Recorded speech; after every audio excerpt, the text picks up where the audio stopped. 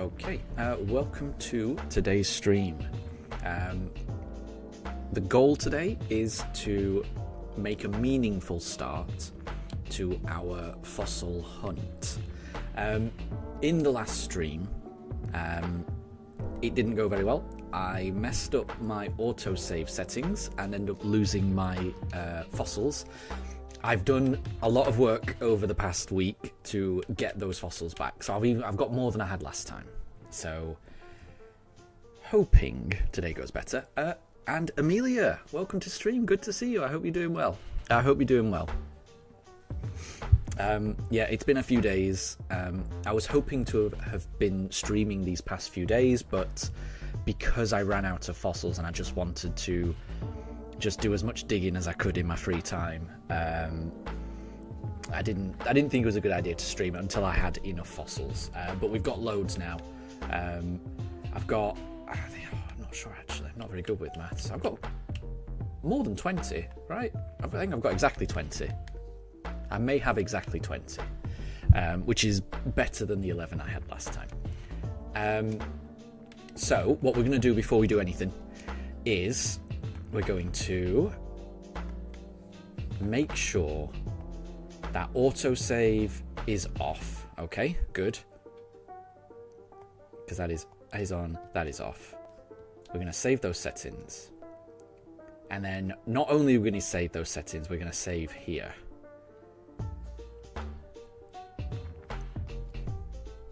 Okay, I really hope this works. If this doesn't work, this is going to be a really short stream. So fingers crossed. Amelia, in your Pokemon Violet shiny only run, ooh, you found a shiny. What did you find? Because massive congratulations. And was that just a random shiny that you encountered? Because those are the best kind. Okay, now I'm just going to double check again. Autosave is off. We've got this. William says that the crippling ice weakness carries on. It does, doesn't it? It's only really Miss Mischievous who could deal with an ice Pokemon. Maybe we just don't encounter any ice Pokemon. And Amelia, it was a Rookie D. Well done. Oh, Rookie D's a great shiny. But William, yeah, you're right about the crippling ice weakness, and there's a few here that would continue. I mean, if we ended up with an Aerodactyl, that would be very weak to ice. Some of the water rock might be not too bad against ice, and the steel probably would be pretty good. So if we got a shield on, that'd be all right. Grass rock probably wouldn't enjoy it. I'm not sure. We'll see. I mean, you know, we may have an unbalanced team, and that is the risk that we take here, and that's okay. Because no matter what team we end up with, it's going to be fine. I am just going to double check it one last time. Autosave is off. Right, I'm going to save here. And I'm very nervous about this, given how terribly it went last time, and we lost all our fossils. William, you believe in my fossil resurrecting abilities. I'm glad you do, because I do not.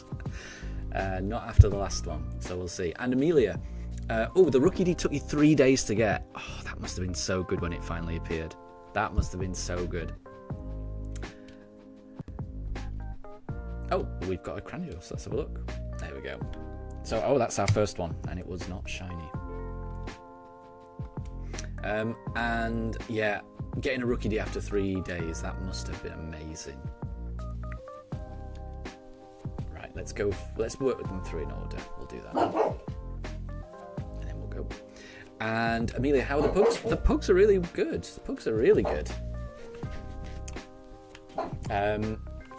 It's a slightly later stream today, so they've just had their lunch. So they've already had their breakfast, they've had their lunch. So we're going to stream probably for the next almost 4 hours, and then they'll need to go out again. Okay, there you go. That's our first Aerodactyl, not shiny. And Amelia, you've just beaten Professor Turo. Congratulations, you're quite far then. Right, give them another old amber. And go down here. And Anna, welcome to stream. I hope you're doing well. I hope you're doing well. A other fuse blue. And no. Your Switch 2 is now completely dead. That sounds like something you should be taking up with Nintendo, because I mean that can only be less than 2 months old. I don't know.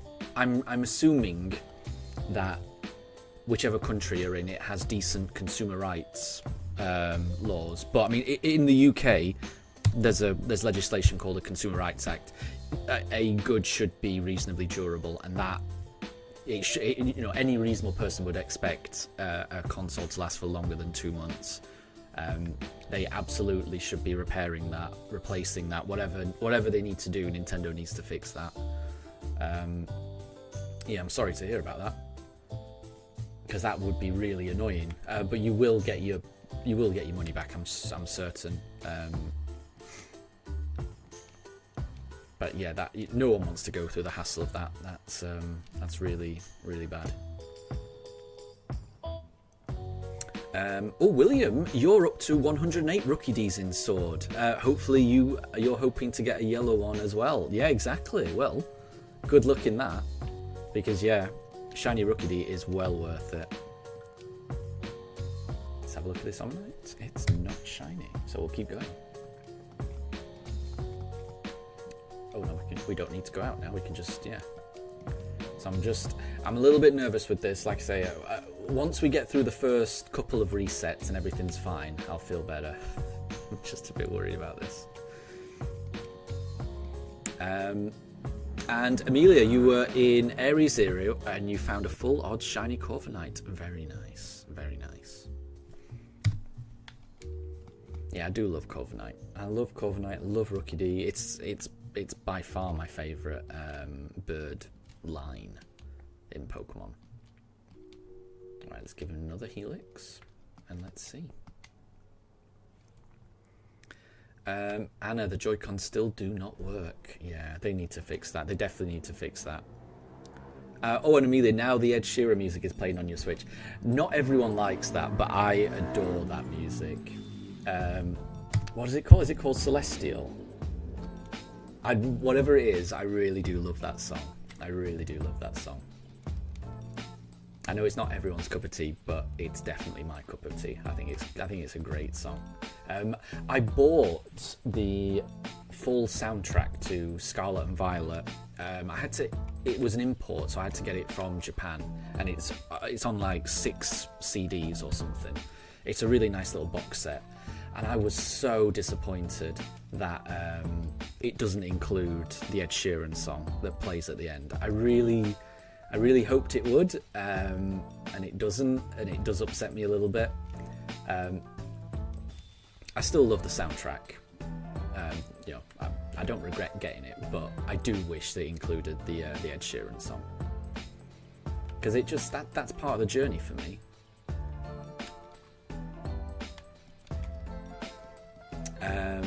And William, you were bawling your eyes out at Celestial at 3 AM after staying up all night beating Violet for the first time. Exactly. Yeah, it's a banger. I think it's really good.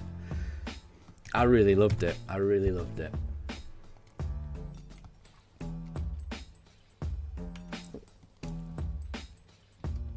Bear with me. There we go. Right, what's next? We've still got another Dome one, so hand in that Dome Pokemon and see if we can get a shiny. Anna, the Joy-Cons work fine. The Switch 2 isn't coming on. Oh, but didn't you? Oh, sorry, I misread that. The Joy-Cons still work. Sorry, yeah. So I think I misread your first message saying the Joy-Cons don't work. So the Joy-Cons work fine, but the Switch 2 is not coming on. So it doesn't work in either handheld or docked mode. Is that right? I really think you need to raise that with. You really need to raise that with Nintendo, I think.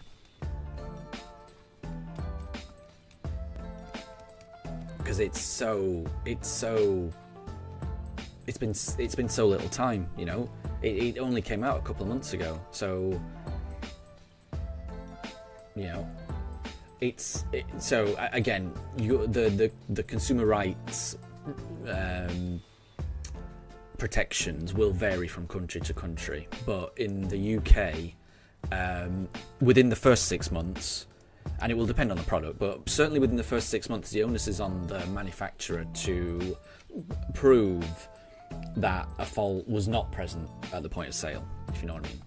So within the first 2 months, the starting position is that anything that goes wrong within the first 6 months, it's the manufacturer needs to fix it, unless the manufacturer can prove that what has happened was not present or developing, like it's had some kind of accident or something like that. It would be on the manufacturer to prove that.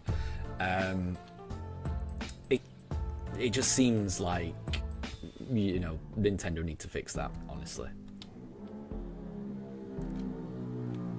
There's not a lot of things I know an awful lot about in this world, but I've got a decent understanding of like consumer rights and things like that.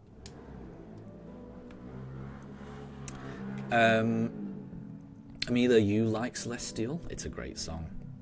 And William, a lot of the fossils have really nice shinies. They do, don't they? Yeah. I really like Omanite shiny. Very pink and awesome. I'd be very happy with an Omanite. Obviously, I'd be happy with anything. And we'll just see what we get. Anna, you don't know if it works in docked mode. It's not hooked up to the TV. Yeah, I mean, I would try it. I mean, even if it does work in dock mode, clearly that's not the point. It should work in both modes, but the more information you can give to isolate what the issue is, or the more information you can give to sort of explain what the issue is, how it's happening, when it happens, that would presumably speed up the process of Nintendo understanding whether, you know, repair is possible, whether replacement is possible, refund is, you know, whatever the remedy needs to be. The more information you can provide them about the exact fault that's happening, will help the process, I would imagine. There's definitely a warranty on the Switch too. You'd imagine so. I mean, even if there isn't, like I say, so you know, a warranty is it's great, but in most countries, the consumer rights protections that you've probably got in your country go a long way. You probably don't even need the warranty. The manufacturer just on the hook no matter what, whether there's a warranty or not. It's all about what a reasonable person would expect. And in my opinion, a reasonable person would not expect a games console to break within 2 months. You know, unless there was some kind of, you know, external event that caused it. In the absence of that, the manufacturer's on the hook, whether there's a warranty or not. But you're right, I'm certain there's a warranty.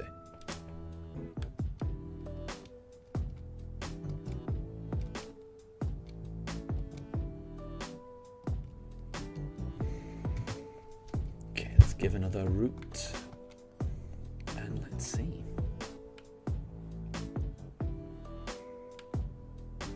But yeah, fingers crossed, Anna, that gets fixed for you, because that would be a pain.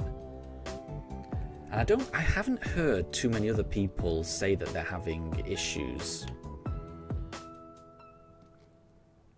So hopefully it's an isolated incident.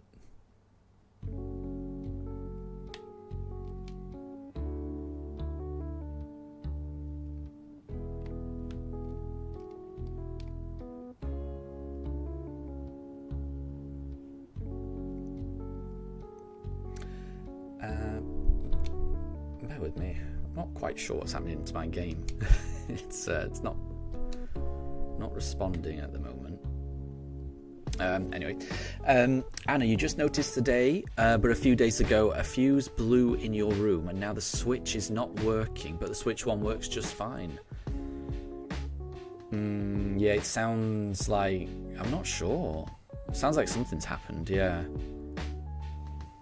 But like I say, I think Nintendo should be able to sort that out. I would definitely raise it with them. And Amelia, when is Wayfarers... Oh, what happened there? Yeah, there was a bit of a delay, wasn't there? When is Wayfarers Prehistoric Shiny Only Run coming out? I don't know. I think I remember Wayfarers saying that it would definitely come out before Legend ZA. So I would imagine it might come out soon. I haven't noticed it, because I know that he's been playing through the Indigo Disc DLC. So I might be wrong, but I think Wayfarer's plan is to get both of those videos out before Legend ZA, which will be cool. I'll be looking out for those.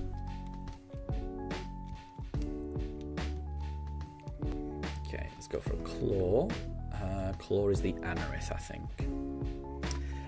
William, you have a 3DS from Cash Converters that still works fine. How is the Switch 2 breaking already? Exactly. It shouldn't be. It definitely shouldn't be.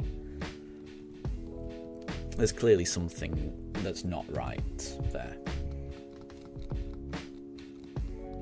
So hopefully it gets fixed. I will say at least mine's working okay, thankfully. There's a lot of things that don't work particularly well on this stream, like my internet, like my computer. But the Switch 2 so far has been pretty reliable.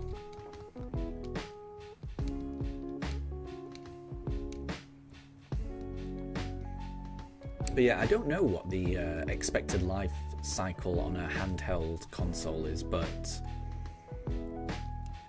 I would say within 1 year, definitely. Maybe even within 2 years, as an absolute bare minimum.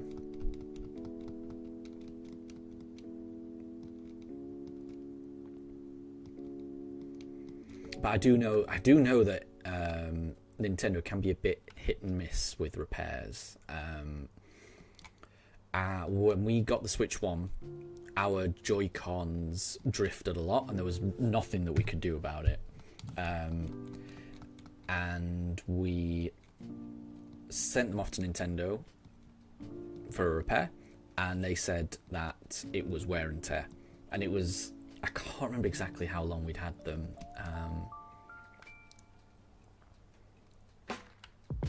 But I remember thinking, it wasn't wear and tear. It shouldn't be wear and tear after that long. I didn't fight it. I probably should have fought it a little bit more. So I know that they can be a bit hit and miss, Nintendo. Hopefully they've gotten better since... Oh, I think we've run out. So let's have a look. Yeah, this is it. Okay, we've run out. So we're gonna close and let's see if let's see if this works. There is a chance that I have messed up again and we've lost all those fossils, but let's see. I'm very worried. I'm very worried.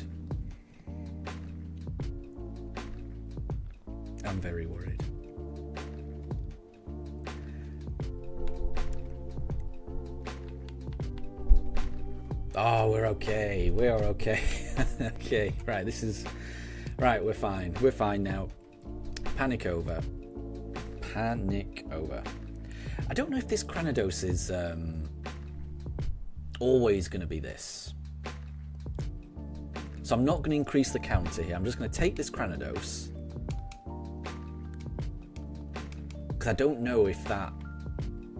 Because obviously I've reset while that Cranidos was already with the guy, and I don't know when the shiny is generated, whether the shiny is generated at the point of dropping off the fossil, or whether the shiny is generated at the point of collecting the fossil. If it's generated at the point of collecting, then every time I pick up that Cranidos, it would be a new Pokemon. But because I'm not certain, I'm just going to save it now, and then we won't be collecting it anymore.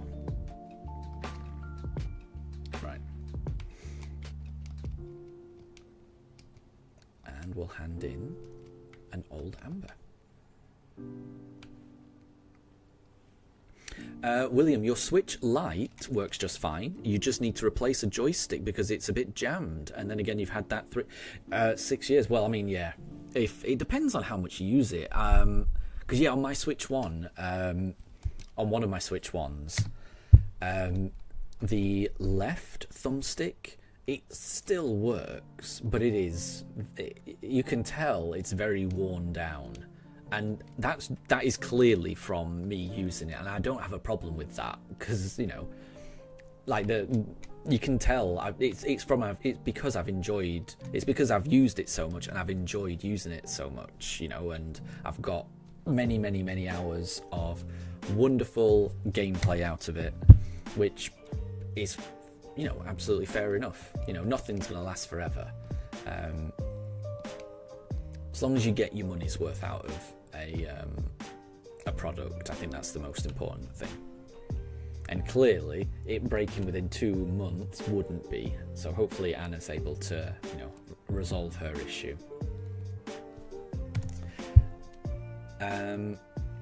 And Amelia, on Thursday you got Pokemon Unite. Nice. I've never played that game. It looks very intense. It looks quite fun.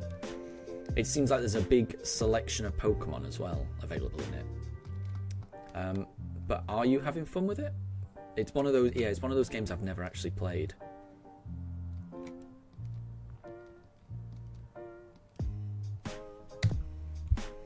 Okay.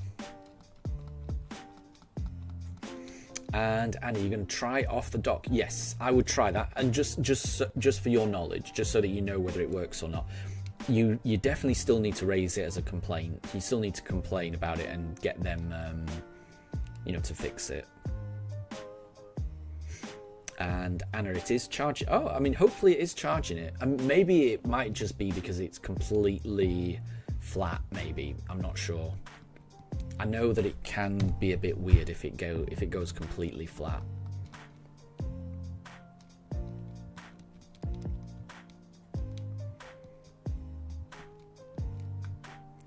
And Amelia, your Violet Shiny only team consists of Charizard, Corviknight, Cottony, Gallade, Porygon Z, and Altaria. Nice. I like it. Cottony's an interesting one. I don't think I've had a playthrough with Cottony, so I like that. And I don't think I've done Altaria either.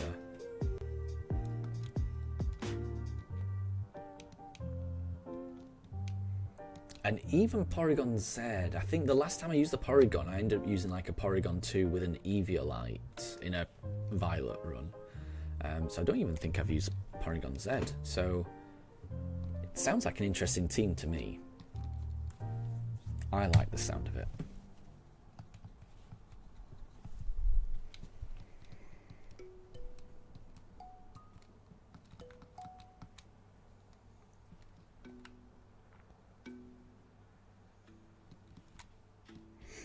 And Amelia, you don't know how to evolve Cottony? Yeah, into a Whimsicott.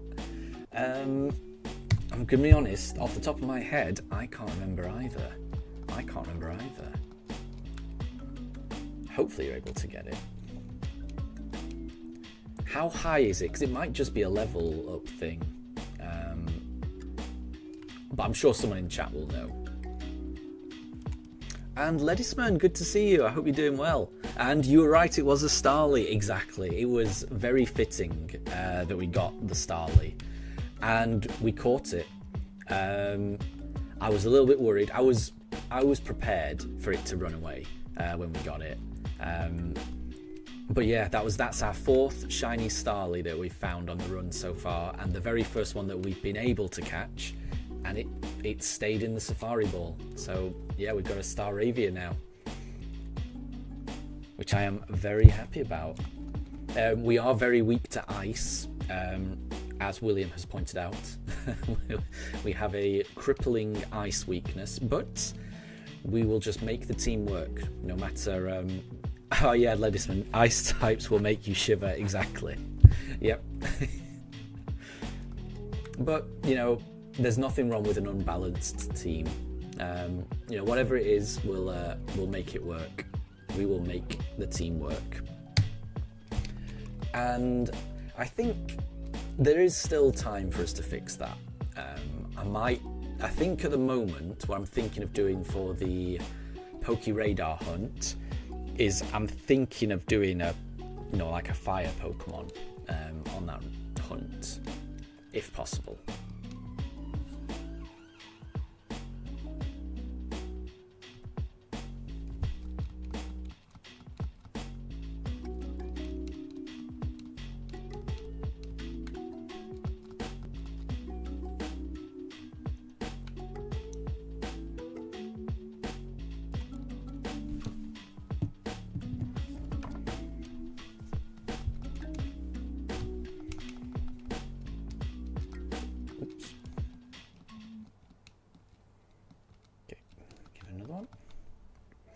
And Ledisman says that Cottony needs a Sunstone. So Amelia, you just need to get a Sunstone, and then you'll be able to evolve that Cottony into a Whimsicott. Thank you, Ledisman.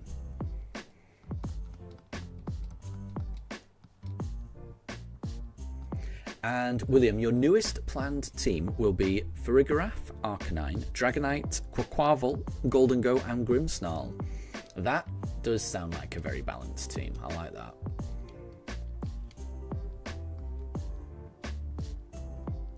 Yeah, that sounds like a fun team. And William, one ice cream and the team is over. Pretty much. Pretty much. The team isn't finished yet. We're going to get more. We're going to get more team members. But our ice weakness could get worse here. If we end up with an Aerodactyl, oof, we will be even more scared of ice types. So it could be worse. Oops, no nicknames are needed. We'll go for another one.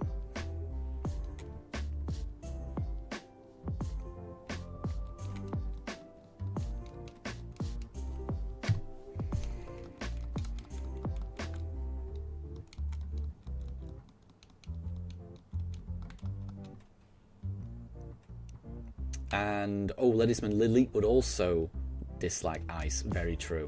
Yeah, grass, rock, it wouldn't like it, would it? Shieldon would be alright. So I think maybe Shieldon would be the one I'm hoping for, because it is part steel, right? I'm pretty sure steel does a decent job against ice, I would imagine.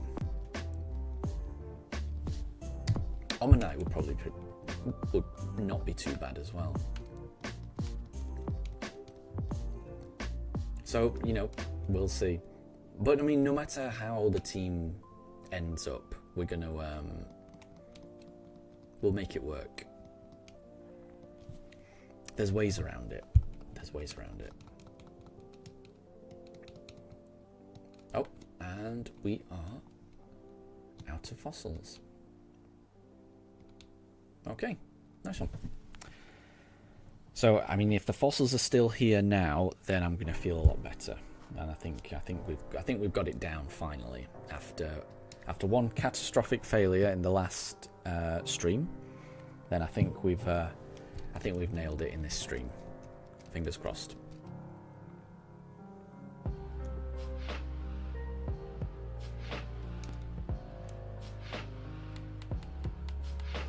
I think we're fine. Okay. Yeah, it was just that massive error I made in the first one. As long as I don't change any settings now, we're fine. William, you do like ghost types. Yeah. You've got Goldengo, haven't you?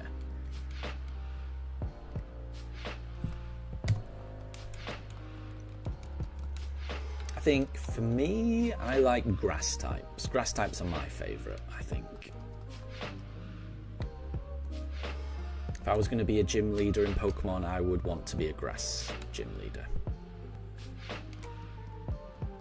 And Anna, your Switch 2 may be completely dead because yesterday the fuse blew out. Yeah, I would say give it a charge, see how it goes, and if it's not working correctly, I would raise an issue with with Nintendo. And again, it does depend on where you live.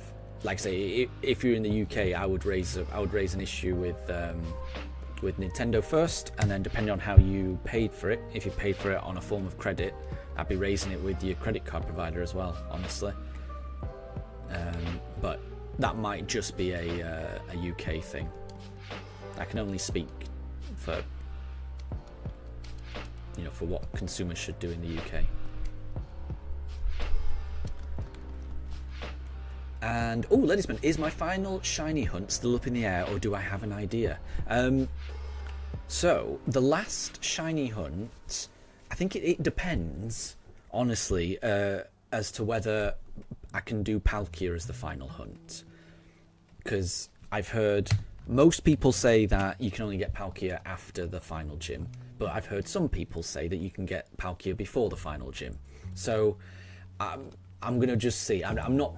Whichever way it is, we'll see. But yeah, if it's...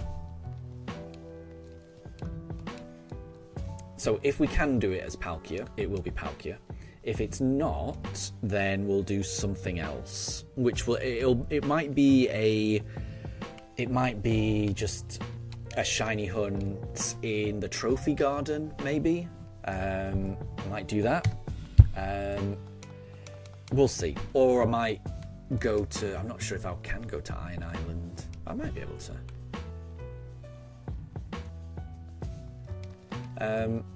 Yeah, so I guess it is a little up in the air, but it's only up in the air because I haven't done my research to find out at what stage you can catch Palkia. I'm happy... I don't need to know what that is. I'm happy to leave that as a kind of... almost a surprise for me. So we'll see. So if it can be Palkia, perfect. If it can't be, then I'll find a different hunt to do. It'll be a full odds hunt, and we'll see. Ledisman, a suggestion: Wonder Trade until you find a shiny. Not a chance. Not a chance. There's no way I'm going to do that. I mean, that's... I prefer doing a shiny hunt where the odds are fixed, where I know what the odds are. For a Wonder Trade, you're relying on other people. There's no way to know what those odds are, and I don't like that. I like knowing what the odds are. There's no way I could have spent 3 months of my life, doing the briefcase hunt without knowing exactly what the odds were. So yeah, there's no way I could do a Wonder Trade thing. I will do something, and it will be a full odds thing. At the moment, I'm thinking maybe just we'll see what the Pokemon is in the Trophy Garden, and we'll do that. And if we don't get it that day, then when we do it the next day, we'll do a trophy hunt the next day. You know what I mean? And then in that sense, it is a bit random, and we'll see what turns up. So I think that's what we'll do, but I'm hoping that Palkia can be the last one. If not, then Palkia will be like a bonus 9th hunt. And Deb, good to see you. Thank you very much for the shiny manifesting and the good luck. And no worries if you've got to shoot off. I hope everything's going well with you. Thank you very much for stopping by.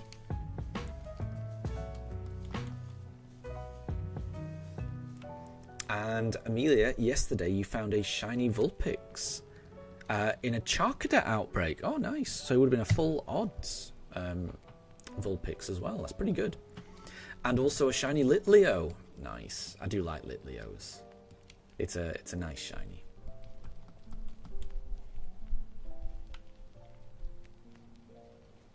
So yeah, the next hunt is going to be a Pokeradar hunt, and then the last one, we will see what it will be. I'm excited. I'm hoping it's Palkia, because there's a chance that there is a chance that I can get this run wrapped up before Legends ZA. It's not a big chance, but there's a chance because of how well the past 2.5 weeks have gone. There is a chance where previously there was no chance, and if we can do the Palkia hunt as the last hunt of the 8, that would be perfect, in my opinion.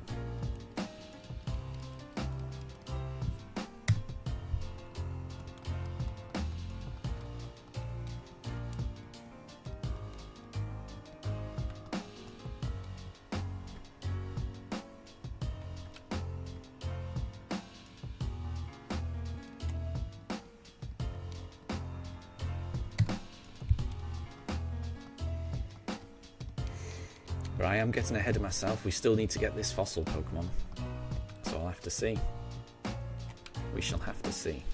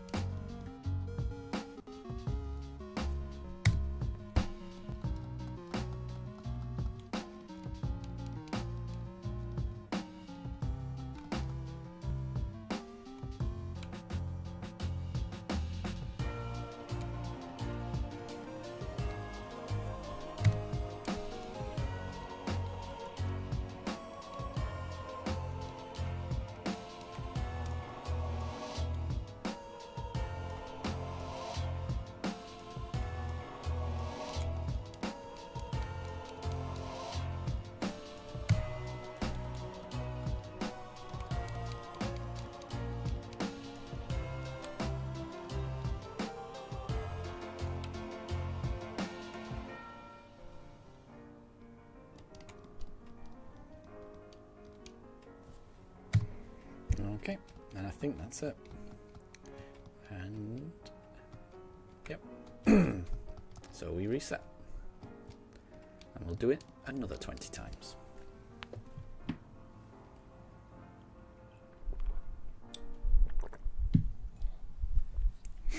So we've been streaming for not even an hour, and I've got through 80. Not bad, not bad. And I wasn't going particularly fast at the start either, because I was just wanting to make sure everything was all set up correctly.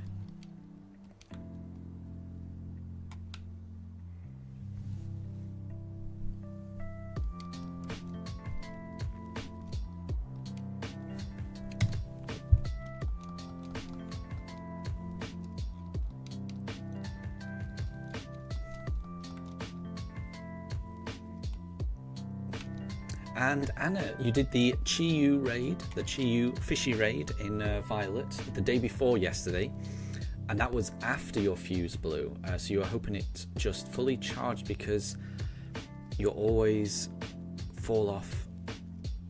Oh, so it always. Oh, wait. So you always fall off desk. So maybe it did get charged. Okay, I'm not. I can't quite follow. I'm not sure if that means that it has sometimes fallen off the desk, which that could be the cause as well, right? Hopefully it's not. Hopefully it's not.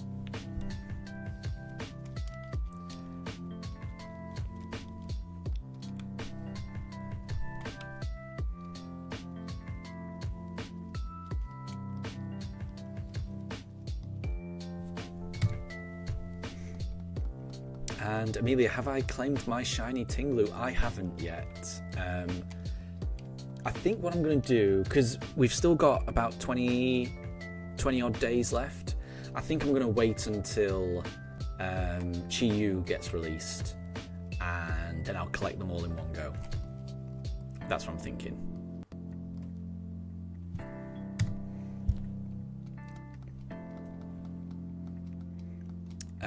Oh, Ledisman, what about a honey tree? You won't need to reapply honey after each attempt. You just be able to reset for it. Maybe some honey before each stream. Possibly.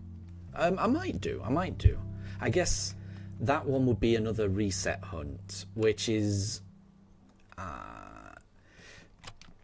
I've got a feeling that the ones where you have to reset for the encounter, they might take the longest. So the idea of doing a honey thing and then immediately afterwards doing because I will be doing like a Palkia. I'm going to be doing Palkia no matter what, which will be, you know, resetting in front of it.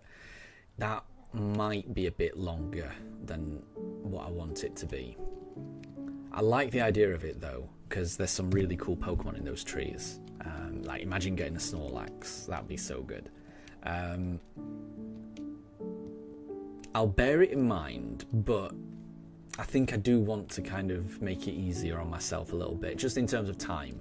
Like the odds are the same, you know, it's full odds no matter what, but the amount of time it takes to get those encounters when you're having to reset, that might take me a bit too long. I'm not sure. But again, it would be good. It would be good. It would be good. I mean, that's a very unique way of getting shinies in this game.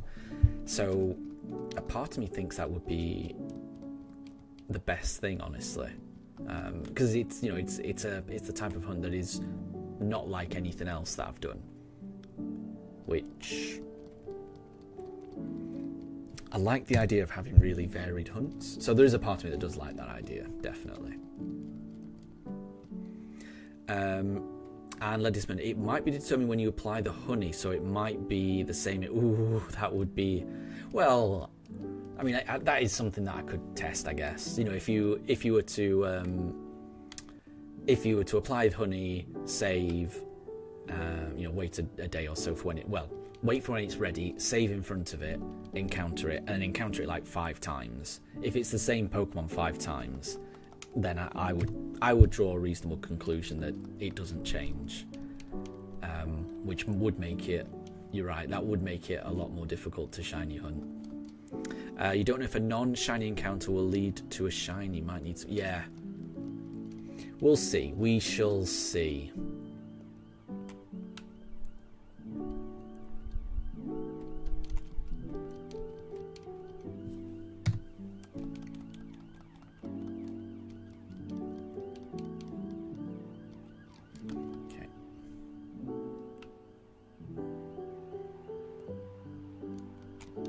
At the moment, what I'm thinking is a trophy garden hunt. That's what I'm thinking at the moment. But I will admit it's quite similar to, I guess it's quite similar to Eterna Forest, really. It's just, you know, a wild Pokemon in the grass. We're only encountering one rather than 2.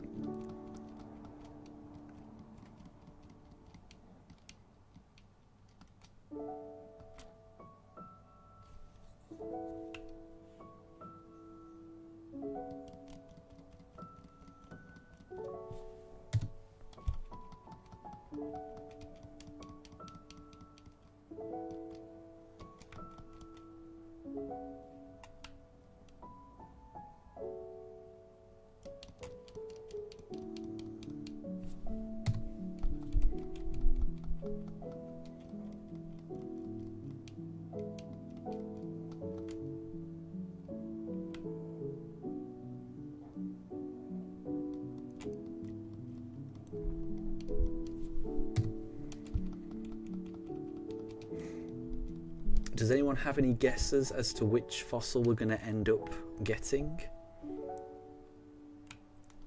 I think of all the fossils, I think I've got the most Ommonites rather than anything else.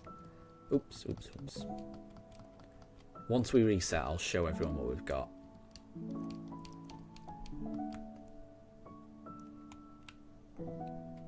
We haven't got many armor ones. We haven't got many shield on ones, unfortunately. Because I think shield on might be the one I'm hoping to get, but we don't have many. I wasn't able to get many armor fossils. Oops. Yeah, we need to go outside.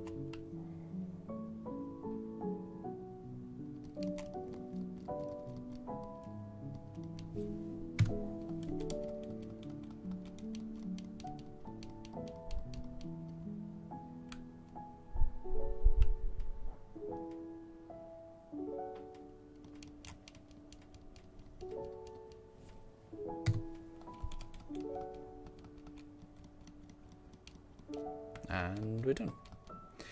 Okay, so reset.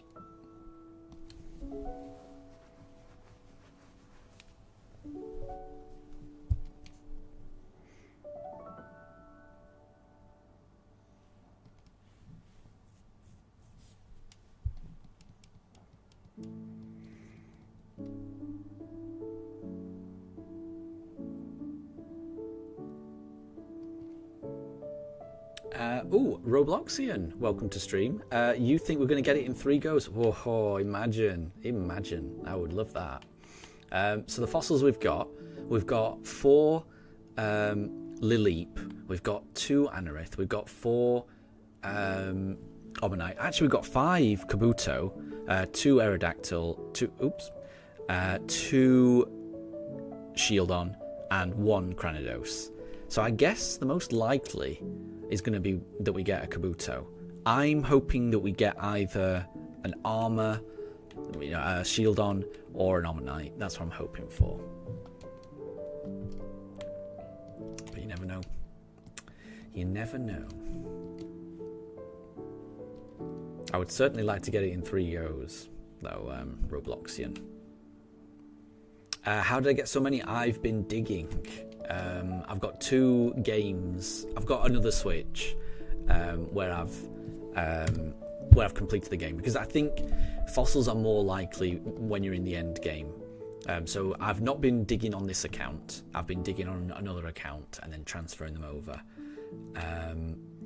But yeah, I've been digging in my copies of Diamond and Pearl.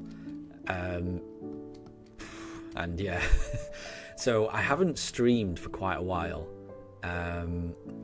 I think I can't remember what day it was. I think I streamed on Tuesday, I think, and I had 11 fossils at that point, and I messed up the autosave, so I lost all of my fossils. So I've been digging every morning and every evening for the past 3 days. Doing as much digging as I can get, so it's helped. I've got more than what I had on Tuesday, which is good, but it took a lot. It took a lot of digging. And Robloxian, you think it'll be an Omanite, and your Carrot. I get you. And really, yeah, so I think that means Robloxian's other account is Cringe Carrot, who I know has stopped by the stream previously. So welcome back. It's always confusing to me when people have more than one account and have different names. It's difficult for me to keep track of everyone. But if you are Cringe Carrot, then I do remember you, Robloxian. Too many accounts. It's certainly confusing for me. But welcome back. I hope you're doing well.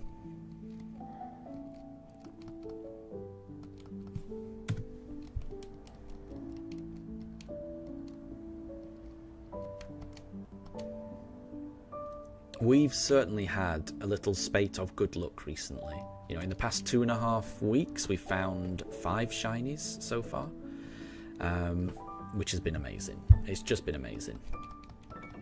I've had amazing luck recently. And William, you'll be right back. No problem at all. I'll catch you later.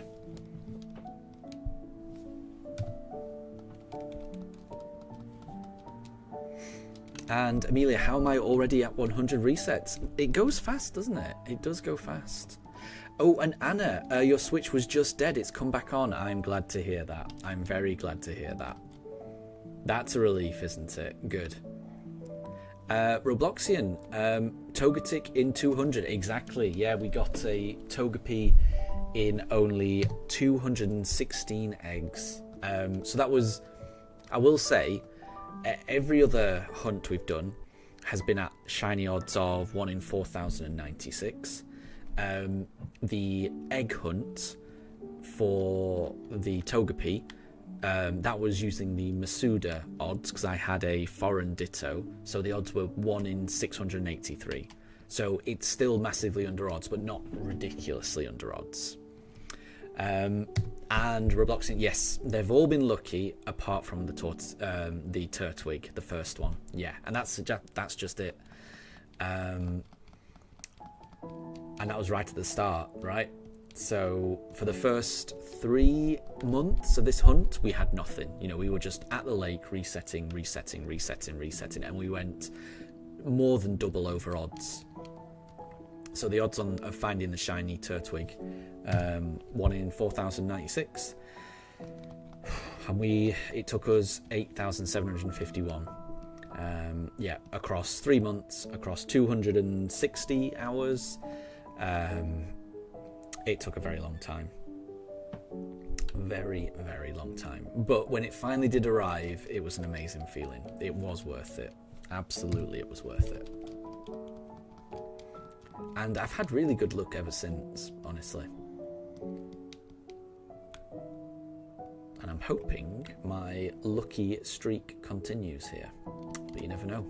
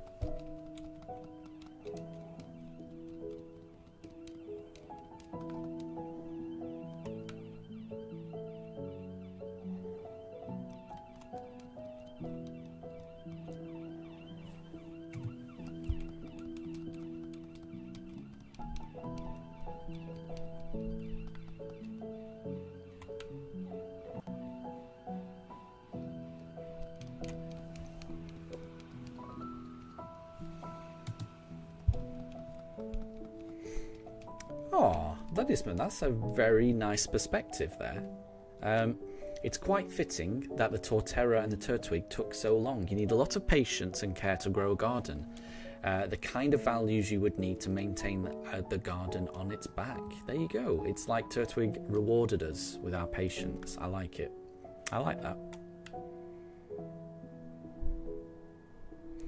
And, oh, Annie, you think what happened was that you didn't put it all the way in the dock and then it died because it wasn't receiving a charge. That might be it. Yeah, that might be it.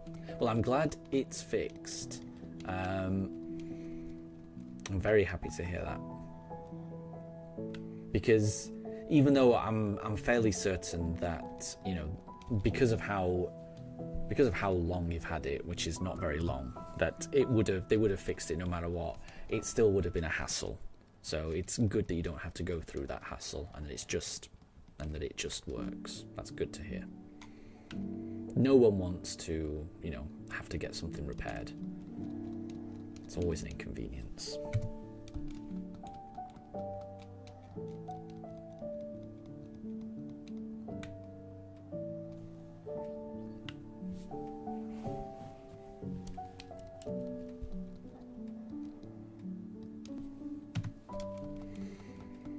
Okay, right, I think that's everything.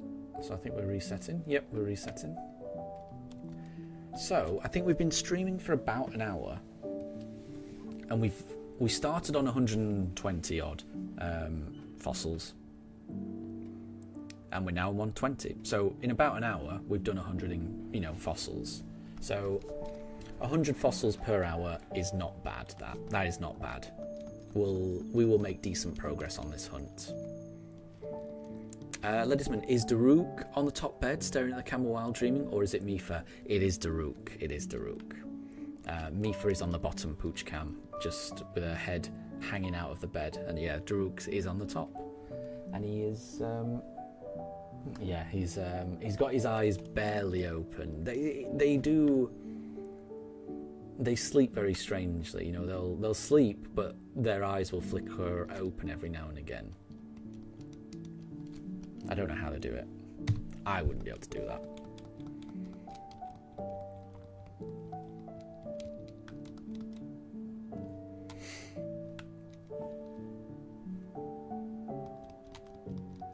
But yeah, they've had a busy morning.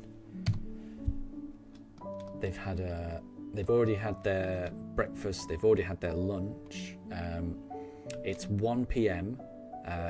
In the UK right now, and their usual time for going for walks it's around about 4. So we should be able to do another 3 hours of stream before taking a break. And Snorlad, hi. Welcome to stream. I have seen you in Wayfarer's streams, so welcome. It's good to have you. I hope you're doing well. We are in the middle of a shiny only run. We're in the fossil exchange stage, the very beginnings. This is the first real day of my fossil exchange hunt. I did make a start on Tuesday, but I had a catastrophic misunderstanding of how the autosave function worked, which meant I lost all my fossils on Tuesday. So I spent the rest of the week frantically trying to get more fossils, and now we're back for the hunt in earnest, I would say. So hopefully this... I think I'm in a decent rhythm now. I've not got it down to a T perfectly, but at least I haven't lost any fossils today. I'm counting that as a victory. Ledisman, we need a slightly bigger bed on the ground if Mifa is going to keep sleeping like that. I know, yeah, it's not good for her neck, is it? I think. I think you're right. Actually, I might need to get a bigger bed up here. Because also there I can hear a fox outside, so my poochers may start barking. Apologies if they do. You can see Daruk's eyes get wide right now. He can hear what I can hear. I'm almost certain he's going to start barking. Yeah, there you go. He doesn't like foxes. They do make very strange noises. And Snorlad, I'm glad you're doing well. I'm glad you're doing well. Ledisman, they both got alerted. Yeah, the difference is like Daruk heard it and goes into I want to bark mode. Mifa has just gone to the other side of the room just to drink some water. So it wakes her up, but yeah, Daruk is more the angry one. How dare my sleep be disturbed by those strange noises.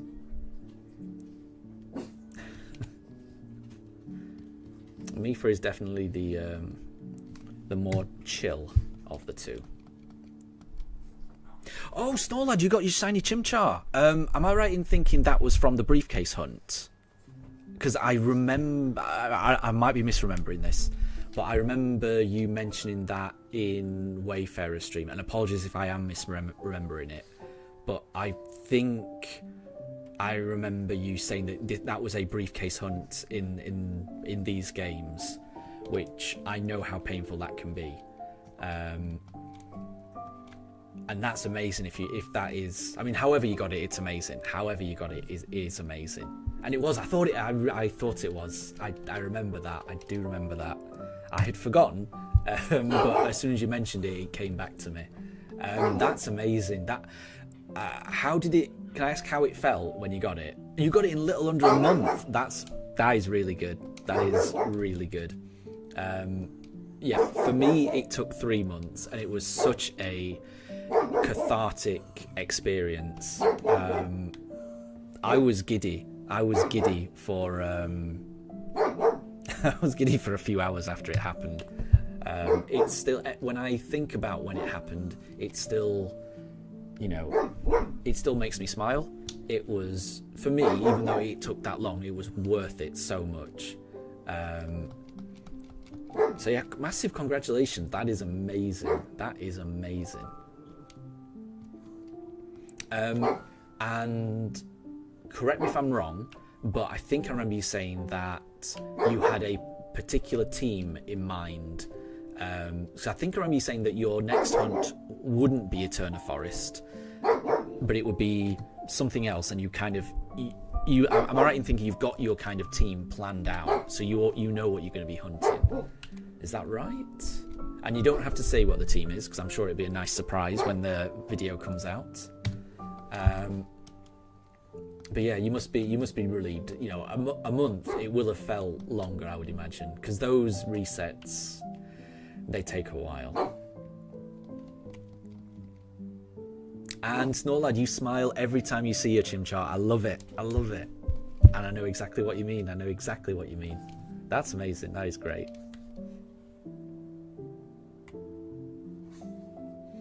And you were so surprised. It felt so good to start playing the game. Exactly. Yeah. I know exactly how you mean. It just, for me, it just felt like I was, it felt like I was on a racetrack, you know, in my car, and all the other cars are going past me, starting their run, you know, all the other trainers are going, and I'm just on the starting line, spinning my wheels, you know, I haven't quite got the car in gear, and I'm just, you know, just getting nowhere. And then when you finally do get it, oh, it just, the whole run just goes so much faster, honestly. And I would say if you have had a bit of bad luck with that hunt, hopefully for the rest of the run it makes up for it, because that has been my experience. Oh, and Snorlad, your next one is going to be a fossil hunt. Very cool. Okay. Well, I hope that goes well. It sounds like we're in similar boats. I like it. Have you already got your fossils?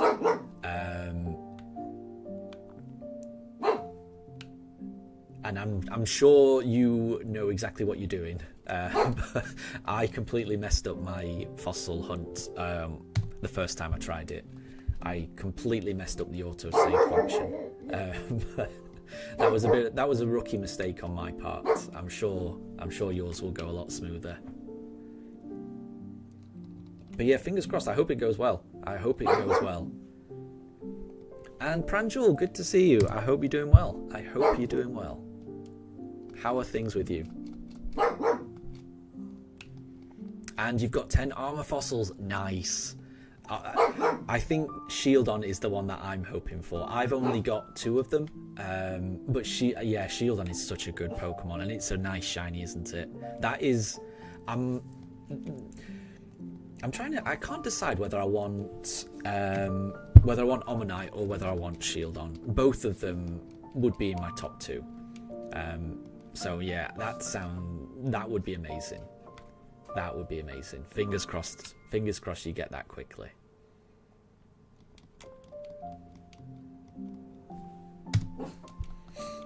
I mean, I would be happy with whatever I get, honestly. But yeah, if I could pick, if I could choose, it would be, yeah, Shieldon or Omanyte. Those are the 2 I'd hope for.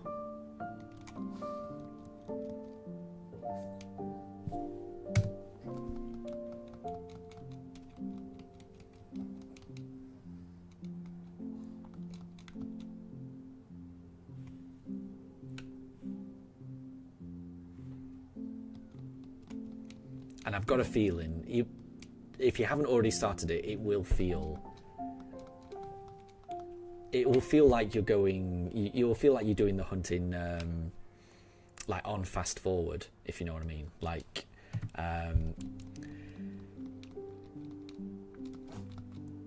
having gone through the start, that's the biggest hurdle. Having gone through the briefcase simulator hunt, where you're just opening briefcases, you know. Talking to Dawn and Barry, resetting, watching that loading screen again and again. It's such a slow process that every other hunt you do, it will feel so much faster, and it will feel wonderful, honestly. At least that's my perspective. So I've got a feeling you're going to enjoy every other hunt you do. and you're taking your time with this one, Snorlad, because you've got Pokemon ZA next month. Nice. And nice, you're doing a shiny only run on your very first run. Nice. I will have to check that out, because that sounds amazing. I am not doing that. That's too much for me, I think. I considered it, but I'm too excited to actually play through it. But I've always wondered what it would be like, the very first experience to be a shiny only run. I bet that would be really special, actually.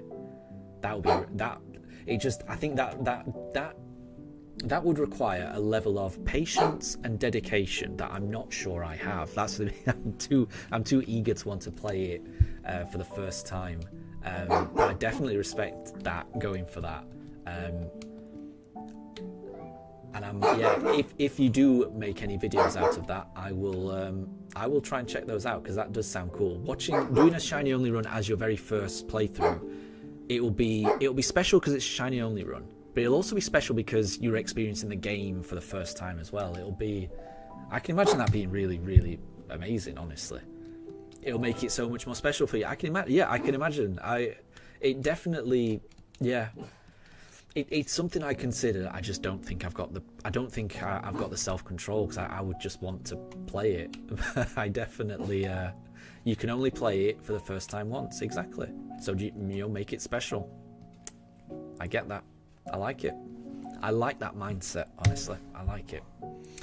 And Wolf, welcome to stream. I hope you're doing well.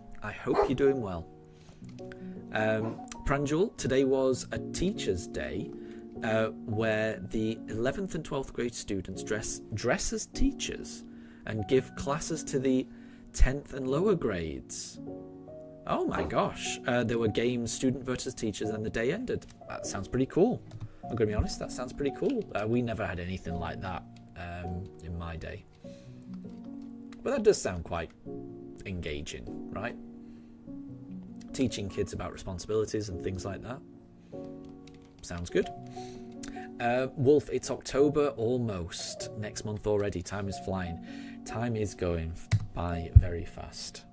It's hard for me to get my head around the fact that it's, September already. Yeah, October's next month, isn't it? It's crazy. Time does go really fast. In some ways. In other ways, it feels like it drags. Like, when you're waiting for something, it can feel like that exact same time period is taking twice as long.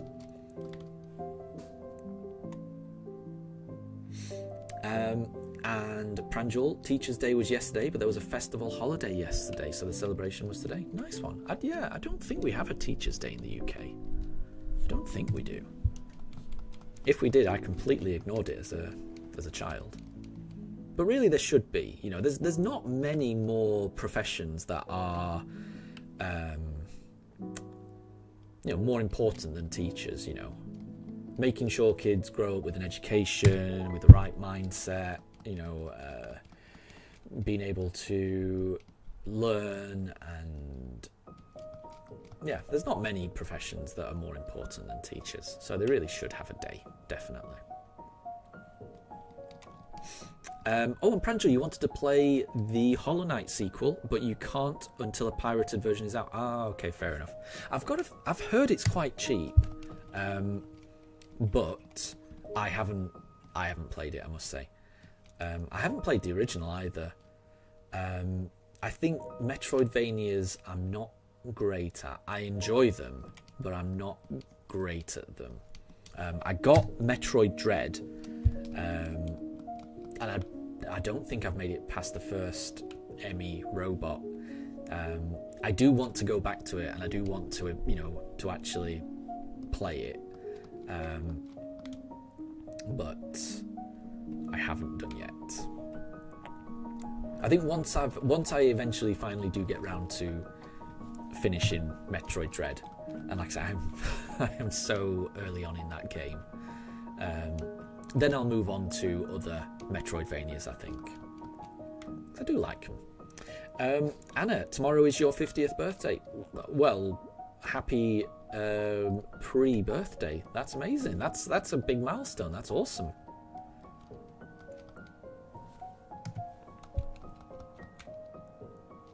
Do you have anything planned? What have you got planned? Because that is a big milestone.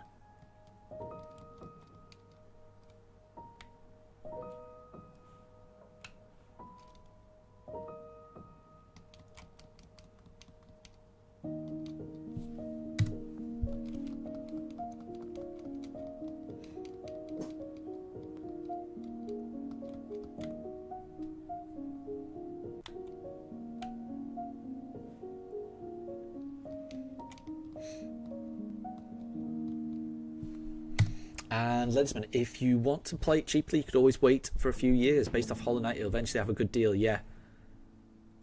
What they're asking for is fair. Yeah, that's the impression I get. That it's quite reasonably priced. But that is also how I deal with games in general. There are some games that I've got to play on release day, and those typically tend to be either Zelda or Pokemon games. Those games, there's no way I can wait. I've got to play them. And I know that I will play them so much that no matter what they cost, I will get that amount of value out of them. So there are some games that I do not mind buying on release day, because it's the most expensive way of doing it. Pre-ordering a game, buying it on release day, it's the most expensive way, and I do know that. But there are some games that I'm comfortable with that. However, there are other games where I am very happy to just, there are so many games out there that, in my own collection even, that I have not played yet. So even if a new game comes out and I know I'm going to enjoy it, and I know I'm definitely going to enjoy it, I'm going to probably get my money's worth out of it no matter what. But if there's other games I know I'm going to be playing anyway, I'll hold off buying it when it comes out. I understand that I'll miss out on all that hype when everyone's really interested in it and I'm not playing it, and I get that. But if you leave it, a year, a couple of years, and then check the used games section on eBay or something, you can pick up games so cheap. And a part of me derives a lot of satisfaction out of that, of just waiting for something for a while and then getting a good deal. That's part of what makes playing games fun for me. So I do like getting games secondhand on account of how cheap it is. Like, I'd never really played Fire Emblem before, but I'd heard really good things about Three Houses, but I didn't get it when it first came out.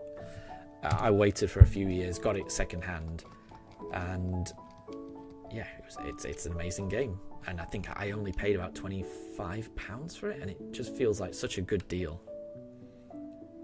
Worth every penny, I would say.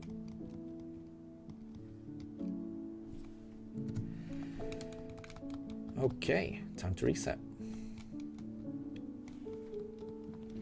And Pranjal, it was $20, but you don't earn your own money. Yeah, asking money for parents for games is just what. Yeah, no, and that is fair enough. Ledisman, you plan to play Silk Song in the future, but you need to be in the right mindset to play it. Yeah, it could be in the future when a sale is on. Exactly. Yeah, there's unless you've got the time and the mindset to play a game, then there's no point getting it until you have those things, right? Because I'm almost certain I will enjoy playing Donkey Kong Bonanza, but I also know that right now I do not have enough time to play it.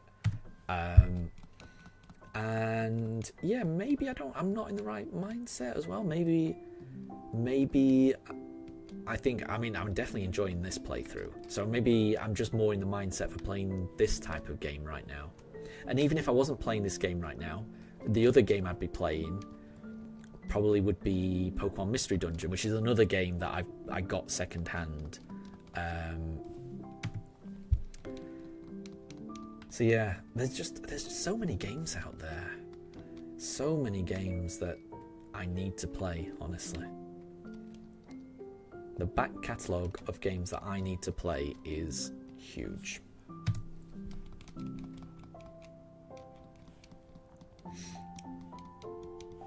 Let it spend to learn if it's a game that you will truly love. Wait a few months after game releases. If you're still hyped for it, then it's probably valid. If you're letting FOMO control you, it won't be as fun. That's probably a good point as well, isn't it?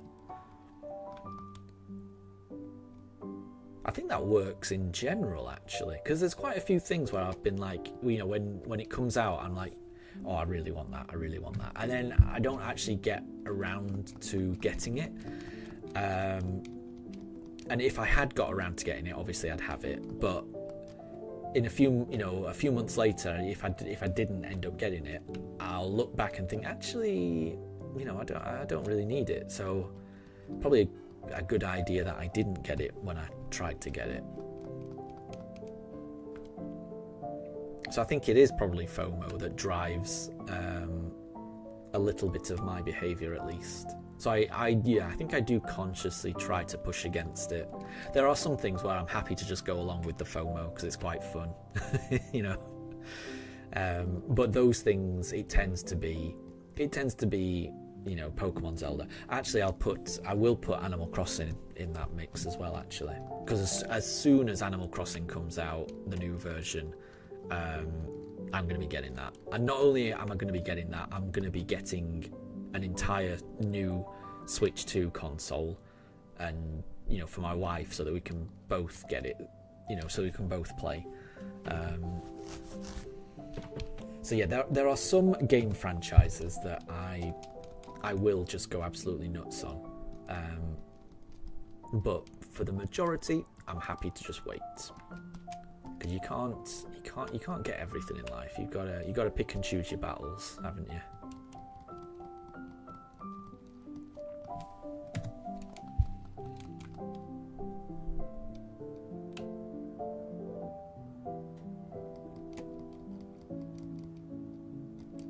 But I am very much looking forward to Animal Crossing.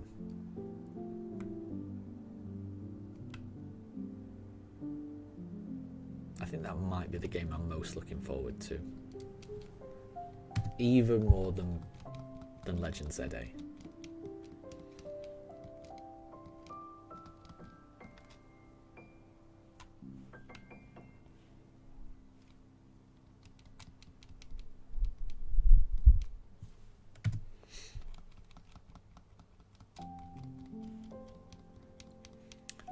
Ledisman, Fire Emblem Three Houses was one game. You were debating getting a Switch Lite. Three Houses was the thing that sold you, and it became one of your top 10 games of all time. It's really good, isn't it?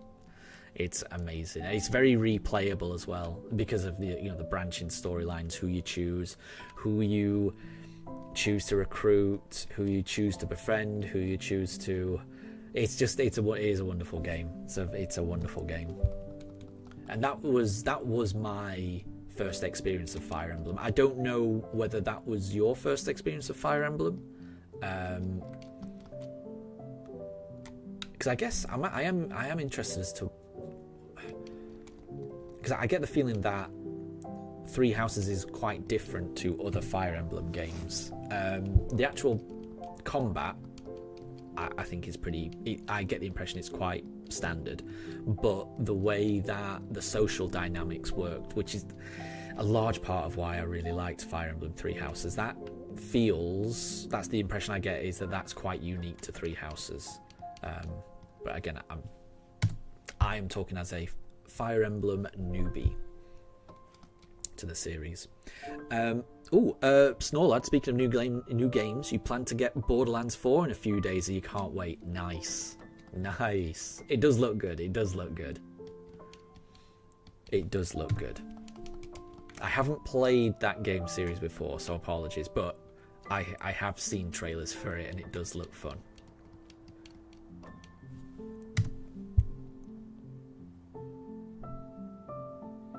And Ledisman, you love the NG Plus allows for so many playstyles. Oh, the new game plus. Yeah, I didn't.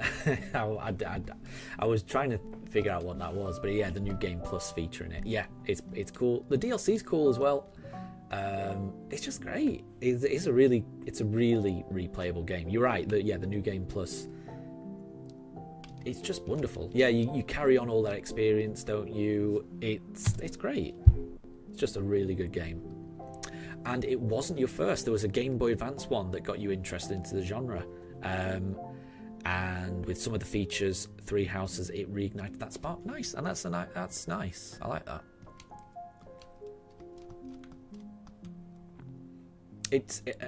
So Three Houses remains the only Fire Emblem game that I've ever played. I was tempted to pick up. I was tempted to pick up. What's the game that came after Three Houses? And I've forgotten the name of it. I can picture the protagonist. The protagonist has like red and blue hair. Like one side of their hair is red and one side is blue.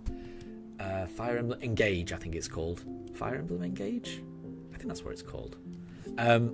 But I'd heard it's very different to Three Houses in terms of the social. Yeah, you tried Engage, yeah, and it didn't feel quite the same. That's the impression I got as well from reading reviews, that the social dynamic felt very different. So I got the impression I might not enjoy it as much as Three Houses, so I didn't get it. But it's the type of game that every now and again I do look on eBay to just see whether there is a game for sale for cheap, and it's one of those games that I may pick up one of these days just to play through. But I also, in the back of my mind, I always think I just don't think I'm going to enjoy it as much as Three Houses. And Ledisman, at least you got it on sale. Exactly, yeah, that's the type of thing. I would wait for it on sale as well. I guess I am still waiting for it to go on sale. Amelia, Penny from Pokemon Scarlet and Violet has red and blue hair. Does she? I'm going to be honest, I never noticed that. I never noticed that. Well spotted, I didn't notice that. I'm trying to think now. I'm just going to bring up a picture of her because I can't picture that. I will say that the main character in the Engage series, it's very like one half, like the left half is red and the blue half is, the right half is blue. Sorry, the blue half. It's very strikingly red and blue. Penny's definitely isn't as striking as that, because I would have remembered that. Penny, Scarlet and Violet. Yeah, actually, why did I not notice that? It is quite striking, isn't it? Yeah, I'm a fool. Amelia, yeah, she does. Yeah, you're right.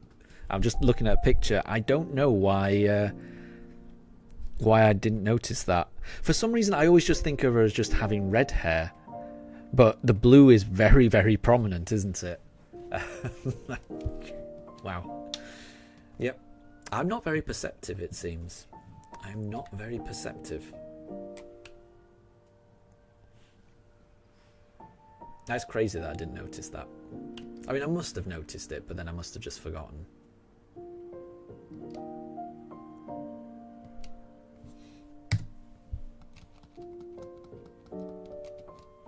So yeah, it's not a million miles away from that haircut, actually.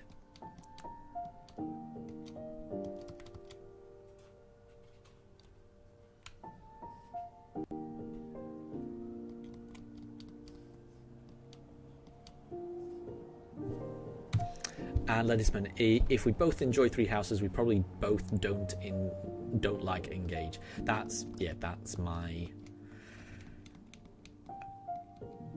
gut feeling as well. Yeah. And I might be wrong, but I think Three Houses sold a lot better than Engage. Again, I might be wrong on that. I'm kind of just basing that on how much Three Houses gets talked about online. And what I guess I'm hoping is that means that the next Fire Emblem game, whenever that is, because I'm not in a rush, you know, there's plenty of other games I've got that I need to play, but whenever that next Fire Emblem game does come out, I do kind of hope it leans more into the social dynamic, branching timelines, not timelines, branching plot lines, elements of Three Houses. So I would hope that, but we'll see. I loved all the characters in those games. Well, all except I wasn't a fan of Edelgard, honestly.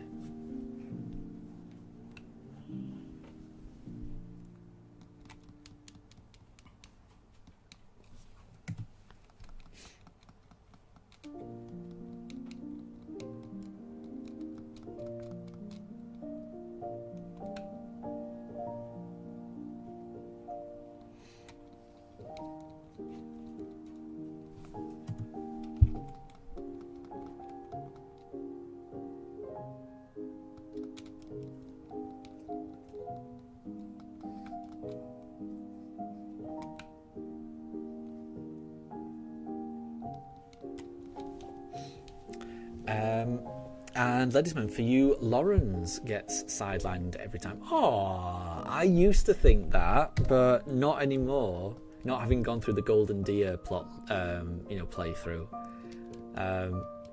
No, I do like Lawrence. I like them all. I like them all. Well, no, Edelgard I'm not crazy about, and Edelgard's bodyguard or whatever he's called. I forget. I can picture his weaselly, lanky face, but I can't remember his name. The guy that looks about 50 and has no reason to be in a student's academy creeping over Edelgard. I can't remember his name, but I don't like him. But I like Lawrence. I definitely did not like Lawrence. Hubert, thank you, Ledisman. Thank you. Yeah, he is far too old to be in that academy. He is far too old. It's weird. I don't like it. But yeah, I did not like Lawrence for a long time until you get to the higher friendship levels with him and some of the other people, and you just see that he's doing it. He can be abrasive, definitely, but there's a sincerity to him that I do quite like. I do. It took a long time for me to warm up to him, but I do quite like him.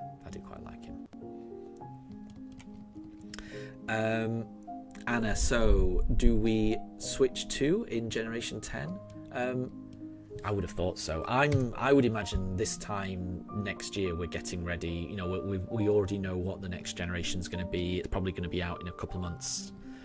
That's what I'm guessing. Not that I know anything, obviously. But yeah, it feels like this year is the year of Legend ZA. Next year is probably the year of Generation 10, where it will come out towards the end of the year. And then the year after, who knows? I've got my fingers crossed for another game in the Let's Go series. That would be my preference. But you never know. You can't predict Pokemon. You never know what they're going to come out with. I am looking forward to whenever they decide to redo the Black and White games, because I've never played those. You know, when I was originally into Pokemon, I only made it up as far as this Generation 4. So I never played Black and White, never played X and Y, never played Sun and Moon, and it wasn't until Pokemon came back with the Switch. And the whole Pokemon Go was big, and then Let's Go came out on the Switch. It was just like a wave of nostalgia for Pokemon that kind of brought me back into the Pokemon fold. And now I'm a little bit obsessed with Pokemon. Amelia, let's go Johto. Oh yes, that would be my dream, honestly.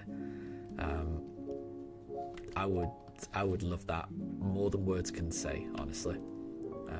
It's been so long since I've played those Johto games, and I think Johto was my favourite.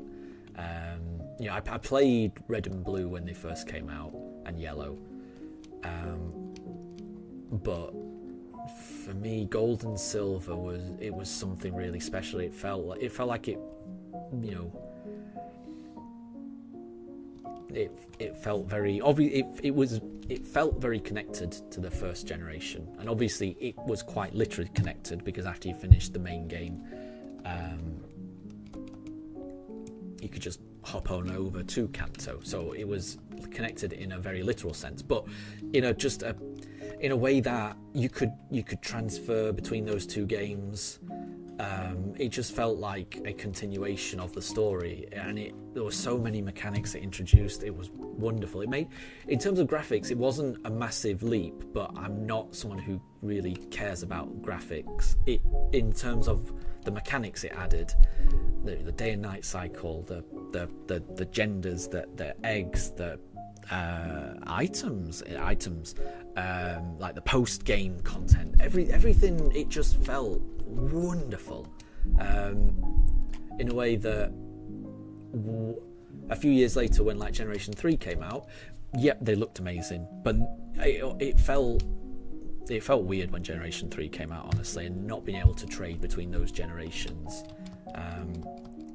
It didn't put me off, because I played through Generation 3 and then 4, but it certainly, Generation 1 and Generation 2, my excitement for Pokemon just grew and grew and grew, and then with Generation 3, just because it felt so separate, and you could not revisit those old zones, it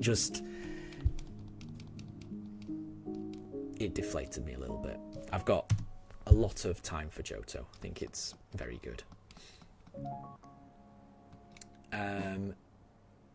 Ledisman, do you think Generation 10 will be Switch 1 and 2, or just Switch 2? I think it'll be just Switch 2. If Pokemon listens to what people say, which I'm not convinced they always do, but if they do, the amount of bad press they got for Scarlet and Violet not running great on Switch 1, I can't imagine they would want to go through that again with a new generation of just people complaining, oh, it doesn't run very well.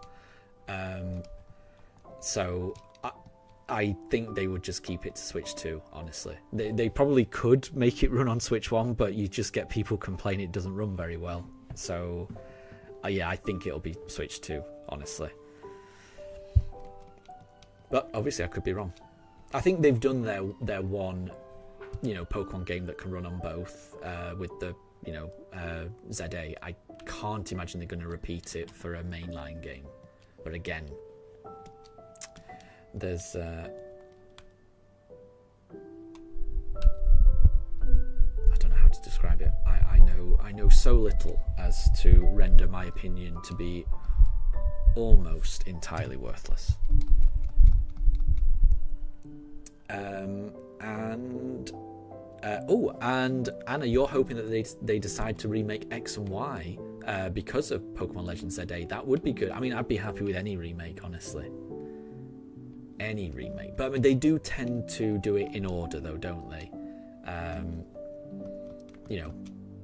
With like Fire Red, Leaf Green, with Soul Silver, Heart Gold, with Omega Ruby, Alpha Sapphire, with Brilliant Diamond, Shining Pearl. It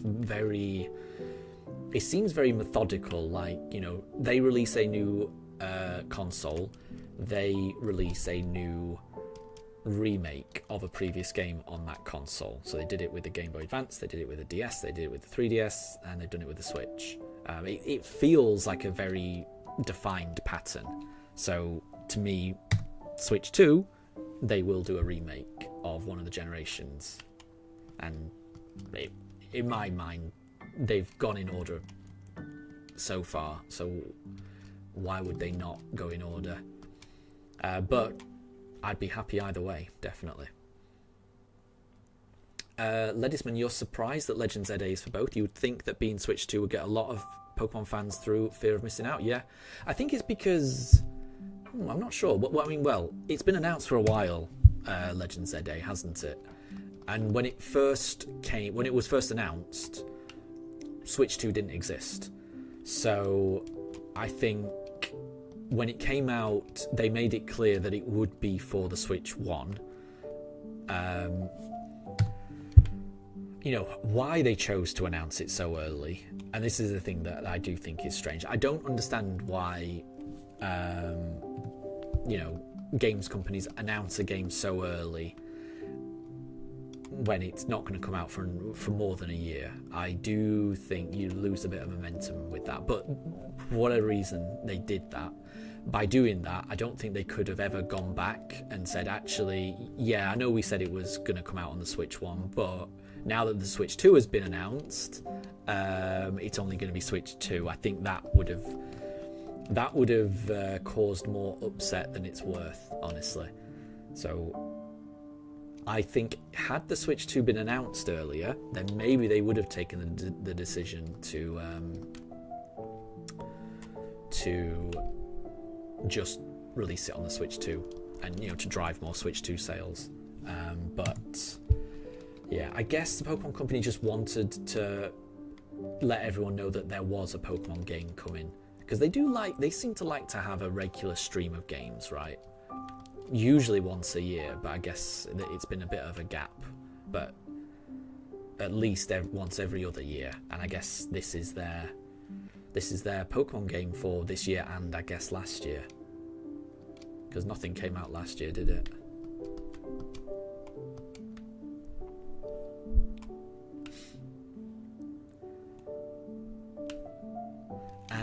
And it makes sense, but Black and White and Black 2 White 2 would be 2 OJ, but X and Y makes more sense to you. Yeah, I mean, whatever comes out, it'll be great. And this is the thing, I don't actually know how they're going to handle Black and White and Black 2 and White 2. I'm scared that they're just going to ignore Black 2 and White 2 in the same way that they kind of ignored Platinum. Not that I know too much about Platinum, but when they made BDSP, my understanding is that they didn't include any Platinum content. Platinum is a game that I never played back in the day. I never had Platinum. I only ever had Diamond and Pearl, so I don't actually know what is missing. But I do know that it is missing. I've heard a lot of people complain about that, which means it makes me a little bit worried, because I think they're probably going to just ignore Black 2 and White 2 and just focus on Black and White. But you never know, we'll have to see. It's in any event, it's going to be a while away, isn't it? I think. And Ledisman, you guessed that they just wanted to make sure fans would have something to look forward to. Yeah, I think that might be it, honestly. They just wanted to announce there is a Pokemon game coming out, even if it is like a couple of years out. I always prefer it when they announce games that are coming out in 3 to 6 months. That is the window that I like, because then it feels like the hype can be maintained. If it's like an entire year, then I do kind of lose interest a little bit. And Ledisman, you wouldn't count on Black and White 2 if you're being honest yet. I've got the same fears, which is because I've never played those games. And there is something, and I'm weird, I like playing games on the Switch. I really do like the Switch as a console, being able to play games on the big TV. There's just something about it. I don't know why I like it so much, but I do. And I really wish there was a way to just play all of the old Pokemon games just on the Switch. And maybe it's something, maybe they just release it on the Virtual Console, something like that. The eShop type thing. You never know.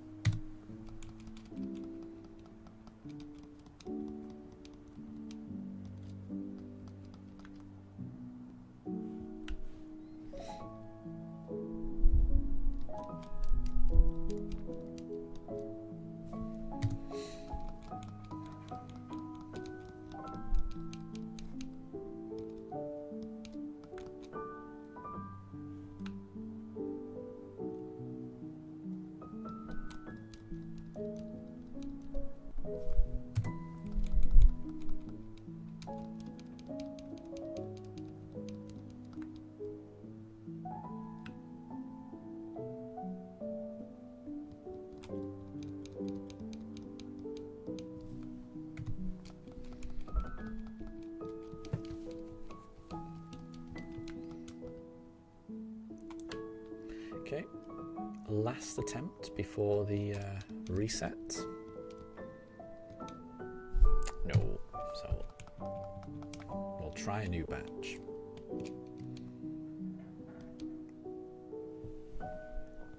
And Ledisman, you're going to sleep now. No problem at all. It was nice catching the stream. Thank you. Thank you for the good luck. Oh, you predict either a shiny Kabuto or a shiny on attempt 499. I love it. Thank you very much for the guess.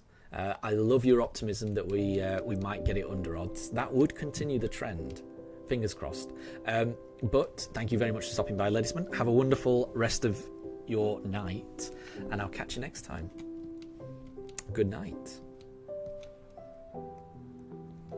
And Anna, you've deleted your Wonder Trade run and you're now going for a Rodent run. Rodent run sounds interesting. There are a lot of rodent Pokemon, I think.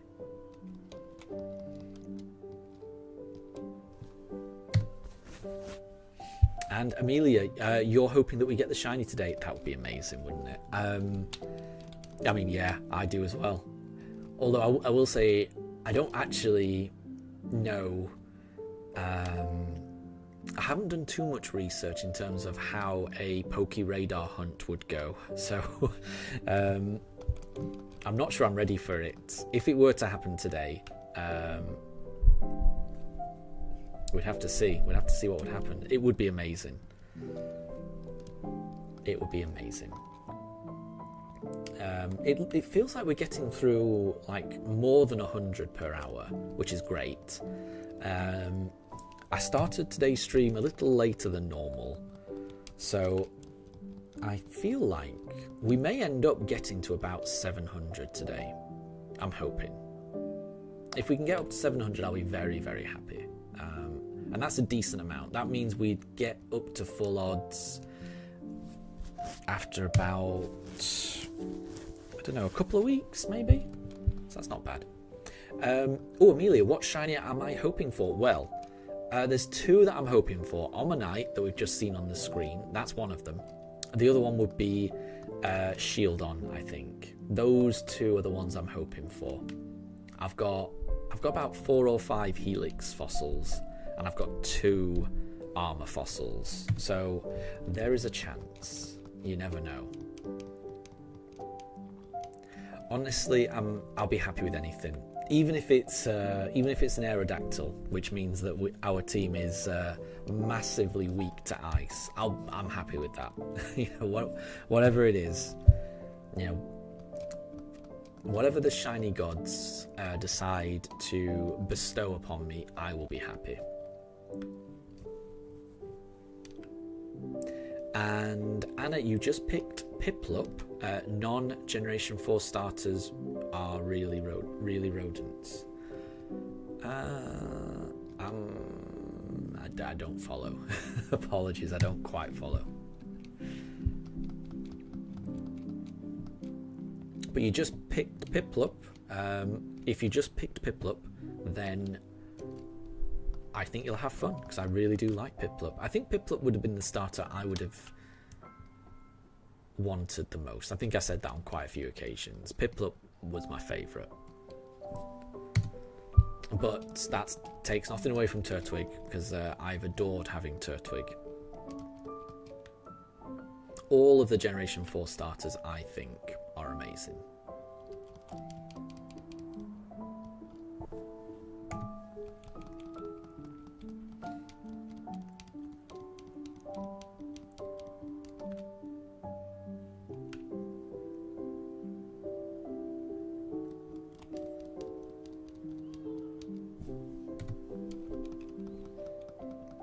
Oh, Amelia, you chose Piplup in Brilliant Diamond. Okay, gotcha. I see.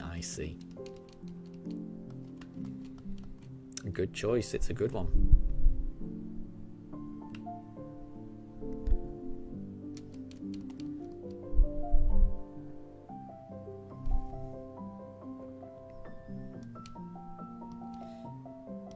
And Anna, is that sword? Is that SS? Does that mean Sword and Shield has a rodent starter? Yeah, like Score Bunny, right? Rabbits are rodents, aren't they? So yeah, I think it does. I think it does. can't remember if I hit the encounter number for that one. It's fine. We'll just keep going.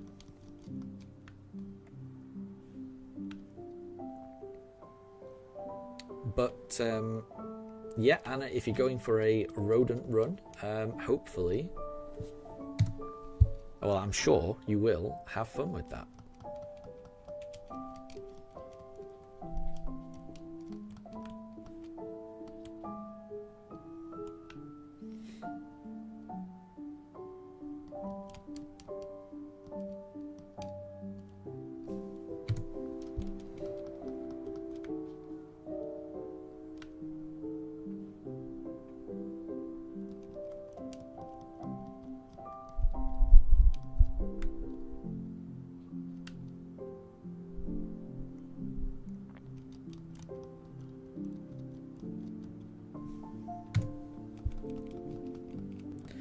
And Amelia, Chimchar is apparently the best starter to pick for a Sinnoh playthrough.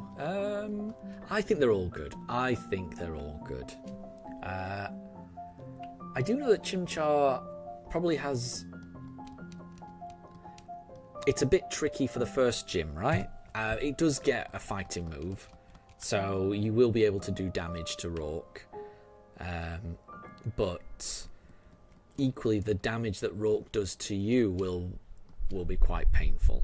So, you know, it's good. Chimchar's definitely good, but you know, it's not an easy mode or anything like that. And I know in the original games, it was very difficult to get fire Pokemon. So choosing Chimchar was pretty much your only option if you wanted a decent fire Pokemon. So it was definitely probably the optimal choice in the originals. But in these remakes with the underground and things like that, it's not too bad. You can kind of make any starter work for you, I think.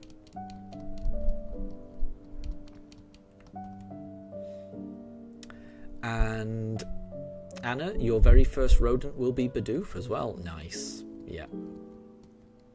It's a good choice.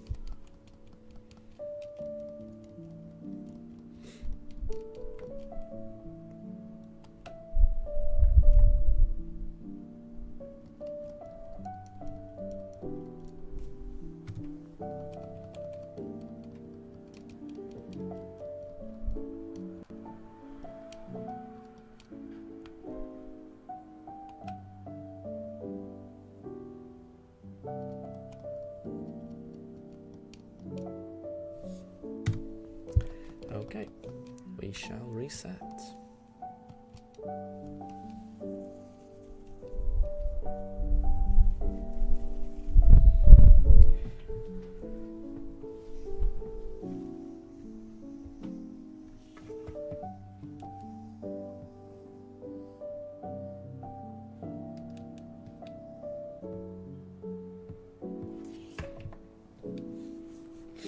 And Anna, you think Bidoof is a beaver? Yeah, it definitely is, right?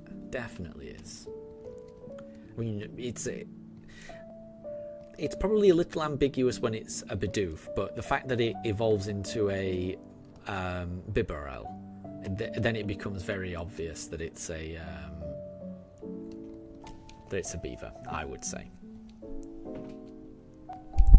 And Bulba King, good to see you. You're just popping in to say hi and bye. No problem at all. Thank you very much for stopping by. Can we name the fossil Jurassic Park because they're fossils? So the way that we'll be naming the fossil, unfortunately, it will be based on chat. So when the shiny Pokemon appears, whoever left a message in chat immediately before the shiny appeared, we're going to name the Pokemon after them. Because that's what we've done previously. We've got Vihan, the Torterra. We've got Capamon, the Misdreavus. We've got Tempest, the Rhyhorn. We've got Yoshi, the Togetic. And we've got... I can't remember who the Staravia is. Bear with me, hold on. I've forgotten the Staravia. Moondrop, of course. We've got Moondrop, the Staravia. So we've got a bit of a theme going, so I want to keep up that theme if possible. But I like the idea. I do like the idea because it is very Jurassic Park. This whole this whole setup, right? You know, getting fossils and reviving Pokemon from it. I mean, it's clearly inspired by Jurassic Park. This whole concept, right? So I like the idea, but I'm gonna stick with the theme that I've got so far.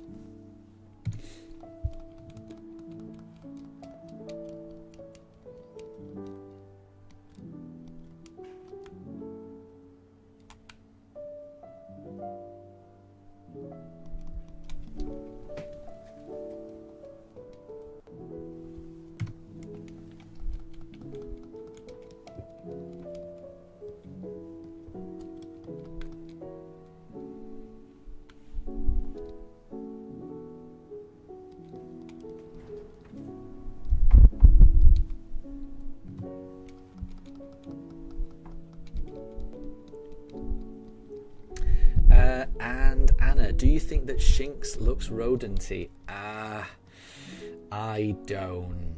I kind of think it's I don't know. It's like a. I don't know actually. It's a cat or a dog, a cat dog. I wouldn't say it's a rodent, honestly. That would be my take. But it is just an opinion, so I would say, how does it appear to you? Because it's entirely, on your own perspective.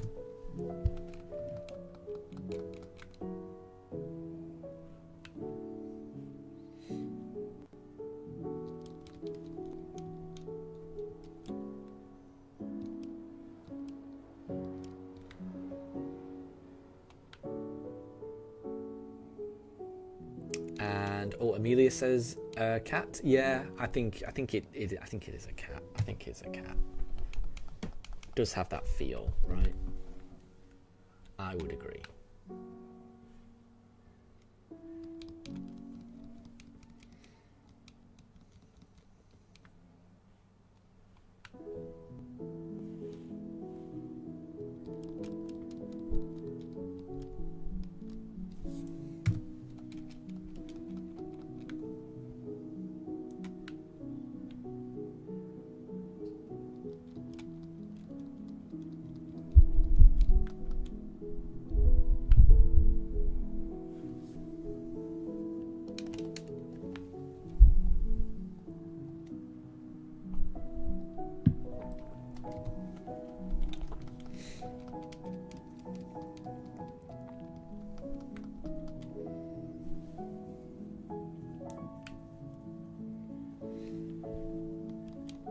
Well, today's stream has gone a lot better than the last one. We're up to 253. I can't even read. I'm getting ahead of myself a little bit, but I've got myself into rhythm now. We're not losing fossils anymore, so that's all I'm concerned with. And Anna, there's always Pachirisu. It's a squirrel, I think. Yes, Pachirisu, definitely. And I like Pachirisu. I've got quite a few Pachirisu. I haven't got them shiny, but I have been using them on the run. Where are they? Yeah. Because of the pickup ability, they do pick up some handy items. So it is quite good to have them. I think you'll enjoy having them on your team, honestly. So I would advise going Pachirisu as one of the rodent team members, definitely.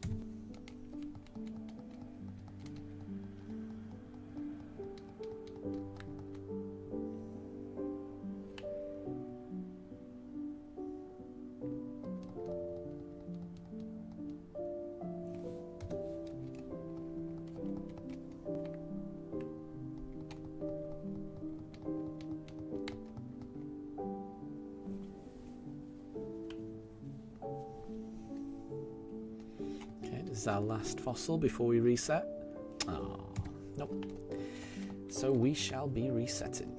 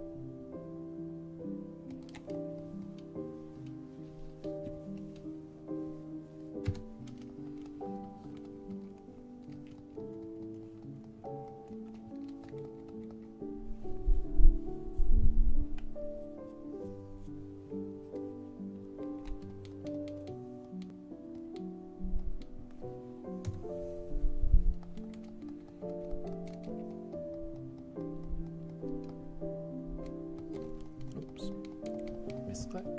There we go.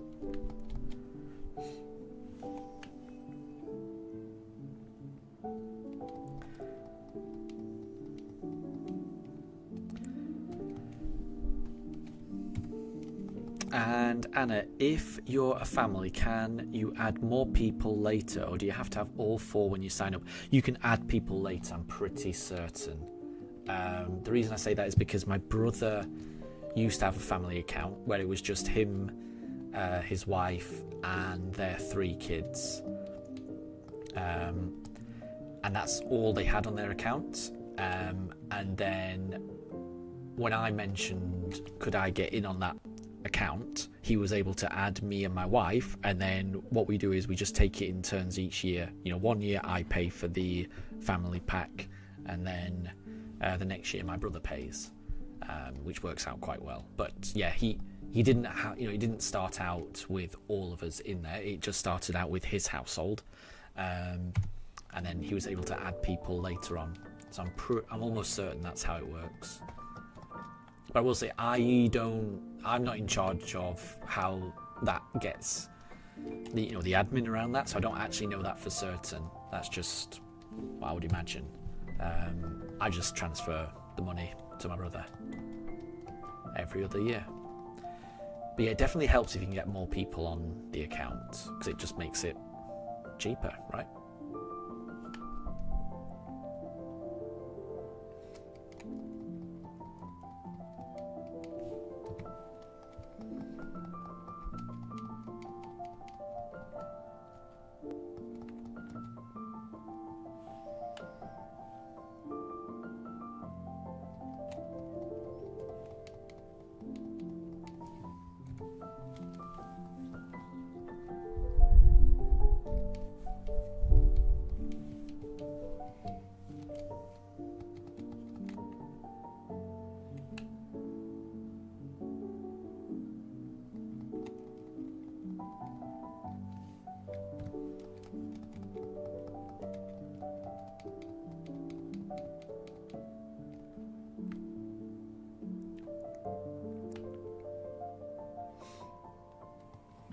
And Anna, so right now it's you, your husband and your parents. So that's not too bad. Yeah, so that's like 4 people. It probably is. It definitely works out cheaper, I would imagine, for you all. You know, rather than all 4 of you having individual accounts, it probably makes more sense, to do the family. And then if you find any other friends or family that want to join, because it does not have to be actual family. You know, you can just find friends to get invites on, and they can you know, contribute to the cost as well. Generally, the more people you can get added to the family plan, you know, the more of your slots you can get filled up, the cheaper it becomes if everyone's paying their share.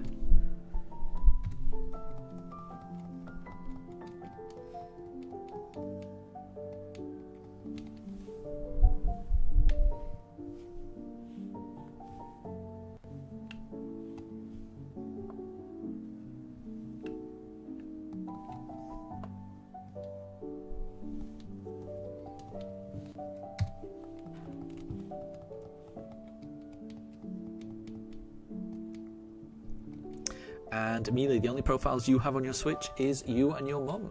Fair enough. Fair enough.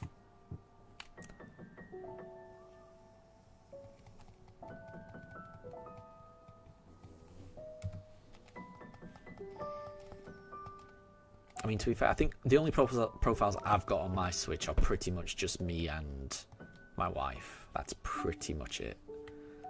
Although I think I've got 2 profiles for myself, but only one of them obviously has the online capability. The other one's just I just set the other one up. I forget why I set it up, but I'm definitely using my other profile, the one that can't connect to the internet. I'm using that one at the moment for a new playthrough of Stardew Valley. Because I think I tried to do a new playthrough on the Switch too. Recently using my existing profile, and because my existing profile has internet access or whatever, it must have set, you know, and I've played through Stardew Valley on my Switch 1 before. It keeps wanting to restore save data from that, and I'm like, no, I want to start a new one.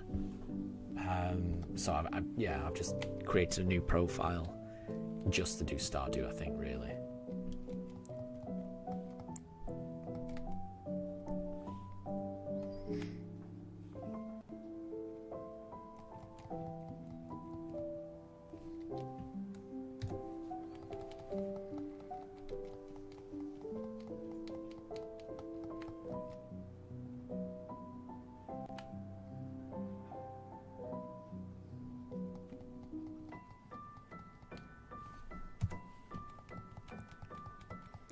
And Mello, good to see you. I hope you're doing well. You found a random shiny Skidoo on Violet last night. Very well done.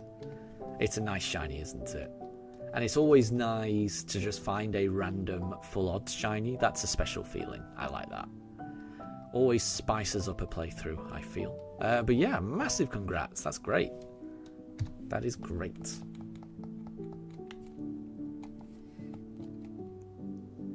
We're currently doing our fossil hunt. I've got about 20 fossils. I think I've got exactly 20 fossils, actually, the way it's working out. So yeah, I've got 20 fossils, all different Pokemon, not equal proportions. I think I've got more Helix and Dome fossils than anything else, really. But still, we never know what we're going to get. I started today on 20 fossils, and I've now exchanged 280. We're getting through more than 100 an hour, so it's not a bad pace. It's not a bad pace. I'm hoping we find it. I don't think we're going to find it today, but I'm hoping we find it in the next couple of weeks. We'll have to see. You never know. And Mello, you were knocking them out for the ingredients? Yeah. Specifically to get the TM Giga Drain. Nice. And then the third one you found was shiny, and you're doing a grass only playthrough. Well, that works on a number of levels, doesn't it? Nice one. Well, good luck on that playthrough. And yeah, doing a grass only playthrough, Giga Drain is going to be very important. So very cool, and crazy that on the third one that you encounter it's shiny, because that's a crazy low number. Massive congrats, that's great.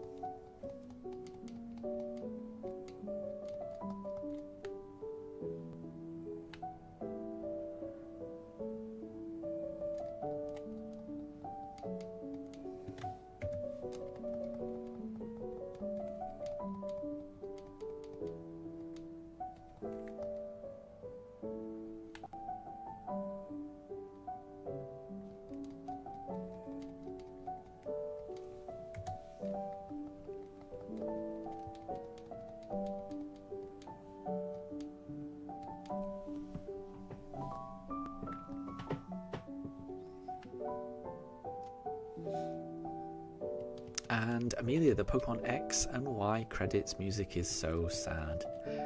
I didn't even know. Is this music that's playing, the X and Y credits?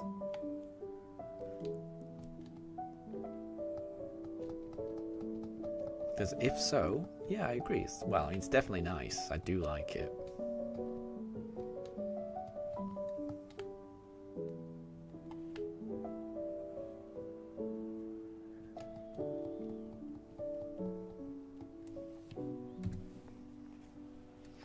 One of these days I will have caught up on all the Pokemon games. Oh, it's not. Ah, okay, gotcha.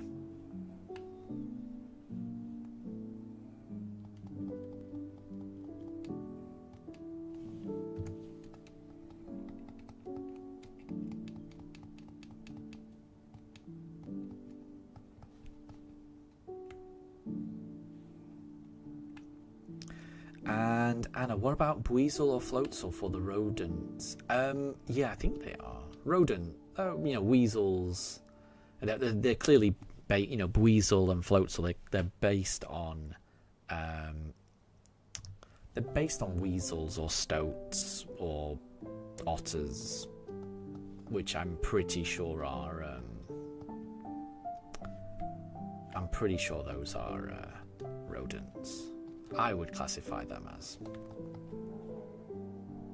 And immediately it wasn't X. I gotcha. Fair enough. Sorry, I thought you were saying that because it was, and because I haven't played those games, I really wasn't sure.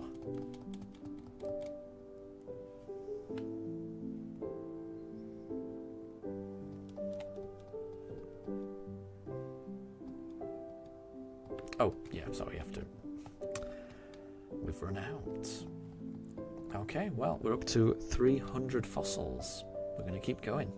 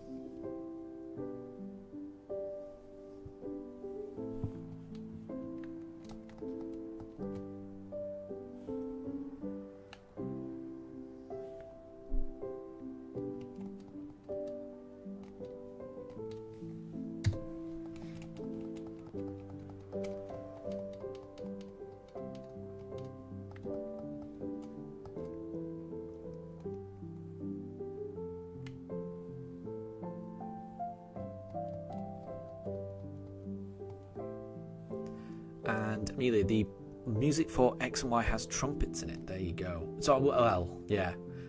So I will say, I think this is like everything is just played in a piano style on this particular playlist I'm playing. So obviously none of it is actually from the game. It's all, it takes the game music and then, plays it on the piano.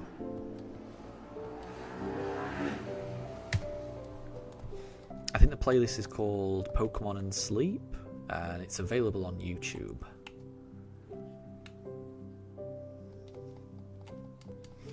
But I do quite like it because it's quite chill.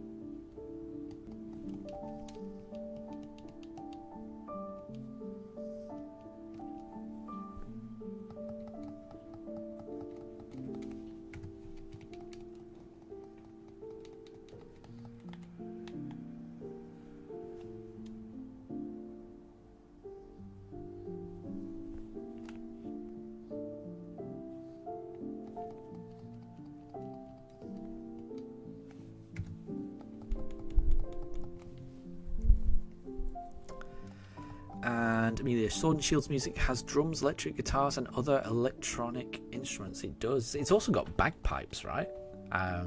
You know, when you're in the wild area, you can hear the bagpipes coming out. That's my favourite part of it.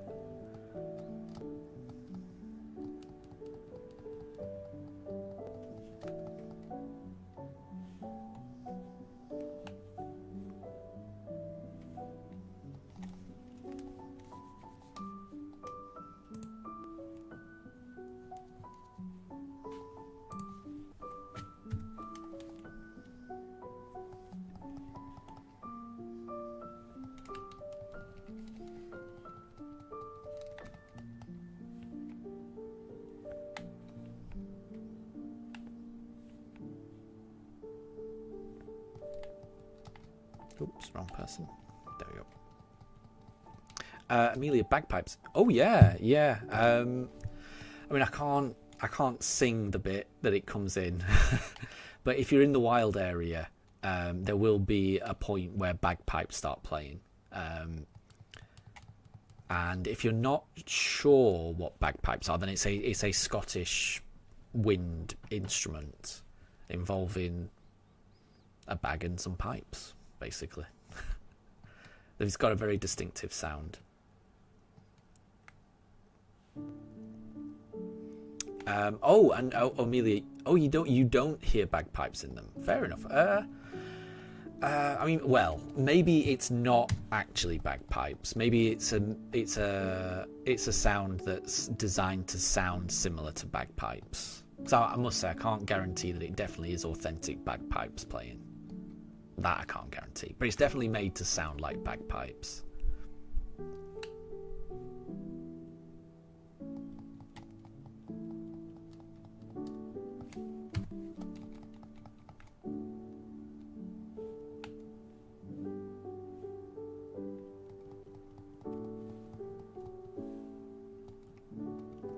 But yeah, it's definitely it's in when you're in the wild area. That's when it plays. And I might be wrong, but it seems like it plays more often in the northern part of the wild area. But I don't know the name of the track or anything like that.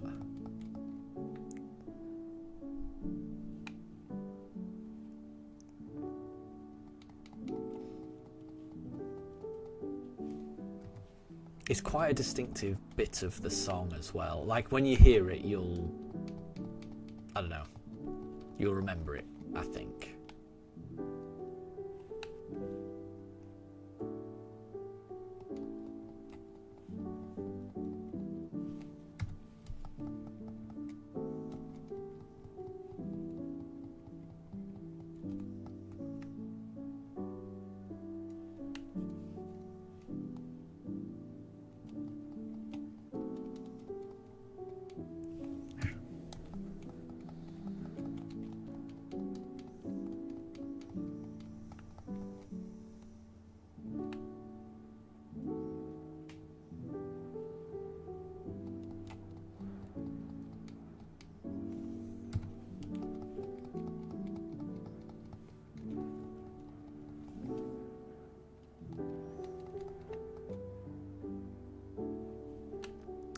Is it the one near Hammerlock? It would be, yeah. If you're in the wild area near Hammerlock, yes, it's that area that it plays. Or that feels like it's always that area that I hear it. It may be that it's in all of the wild area, but it is definitely in that northern part, definitely.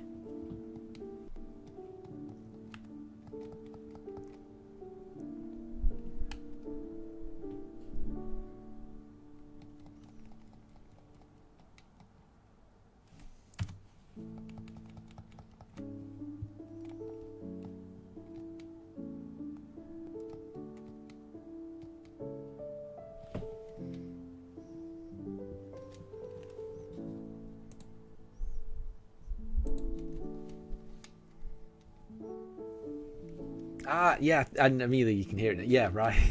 It's and you'll have heard it before. It's hard to describe, isn't it? But as soon as you hear it, it's like, oh yeah, that bit. That's my favourite bit. I just love that bit when they kick in. That's my favourite. That's my favourite bit of the whole Sword and Shield soundtrack, honestly. It feels very epic, I think.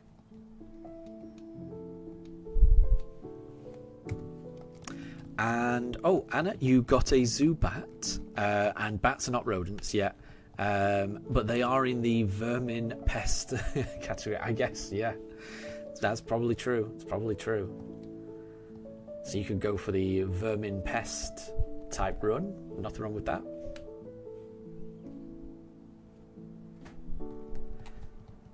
And are bats rodents?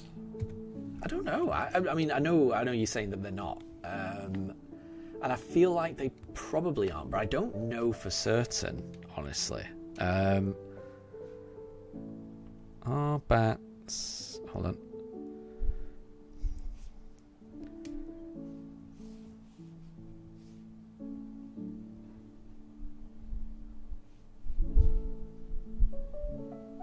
No, you're right. They're definitely not.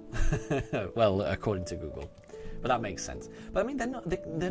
In my mind, they're not a million miles away from rodents. But yeah, it looks like they're not. But yeah, you could switch it up to a kind of vermin pest type run. It's whatever you want to do, really. Whatever type of restrictions you want to put on your run. Whatever you'll have fun with, I would say.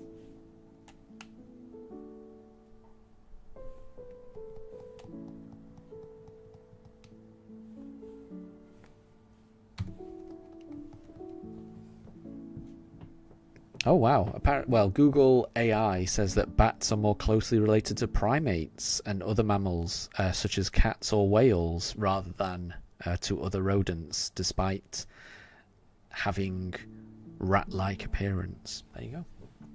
There you go.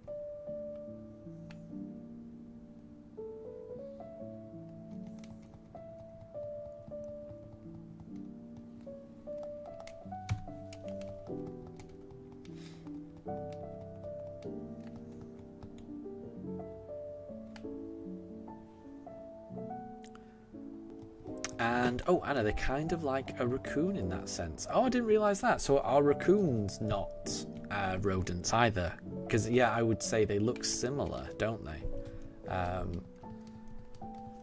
But, yeah, are you saying that raccoons are not rodents either?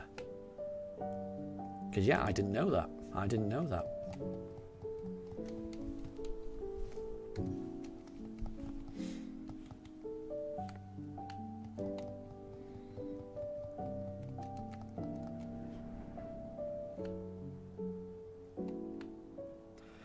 And Bulba King, you have a question. Is Trubbish a rabbit or a cat? What? What? Neither, surely. Trubbish?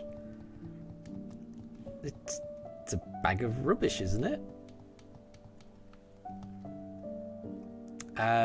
And Bulba King, you think that people are very, very split on that question. There's lots of people on the rabbit side and there's lots of people on the cat side. You are personally on the it's a bunny side. Okay. I wouldn't. I didn't realise there was such a. I didn't realise there was such a debate. I'm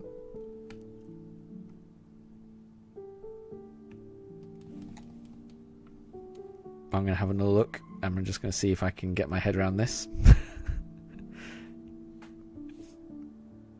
Yep, I can't get my head around this. Anna says it's a pile of trash. Amelia says it's a pile of trash. Well, there you go. But there are, who knows?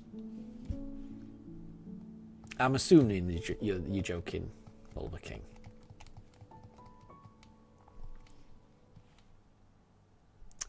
Just look at the design and you'll understand. There are a couple of ears. I will give you that. So, the handles do look a bit like ears. So you could maybe stretch that and say, if it looked like anything, maybe you could say it looks like a bunny. But you're having to really stretch that, I think.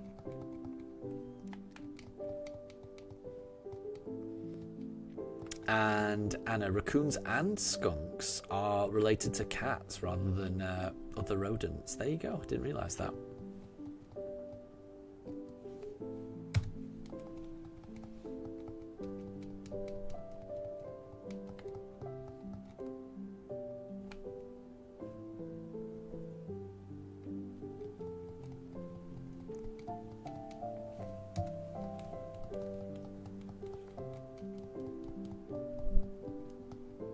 Oops, press the wrong button.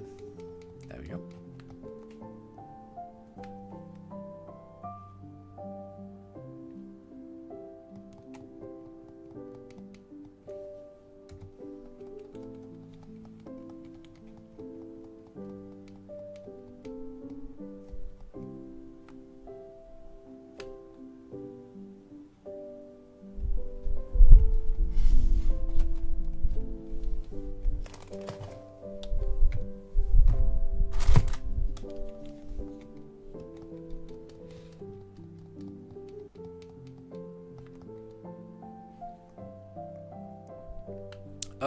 And Bulba King, do we have a shiny stone to evolve the Togetic? I think I do. Pretty sure I do. Let me have a look. Well, actually, let me just do this Cranidos first, and then we'll have a look. I'm pretty sure I do. I think I've got the stone to evolve Mischievous, the Dusk Stone, and I think I've got the shiny stone for the Togetic. I think. The one thing I don't have is the protector for the Rhydon once we eventually get that, but I'll be able to get that, I'm pretty sure. Let me have a look.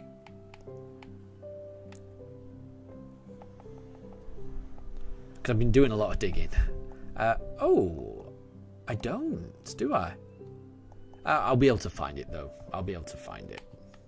That shouldn't be a problem. I thought I did, but yeah, clearly I don't. I've got the Dusk Stone, it seems, and that's about it. But yeah, I'll be able to get that.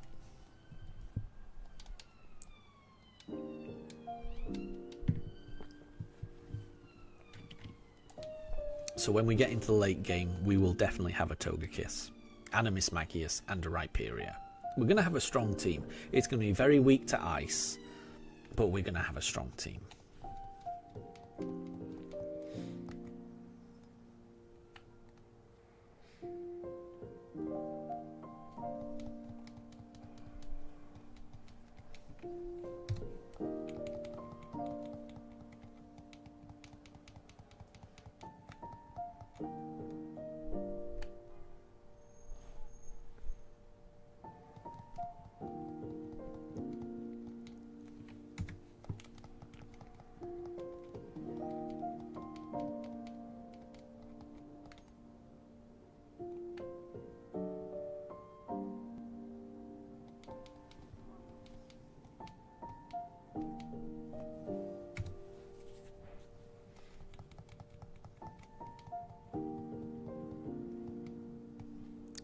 And Bulba King, with fossils being rock type, we can fight against the ice types. Hopefully. If we end up getting Aerodactyl, we may not have a very good time against the ice types. So we'll just have to see. We'll see what comes up. I am kind of hoping we get an Omanyte, because I think Omanyte would be alright. And I'm really hoping we get a Shieldon, because I think Shieldon would be great as well against ice types. But, you know, even if we get one that's weak, that's fine.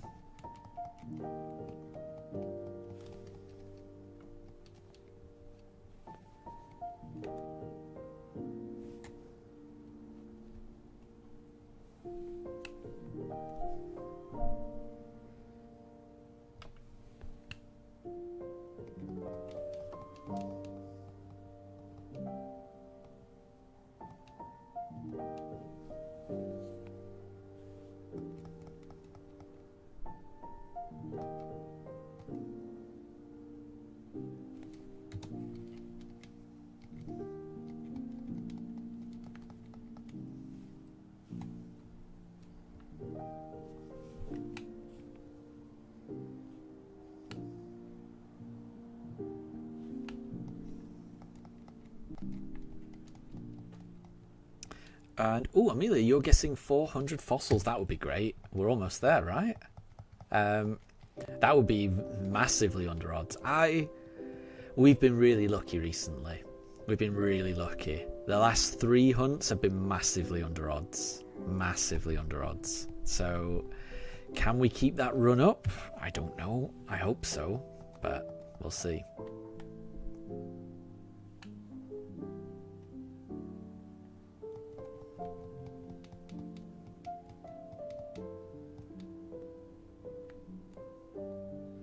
I would definitely like it if it was 400. I like that optimism.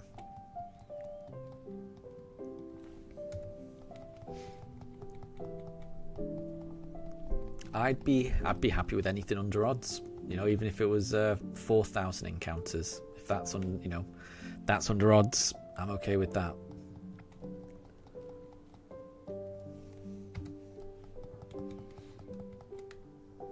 Oops.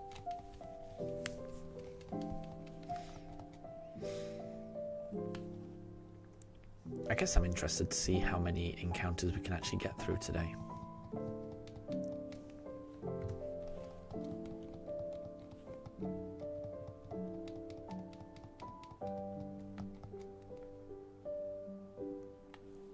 And a fossil you need to find are Helix, Root, Claw, and Amber. Gotcha. Well, Anna, once I've finished this hunt, if I've got any spare fossils, I'm happy to transfer them over to you once I've finished. I do need them at the moment, but once this hunt is finished, if I've got any left over, because I guess it depends on which Pokemon we get, because I'm going through them in order. If the shiny Pokemon we get is Cranidos, that is the last fossil that I revive, which means if the shiny ends up being Cranidos, that means I'm not going to have any fossils left over. If the shiny appears and it's what's the first one we get? Aerodactyl, then we're going to have a lot of spare fossils. So we'll see. I'm hoping that I'll have some fossils to give to you, but it's going to take a while. We've got to get that shiny first.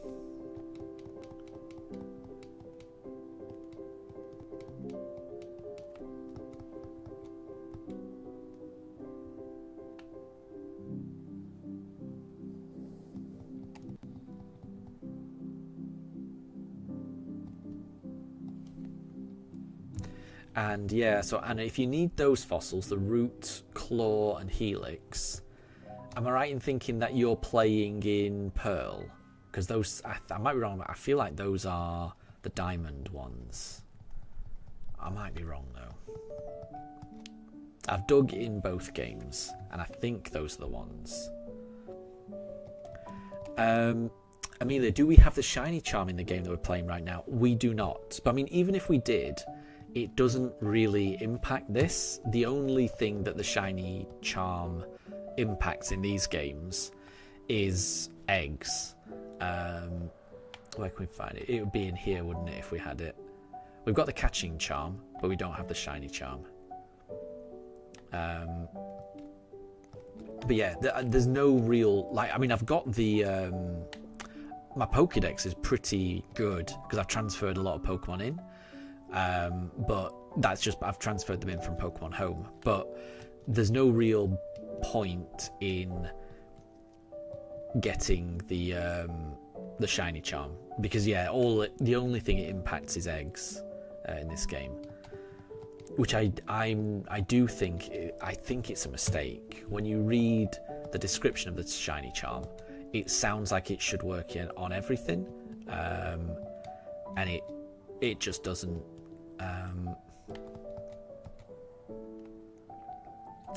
So yeah, I did consider getting it because that would have helped with the Masuda, but the Masuda egg hunt I did, it was already 683, 1 in 683. So the Masuda odds were already pretty good, and I didn't really think I needed it. And it turns out I didn't. We got it in 216 eggs. So yeah, it's a shame it doesn't impact everything else because I would have liked to have got it just to kind of speed up the process a little bit. But yeah, but just because it has so little impact, and it just does not affect anything else in the game. Yeah, I've not prioritized getting it. Oh yeah, and Emilia, how many Pokemon are in the national dex? And that's what I don't know the answer to that, honestly. I need to look up. There's not many I'm missing, because I've got most of them, like I say, from transferring from Pokemon Home and from transferring from my other games. I'm trying to think. The ones I'm missing, I think, are basically just like Manaphy and Fione. There's not many. I've got most of them. I think I'm probably missing Victini as well. Oh, we're missing one there.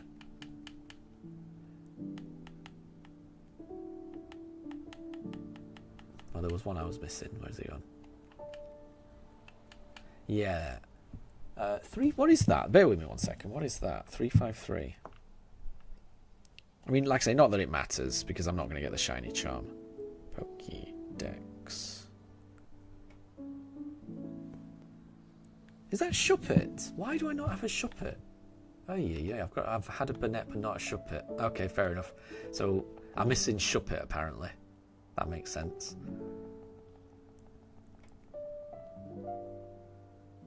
And then I think it's just these end ones, really. Yeah. What's that? I can't remember what that is. But there'll be Manaphy, Fione, probably Victini. Is Victini in this? Or is that black and white? I'm not missing many. But like I say, I'm not really prioritizing getting it.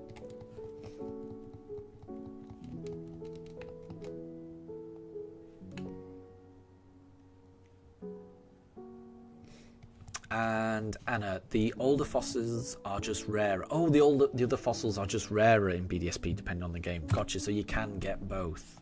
I didn't realise that. I've just been hunting in both of them to get the fossils that I've got. And Bulbaking, we need a Pokemon with a 4 times weakness, like Anorith. Oh, sorry, we need a Pokemon without a 4 times weakness. I was just reading that thinking, do we need a Pokemon with a 4 times weakness? That's not going to help, but I misread it. We need a Pokemon without a 4 times weakness, like Anorith, Cranidos, Lileep, and Aerodactyl. Yeah. I'm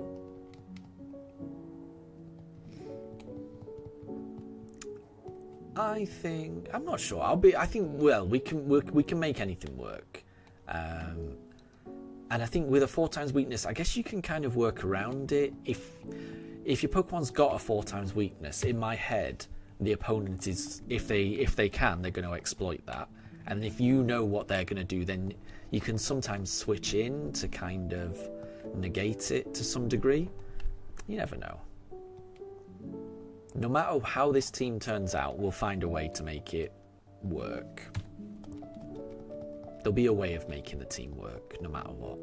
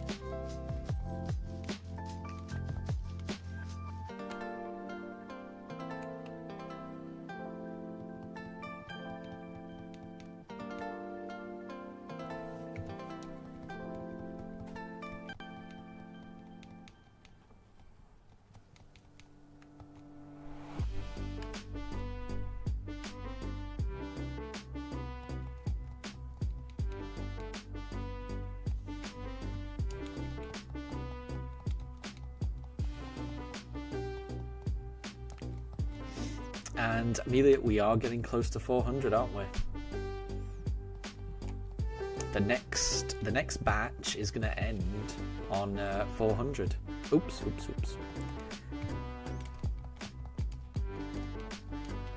So we're about to start our next batch once we've got this Cranidos. Let's see.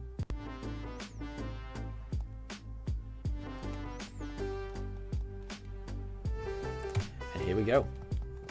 We're going to reset.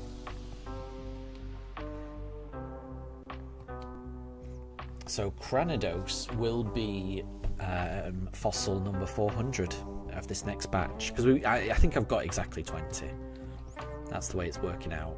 So yeah, once we finish this batch of 20, Cranidos will be fossil number 400. Could it be shiny? I hope so. Cranidos is a great shiny.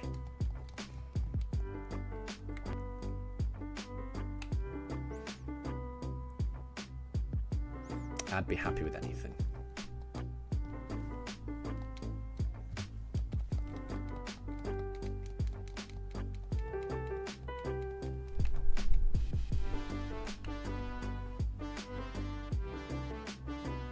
Oops.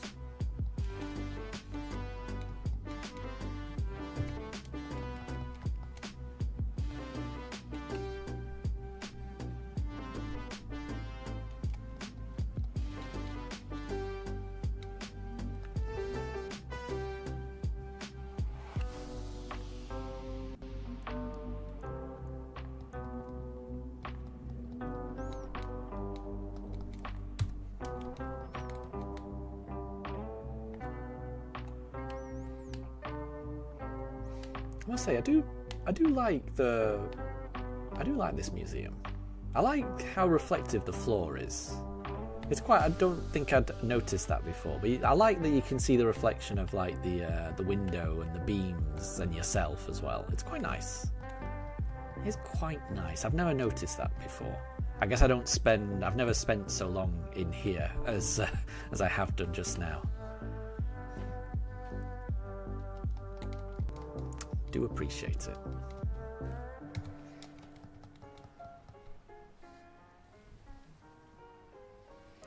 And Mifa has decided to sleep on the floor rather than the cozy bed that she's right next to.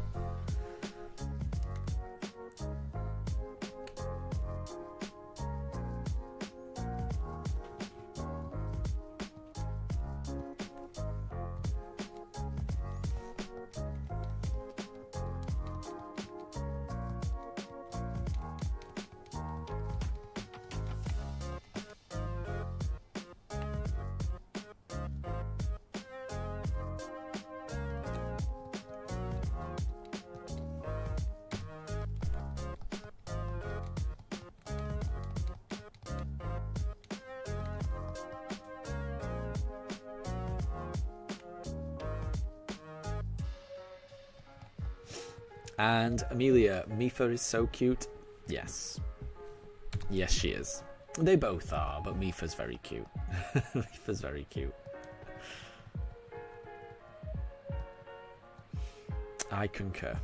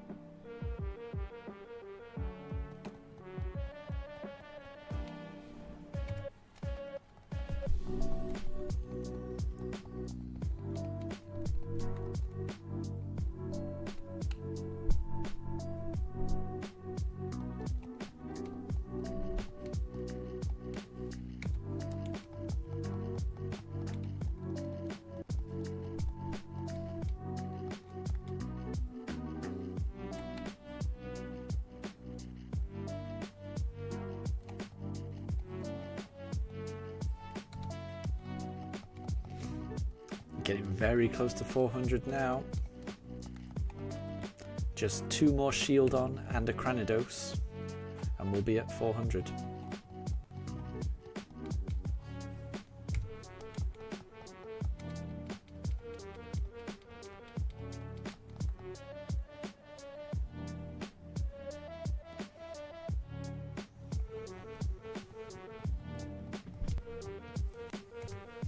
And here we go. This is fossil number 400 so far.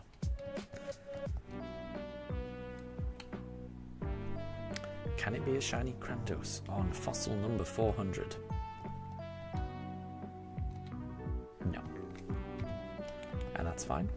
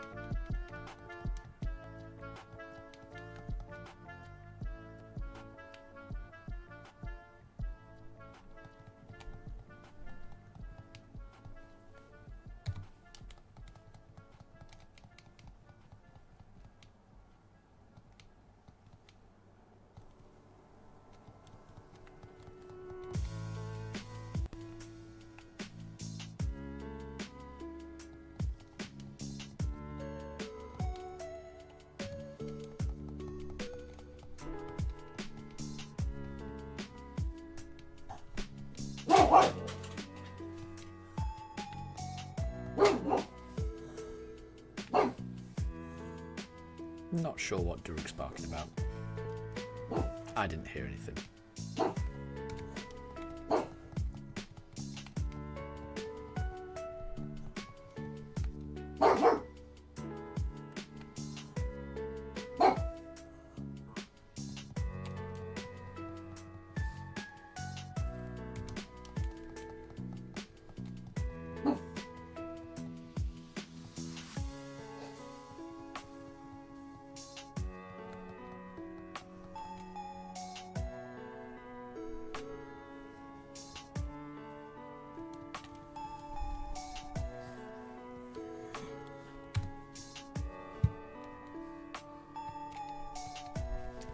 Okay, let's hatch a new batch.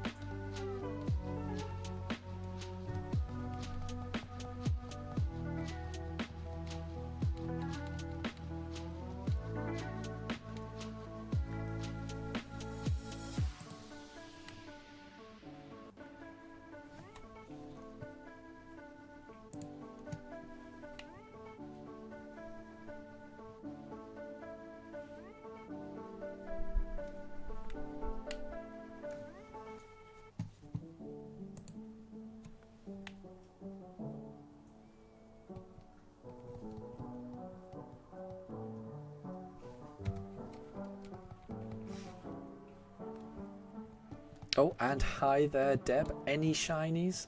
Unfortunately, no. But the shiny hunt has gone a lot better than last Tuesday. At least I haven't lost any fossils.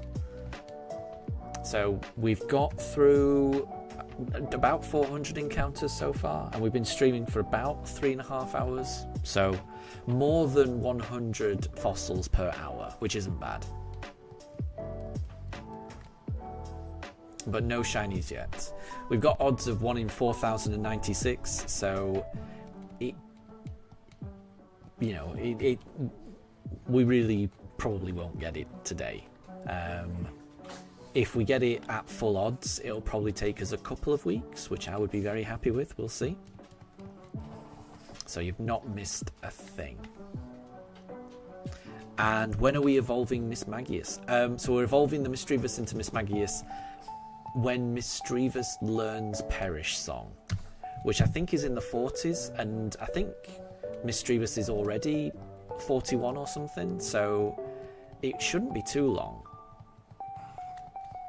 So I would imagine it'll be around the time that we get to the next gym. I would imagine that's when we'll be evolving the Misdreavus. And I'm looking forward to it. I've got a feeling that Misdreavus is going to carry us a little bit. In some of the trickier fights, having a Perish Song go out, I'm sure it'll help. And Shiny Sky, welcome to stream. I hope you're doing well. We are fossil hunting. We haven't found it yet. But I have got a nice selection of fossils now. I've got about 20 fossils from, I think I've got one of each at least. I've got at least one of each. So we'll see what we get. So we're exchanging all the fossils we've got. Once we've exchanged them all, then we are resetting and then starting the process all over again. Deb, you think that we're going to get it in under 1,500? I hope so. I hope you're right. I really hope you're right.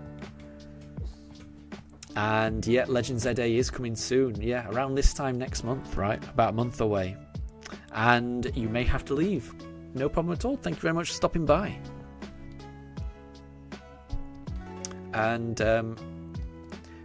Anna, do you think that you should evolve your Bidoof before you take the next gen? Or is that gym?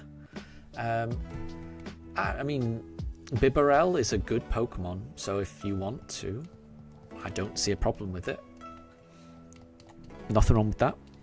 And Deb, how do I like Mega Howlucha? I don't know too much about Megas. But from what I've seen, it seems fine. To me, it just looks like a Howlucha with a mask on. It looks fine. I like it. What I like more is the way that they revealed it. I love the little, like wrestling style trailer that they did. With like Howlucha versus Machamp. I love the way that they're releasing the Pokemon. I like the trailers probably more than I like the designs. Mega Pokemon I don't have the same affinity to Mega Pokemon that a lot of people do because I never played the games that had them in.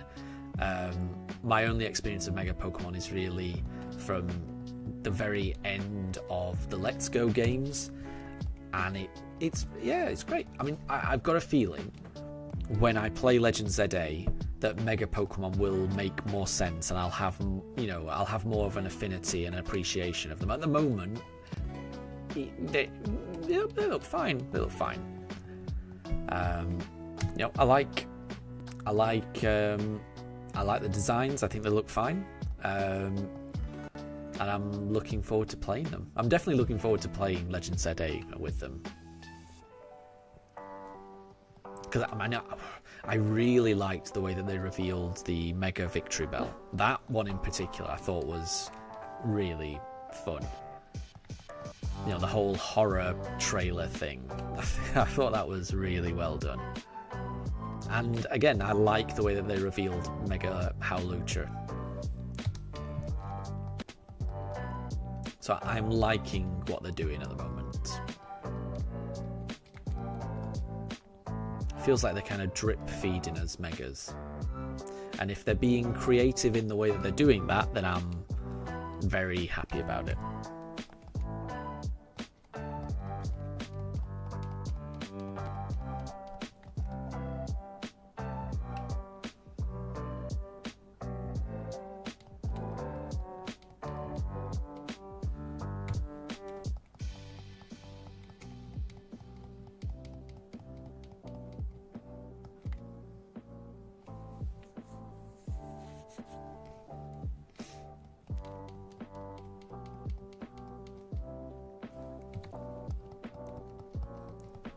And Shiny Sky, you were very lucky with your Cresselia hunt. You got it in less than 800 soft resets.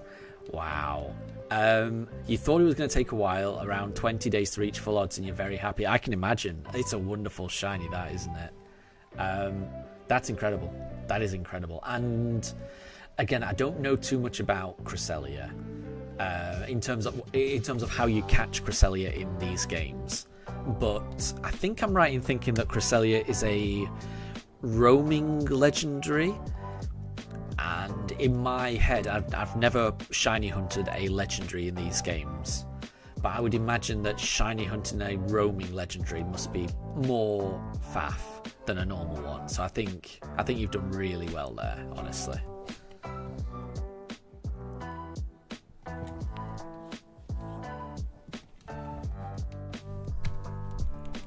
And Amelia, welcome back. Welcome back. You haven't missed anything. We are still looking for that shiny.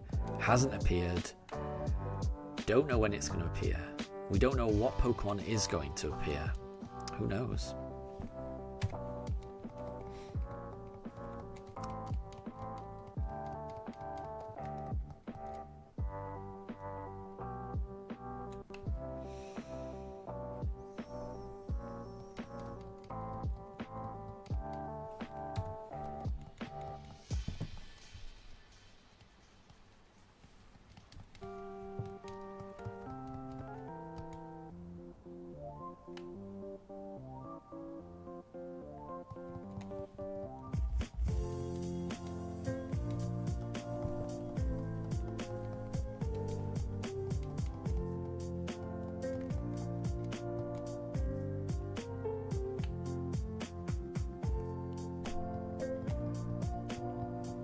And Shiny Sky, are you planning any other shiny hunts now that you've got Cresselia? And Amelia, the shiny did not come at 400. It did not. No. Yeah, we had a look at it. It was a Cranidos at Encounter 400, but it was not shiny, sadly. But it could always be the next one. You never know. You never know when the shiny could appear.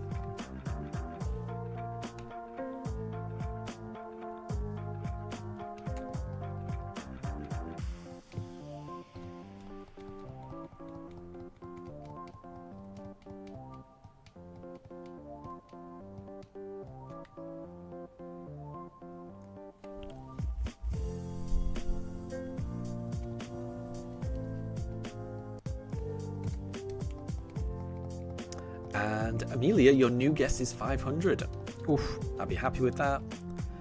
I'll be very happy with that. I've got a feeling we'd do like a full odds hunt. So I think we're gonna go to 4,000, at least 4,000. That's what I think.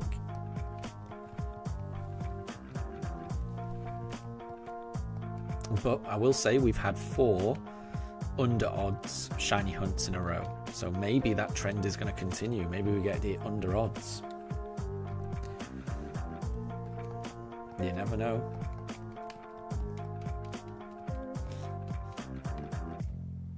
Okay, here's our last fossil before we reset, and it's not shiny, so we'll keep going. And Amelia, are the odds 1 in 4,096? They are, yeah. So to be honest, the odds are 1 in 4,096 for every shiny hunt that we've done so far, other than the Masuda egg hunt. So that was the Togepi one, which was 1 in 683. So it was a much better odds for the Masuda egg one. But everything else, the odds are 1 in 4,096.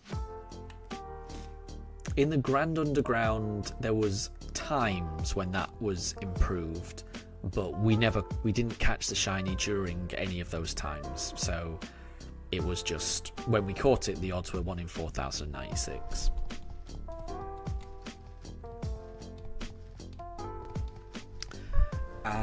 And Shiny Sky, so after your very successful Cresselia hunt, you're doing a Mesprit, which is another roamer, and it's a nightmare to hunt as well. Oh no. Well, good luck on that. The generation occurs before it's roaming, so you have to find it in the wild before you know it. Oh my gosh. That does sound like a nightmare, honestly. I don't know if I could do that. But really well done. Really well done. That's amazing that you've been able to do that. And good luck on the Mesprit hunt. The best of luck to you.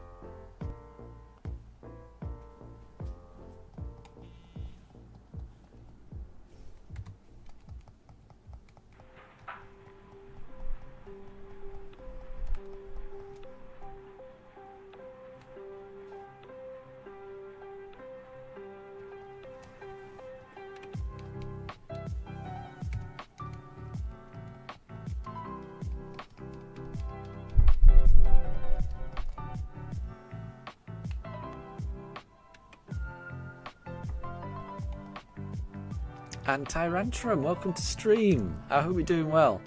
I hope you're doing well.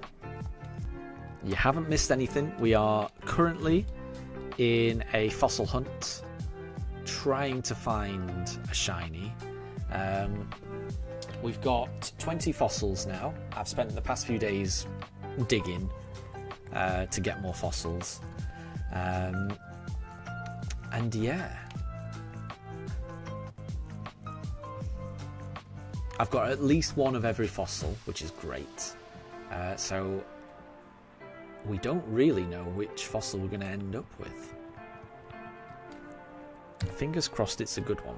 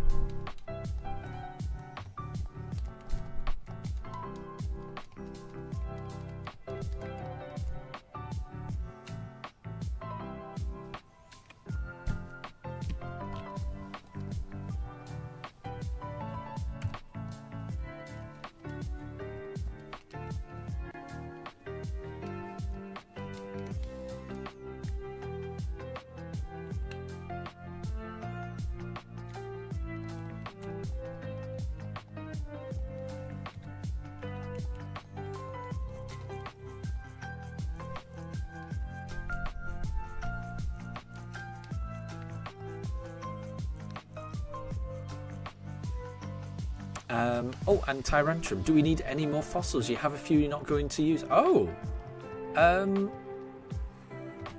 That's really kind of you.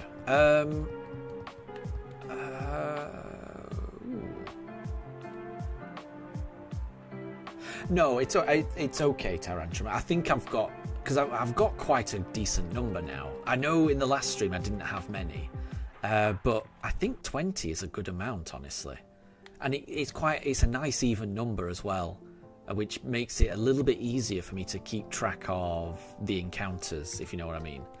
So because I'm doing 20 each time, it's keeping the encounters quite a nice round number, which I kind of like. So thank you very much, because that I was really hoping that people might be able to, be as generous as that and offer some earlier on. But I've had a good couple of days digging, and I've been able to get quite a lot. So I think I'm good. But thank you very much. I do appreciate that. Thank you. It's a really generous offer, that.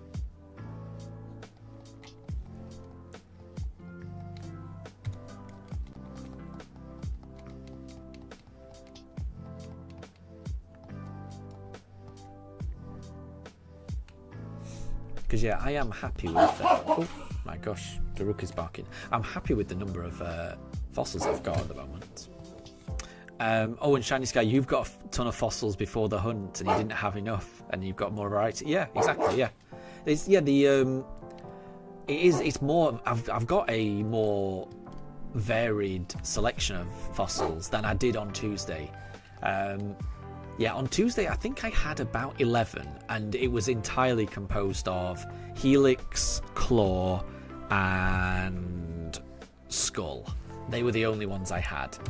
And that's, it was an odd number, 11, and also, not a nice selection. So I was kind of hoping to get extra. But it's been a good couple of days fossil hunting for me. I've got a very nice selection, I would say.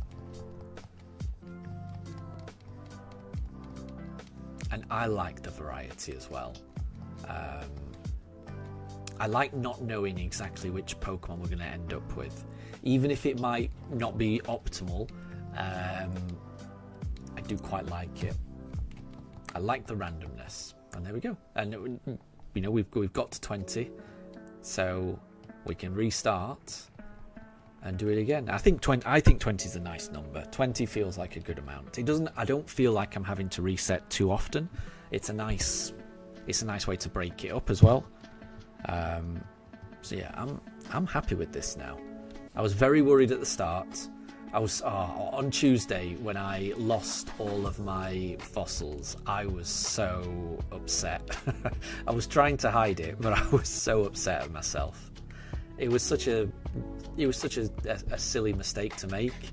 I think I turned autosave off when we started, but I turned autosave off and I saw it say it's been saved, and then I just went straight into the hunt, didn't get it, reset, and then because I'd reset, it didn't save the change that I had made to the autosave. So what I should have done is turn autosave off and then saved at that point, but I didn't. So it was fine for the first time, but then when I reset the game, it defaulted back to how autosave was, which is autosave on. And then when I did the second batch, when I reset again, they'd all gone because autosave was on, and I felt a bit silly. But I do think it's been for the best, because if that hadn't have happened, I would have just continued with that and, continue with those 11. I may have added to, one or two, but I wouldn't have spent, days digging to rectify it, which is what I've done, in this past week. And I feel like it's put us in a better position, honestly. So that mistake, I think, I've learned from, but that mistake has put us in a better position, I think. You've got to learn from your mistakes. And Amelia, what are Mifa is like, Daruk, what are you barking at? I'm trying to sleep. That is how Mifa always is, definitely. That is Mifa's default expression at Daruk. And I'm not even sure Daruk knows what he's barking at most of the time. He just, every now and again, he just fancies a bark. And Anna, what do I think Abracadabra and Alakazam are? I feel like they're kind of fox type Pokemon. They look very fox-like to me. So I would describe them as foxes. You know, Kadabra's got that bushy tail. They've all got the kind of, you know, long nose, pointy ears. I think they're foxes, personally. I'm not sure what other people think.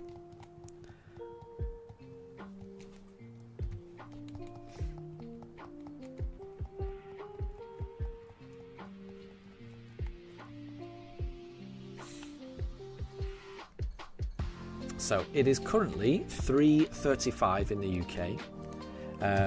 My dogs tend to get a bit antsy and want to go for a WALK at around 4 PM.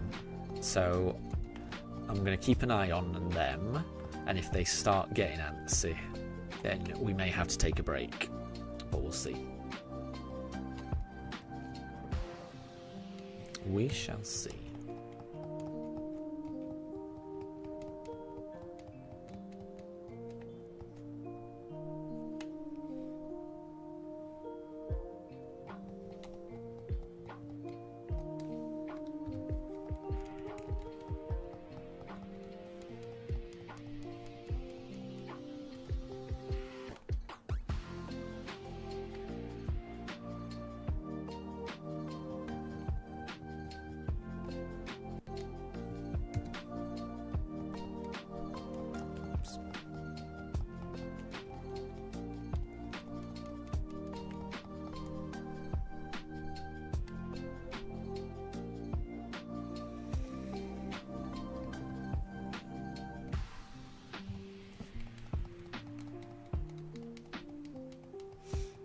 And Anna, you're thinking a ghastly.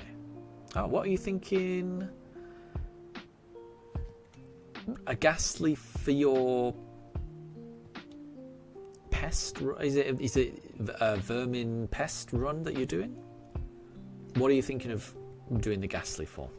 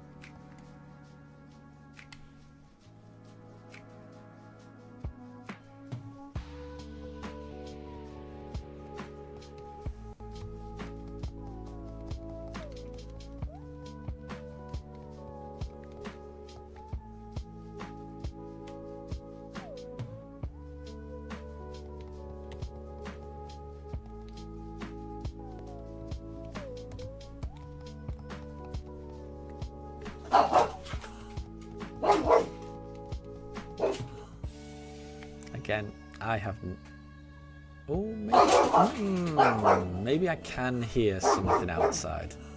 Daruk has completely disturbed me for. He's scared me for away from her bed. Yeah, I think I can hear a dog outside, so I think that's why he's barking.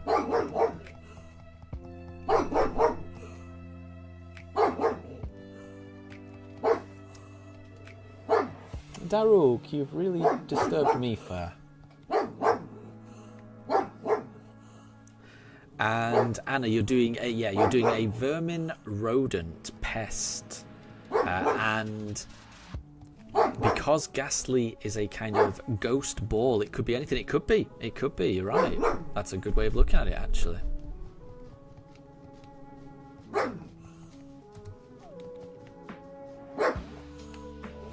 So you could go for ghastly. It could be the ghost of a Raticate. You never know.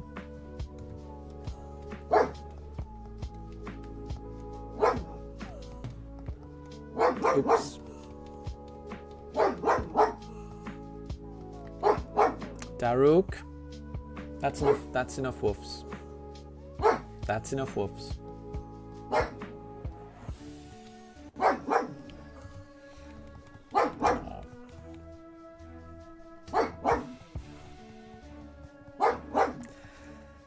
Okay, this is encounter, or this is fossil number 500. Can we get a shiny Cranidos?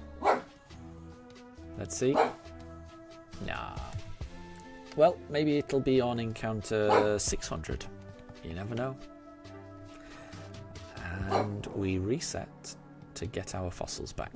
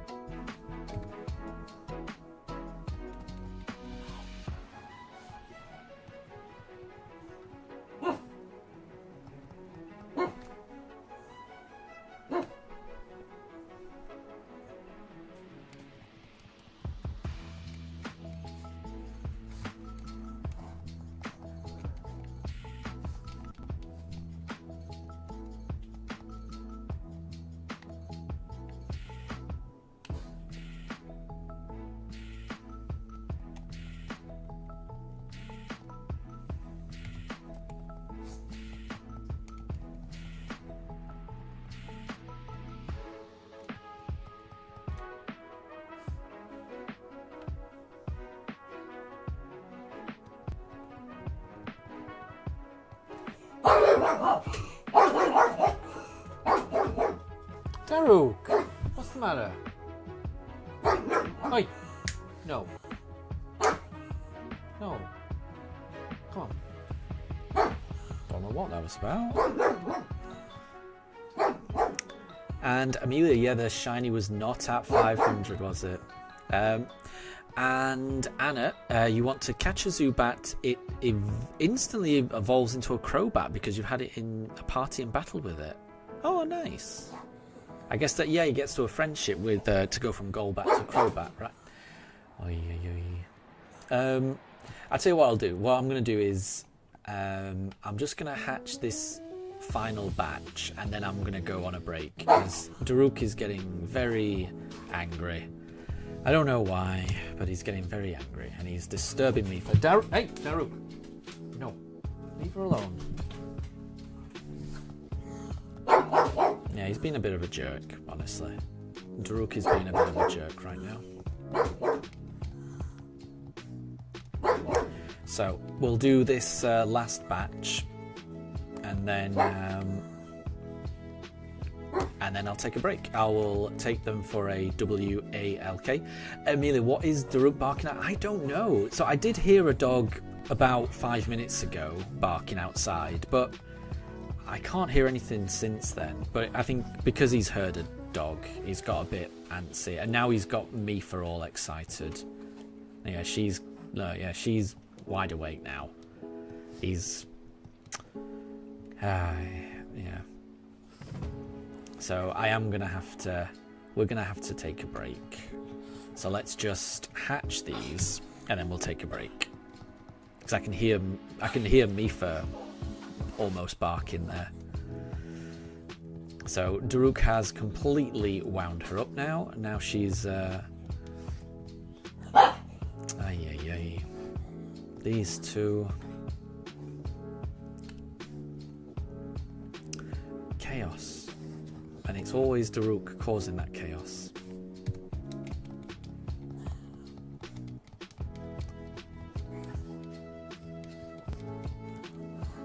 So yeah, we'll do up to fossil 520 and then I'll take a break. It should take me probably about 45 minutes, I think. So there'll be a 45-minute break, sadly. because I'll need to, take my dogs around, get them fed, get myself fed, and then come back. Daruk, I know. Just hold on. Ay. No.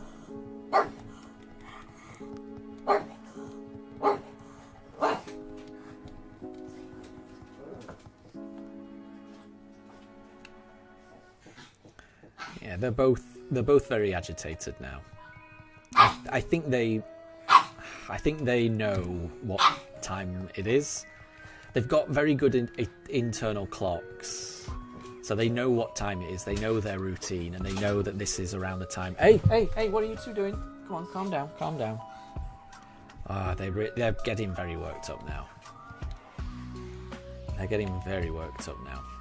Well, let's just get up to fossil 520, and then we'll take the break.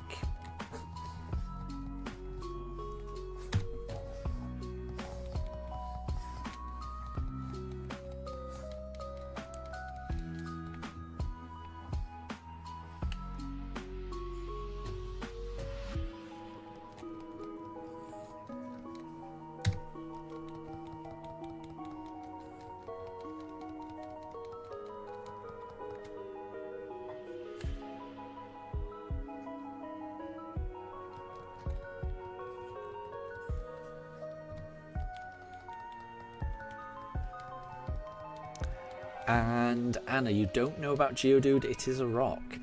It is a rock, isn't it? I think that would be hard to fit into a rodent or pest run. I don't think you could describe rocks as pests, personally. But if you can justify it, then maybe.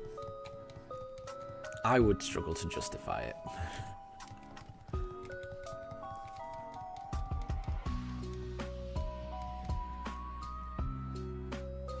Okay, right, we've got 3 more fossils we're going to revive. Could it be a shield on? Not that shield on, but could it be the next shield on? I didn't drop one off. Nope, didn't drop one off. I knew that as soon as I ran outside.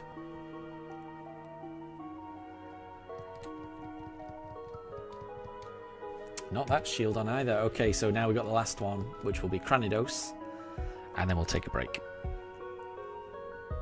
I didn't... Yep, didn't put the Cranidos in either. Right, here we go. And, oh, Amelia, do you remember on one of your YouTube shorts, Mifa doing zoomies all around the garden? She was so cute. Yeah, she was. That's one of my favourite ones. I do love that. She was very much a puppy there. She was very much a puppy. I think she would have been about 4 months old or something. But yeah, very, very young. Okay, so we didn't get it there. So we're up to 520 now. So we're going to reset. And we'll leave it there for now. So what I'm going to do is I'm going to take a little break so that I can take my pooches on a walk around the block. Yeah, they know that word. So then I'm also going to give them their evening meal, and I'm going to have something to eat. That's all probably going to take me about 45 minutes. So I'll probably be back around about 4:30. So if anyone needs to go, thank you very much for stopping by up until now. I'll catch you next time. But if anyone who might be around, I will see you then. So yeah, I'll be around 45 minutes, everyone. See you soon. Bye. I know.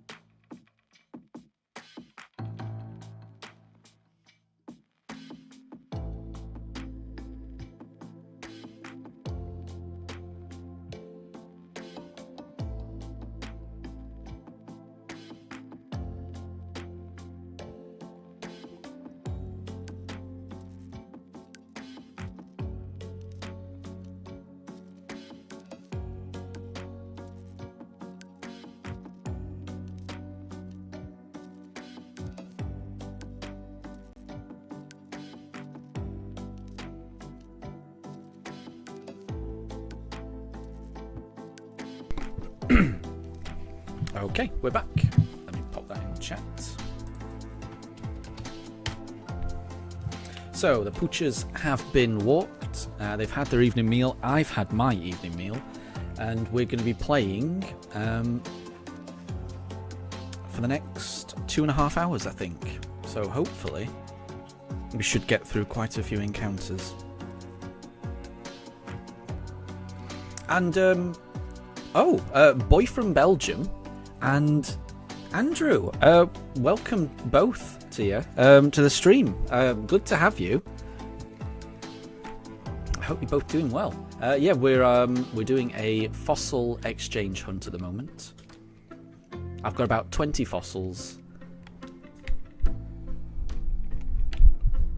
Who knows if we're going to get the shiny today. But hopefully we make some good progress. And Shadow Wolfman, good to see you again. I hope you're doing well. I hope you're doing well. Anna, does anyone have any spare metal coats? I don't, I'm afraid. And Amelia, welcome back. Welcome back.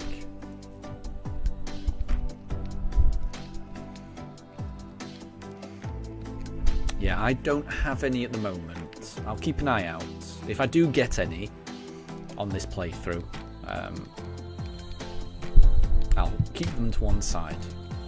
But at the moment, I don't.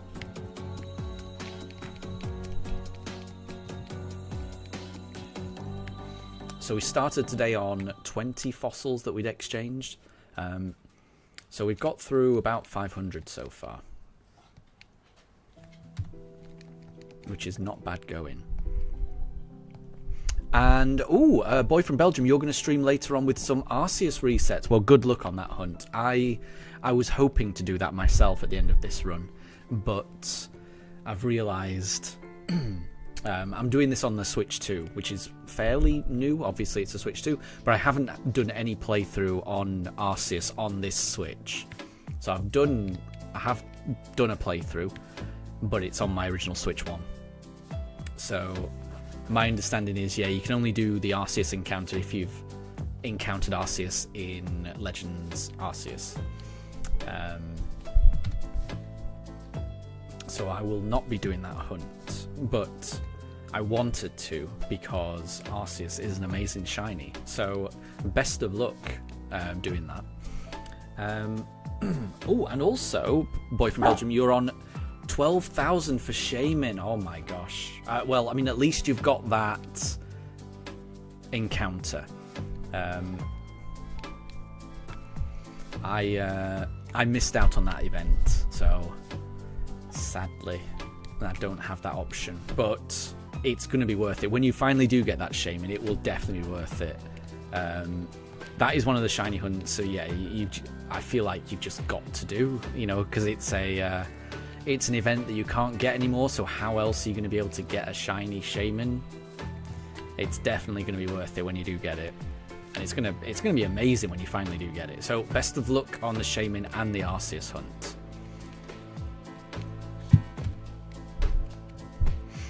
And Amelia, what Pokemon playthrough should you do next in Scarlet and Violet? I would say whichever run interests you the most.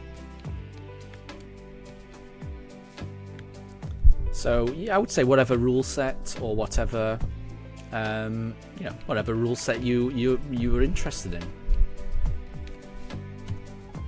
And Andrew, you're doing good. I'm doing really well. And yeah, thank you for the good luck. We're doing really well. This has been a difficult playthrough for me so far.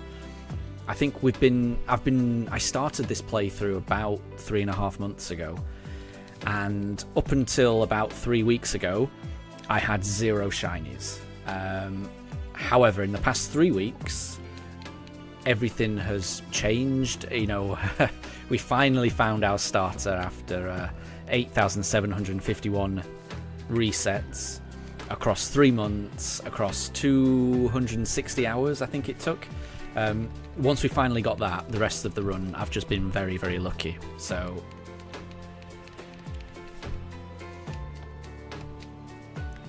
I feel like I've had a lot of good luck recently.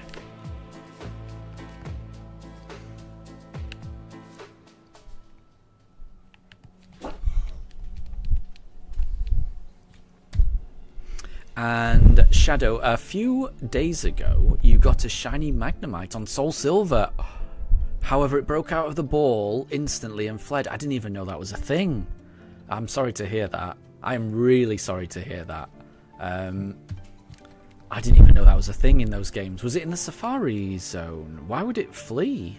I'm really sorry to hear that, Shadow, because the odds on Soul Silver, it would have been like 1 in 8,100, right? There or thereabouts. I'm sorry to hear that. That's really... And Magnemite's a really nice shiny as well. I am really sorry to hear that. And Boy from Belgium, you're also planning on doing Darkrai afterwards, so you have all three. Very cool. Yeah.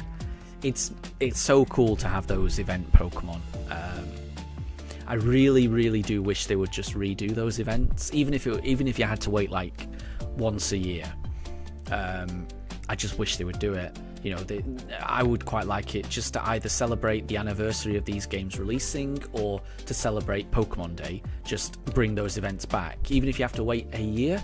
I just think that would be nice because, yeah, I mean, I guess I want that for purely selfish reasons because I missed out on those events. But for those that didn't miss out on them, it must be amazing. And Shadow, it was in the Safari Zone, then I understand. And Boy from Belgium says, the Heart Gold Soul Silver Safari Zone is brutal. It sounds it. It really sounds it. Wow. I got quite lucky in the last hunt. So we did the hunt in the Great Marsh to get the Starly, which we got after only 2017 encounters. And I was so lucky that it stayed in the ball. Because, yeah, I was fully prepared for it to run. And then I was fully prepared for that hunt to take more than one shiny. Multiple shinies. It's so harsh, though. I am sorry to hear that. I am very sorry to hear that, Shadow.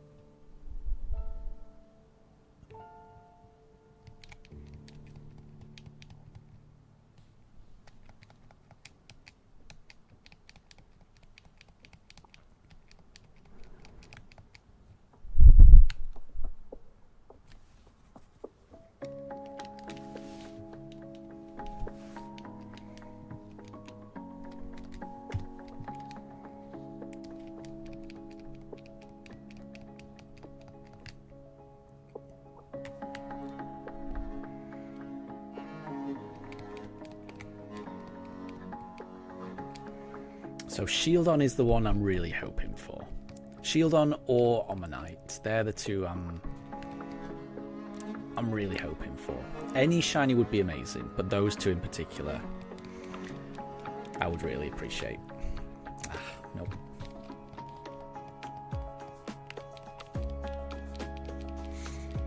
Okay, and then the last one will be a Cranidos before we reset.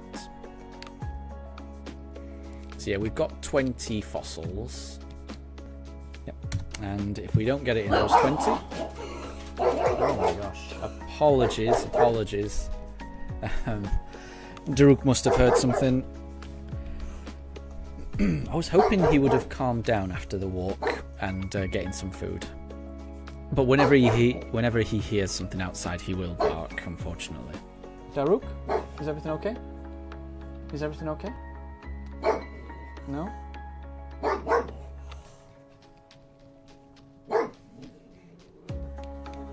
He does scare Mifa when he does that, because sometimes Mifa has no idea why he's barking.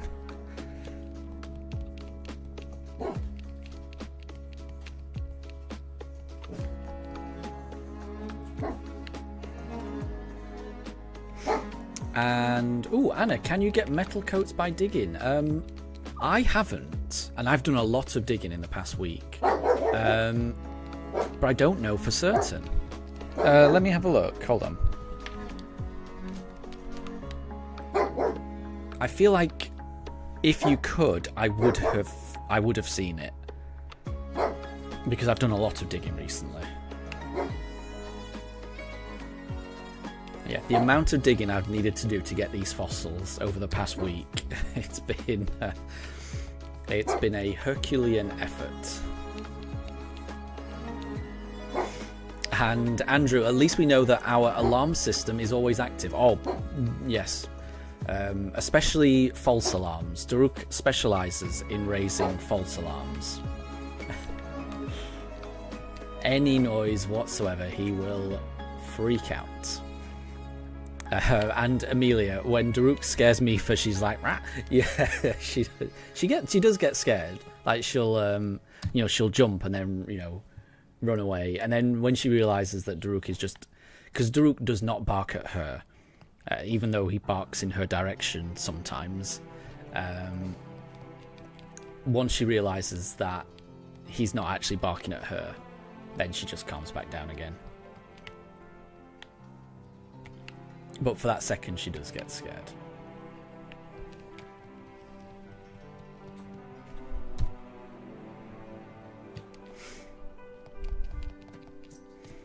But yeah, having these dogs, yeah, anybody that walks past the house, anybody that raises their voice outside, it sets them off.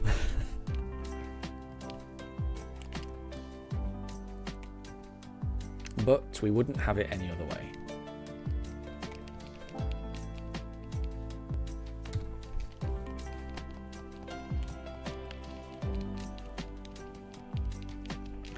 And, oh, Anna, you've decided on Onyx since it looks like a snake and you wanted to evolve it, but your only metal coats are in Sword and Shield. Ah, yeah, there's no way to get at them, is there? Have you looked online? Because I would imagine there must be one metal coat in the game somewhere.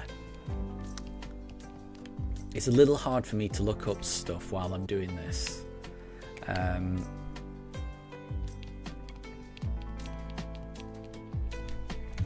But if you look up Brilliant Diamond Shining Pearl, Iron Coat, or Metal Coat, sorry, location, then I would imagine there must be at least one in a normal playthrough.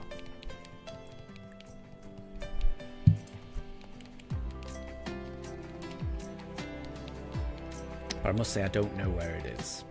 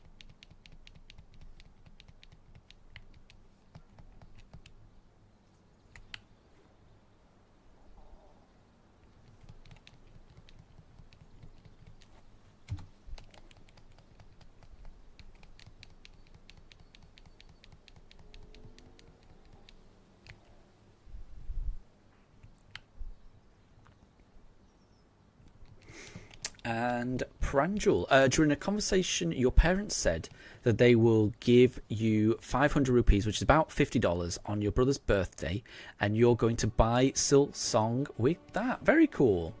And I'm sure it'll be worth it. I'm sure you'll get a lot of gameplay out of that. It feels like a game that's been in development forever. So I can only imagine there's a lot of content in it, I would imagine.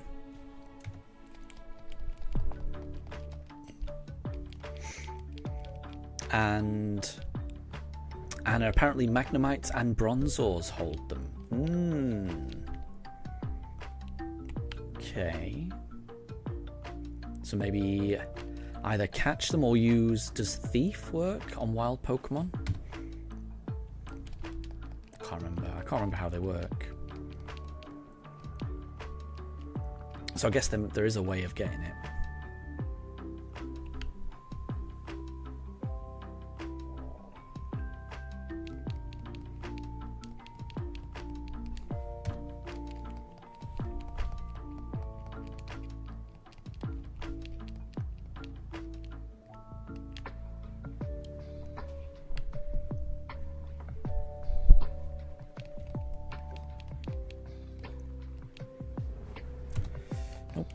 Okay, we've got one more chance before we reset. And it's the Cranidos.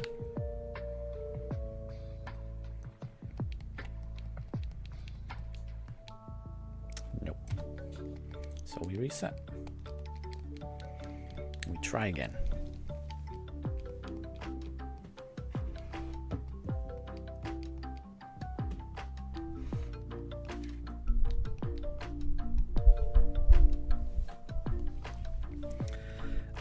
Pranjul, may you ask what was my college major? So I don't know if the UK has college majors. That feels like an American thing. So I mean, in college, I took A-levels. I did A-levels in German, maths, and economics.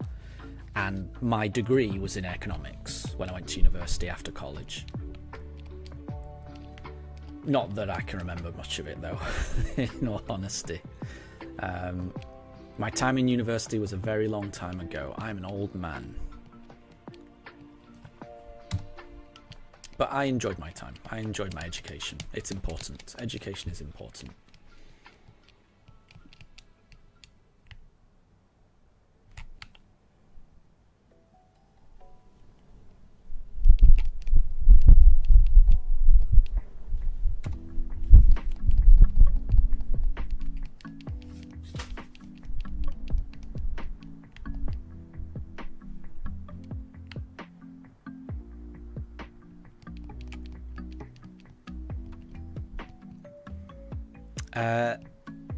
And Amelia, what is economics? That's a good question, honestly. I think it's technically a social science rather than anything else. It's about understanding how economies work. It's things about how one particular change that you could make to economy might impact other things. So, you know, how interest rates might affect demand, supply, demand, things like that. Andrew, if you're not mistaken, it's having to do with money. It's, yeah, very vague. It's adjacent to that type of thing. It's all theory, honestly. It's about, yeah, because it's a social science, ultimately it's about understanding it's about understanding human behavior. It's not a million miles away from psychology, honestly. So it's about when prices go up, how will that affect demand? When the supply of one good increases, how will that affect other related goods? And it gets more complicated than that. But it's I always found it quite interesting.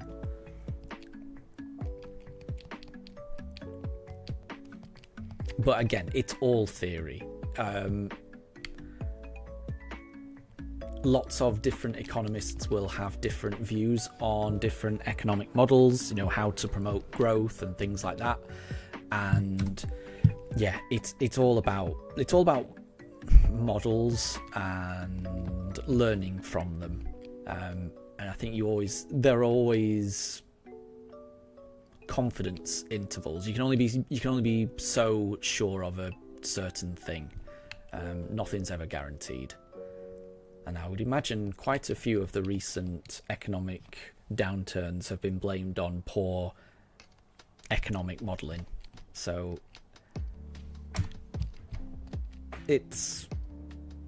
there are pros and cons to it. What branch did I take in college? The exact name of the degree that in university, the exact name of the degree that I took was business economics, which means it was slightly more tailored to the kind of micro level rather than the macro level of economics, where it's less about the international impact and more the domestic impact. But in terms of what I did in college, in college it was just economics. There wasn't any choice you could do in my particular college. If you wanted to do economics, you just took economics as a A-level.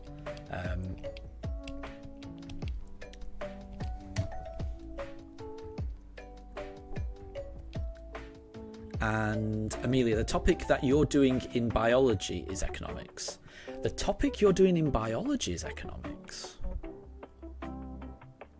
That's interesting. I can't think how that would tie into biology. I can see how it would tie into psychology and, like I say, the social sciences, because it is all about human behavior. It's understanding when prices go up, how will that affect behavior? How will that affect individual spending? How will interest rates affect people's decisions to either spend or save? And it's all about understanding people at the end of the day, which, you know, is an inexact science. Nothing's guaranteed. It's all about, you know, what you can do. Whereas my understanding of biology, which is zero, but I would imagine that is a very defined science. You know, it's very.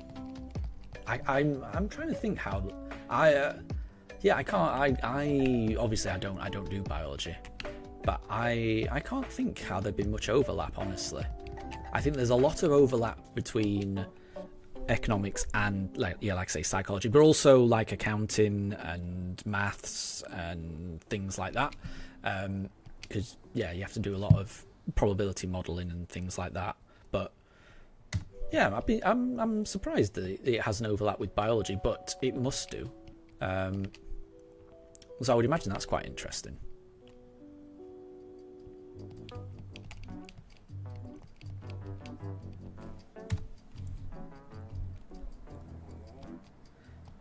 And Amelia, you're doing a Pokemon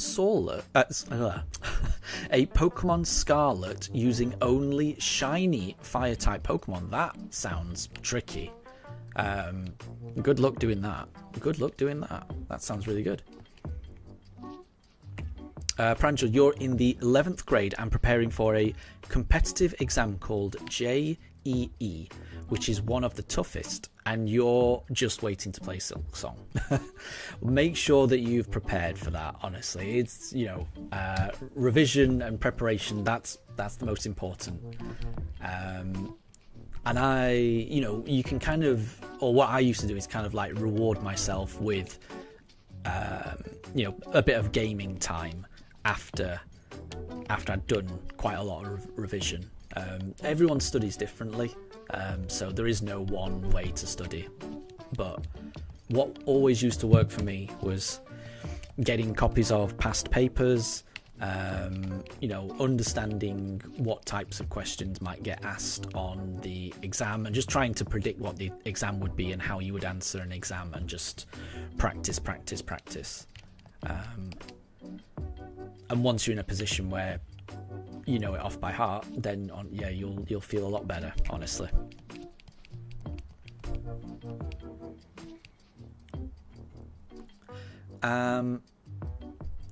Rogilo, welcome to stream. I'm confused by some of the messages though.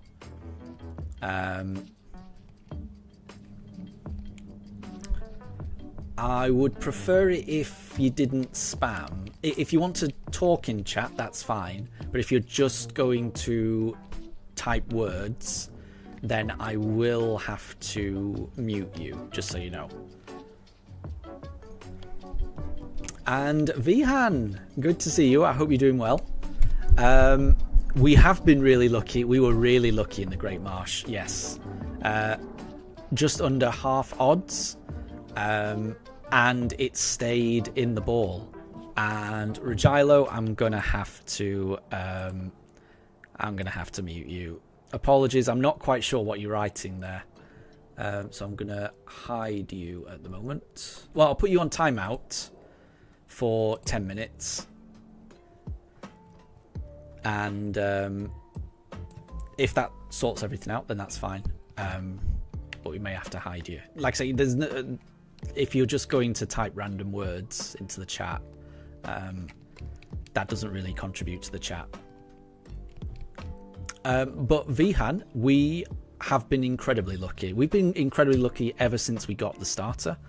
And yeah, we got the Starly after 2017 encounters, and it stayed in the ball. I was so nervous when that happened. I was convinced it was going to jump out and we were going to have to find another shiny, but it stayed in.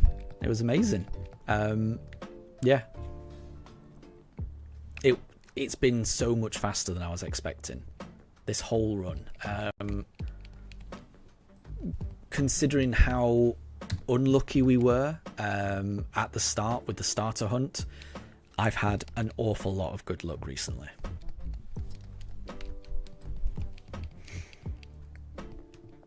I am feeling very lucky. Very lucky. And Vihan, your exams are there, so you're not able to watch it. Do not worry about that. Yeah, exams are way more important. So please do everything you can to revise and prepare for those exams, honestly. Yeah, and do not worry about this. All of the streams get recorded. Everything that we're doing on these hunts is happening on the stream, so no one will ever miss anything. And if anything does happen, then I always bookmark the interesting bit, you know, when we find the shiny or something. So you can always go back and relive it. Yeah, revision and real life, real life and revision in particular should always come first, definitely.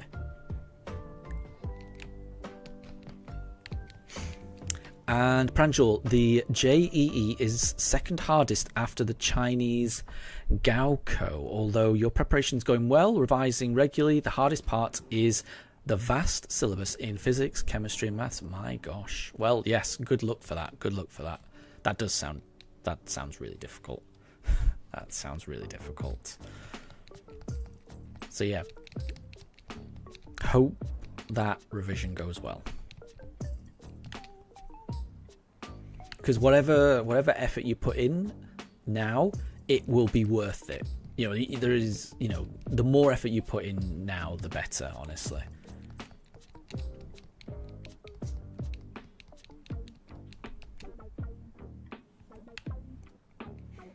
Because if nothing else, it'll make you feel better as well. Because the more effort you put in, the more prepared you will feel, and the better you will feel about the whole process, honestly. So it's worth the time investment 1,000 times over.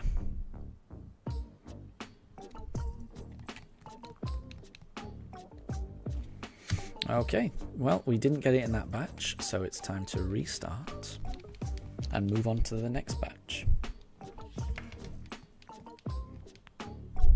And James, welcome to stream.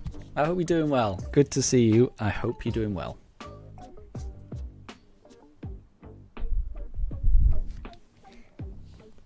We are currently doing a fossil hunt. We've got 20 fossils, which I have frantically dug up over the course of the past week. which I think is a massive effort. I'm so proud of myself. And yeah, we are turning them all in, seeing if we get a shiny.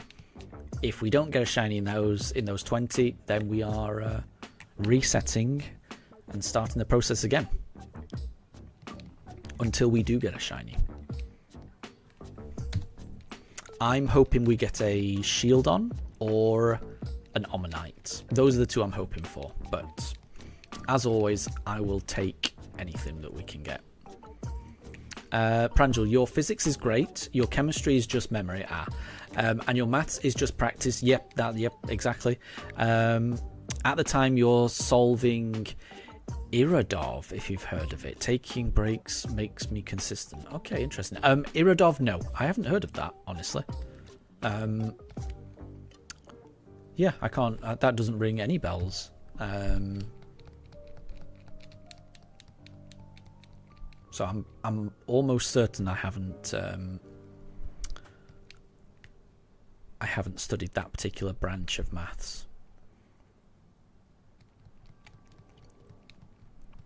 I must say I stopped studying maths at A level. You know, that I got a maths A level and that was as high as I took it. And then when I did economics at uni, there was maths, but the majority of the maths that was involved in it was all to do with probability distributions. You know, it's about confidence intervals and being able to, you know, how confident you can be on a particular set of statistics. So if there is an area of maths that I was familiar with, it was all about probability. And I'm guessing that Irodov doesn't have anything to do with that, because that doesn't ring any bells at all with me. So I've got a feeling it's a different branch. But I could be wrong. James, how much longer till I can evolve the Misdreavus? So I think so what I'm waiting for is for the Misdreavus to learn Perish Song. And I don't think it knows it yet. Doesn't know it yet. And I think it learns it at about 46. So only a couple more levels. I've got the Dusk Stone already. I do have to get the Protector for the Rhydon. And I've got to get the Shiny Stone for the Togetic. But I already have the Dusk Stone. So technically, I could evolve the Misdreavus right now. But I would rather wait until it learns Perish Song, just so that we get it quicker. Pranjul, it is 46. In my head it was 46. Yeah, then it can learn Perish Song. That's what I'm waiting for. As soon as we get that, we're evolving. And I'm looking forward to it. I've got a feeling that the Miss Magius is going to be a bit of a star for us. I think Perish Song could get us out of quite a few situations. I am not above using some dirty, cheesy tactics to get through some fights, and Perish Song is going to be one of them.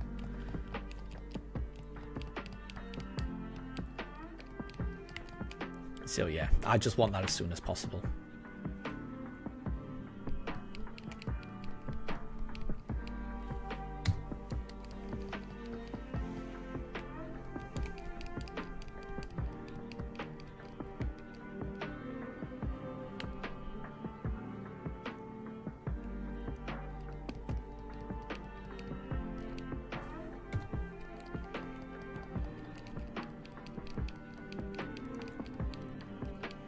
I mean, even if it wasn't for Perish Song, I think Miss Magius is going to be important in that. At the moment, it would be the only Pokemon that is neutral to ice damage. Every other member of my team is either weak to it or 4 times weak to it.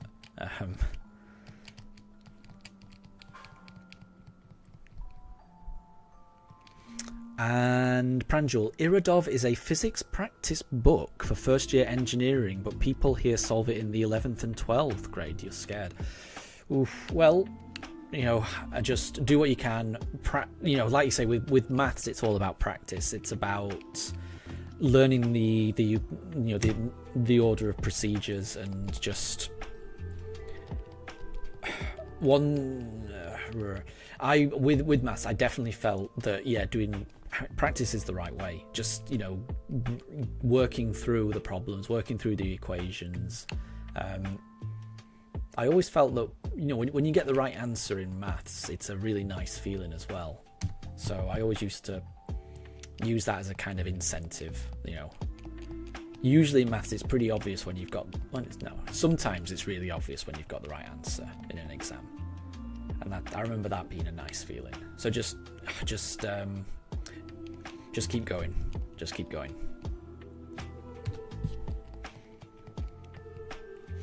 And Anna, you're going to take a nap to see if a metal coat on any playthrough. Oh right, yeah, no problem. I will keep an eye out for the metal coat. I'm pretty sure I'm pretty sure we'll come across one. And if we do come across one, I will set it aside, and I'll transfer it to you. No problem at all. But if you need a sleep, no problem. That's important. Sleep is very important. Have a lovely rest.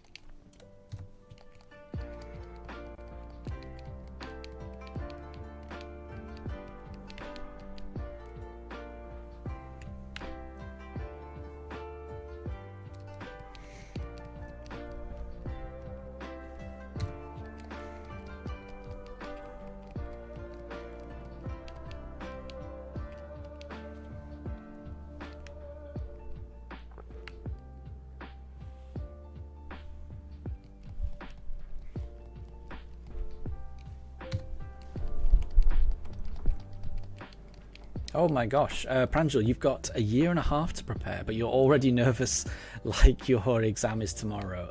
Then I understand, because I would imagine if the exam is that far ahead, then it probably does seem quite, you know,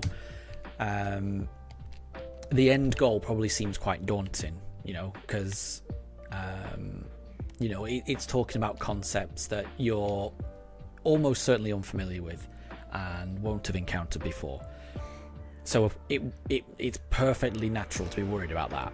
But the reason it's a year and a half away is because there will be a course available. You'll be, you know, I would imagine you're on this course to understand these concepts and practice and, you know, get comfortable with the material. It would be, you know, it would be irrational not to be nervous about that right now, but the more you learn and the more you practice, the less nervous you will be, because you'll be more comfortable with the you know, what you will know more about what's gonna, you know, what to expect, how to answer certain questions. You know, so long as you put the effort in every day, you're gonna get more comfortable with the material. So how do you relieve anxiety on this particular topic? In my opinion, the best way to relieve anxiety is through just doing what you're already doing, you know, studying, becoming more comfortable with the material, and you will get more confident in it. You know, a year and a half is a long way away, so long as you're putting the effort in.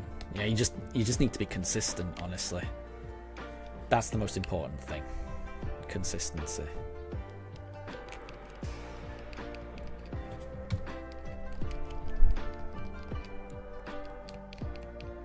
But best of luck, honestly. And if you put the right amount of effort in, you won't need luck. That's the thing, you know. And also, don't be like, if you when you are, you know, going through the material and going through your course, don't be afraid to ask questions as well. If there's ever any concepts or bits that you're not quite sure of, you know, your professors and your teachers, the whole reason they're there is to, you know, explain things in different ways to make it, you know, understandable for everyone in the class. Everyone will absorb information in different ways. There's no one way to teach any particular concept. Everyone's gonna learn in different ways. So if there is one particular area that's not making sense, don't be afraid to just raise your hand and see how, you know, what the actual answer might be, because there's probably, you know, a different way of explaining it that will make sense. And Amelia, how are we at 600 already? That was quick. It has gone fast. It has gone fast. We're getting through more than 100 an hour, which is good. I don't know how many we're going to get through today. I suspect we might get to about 900. That's what I'm thinking.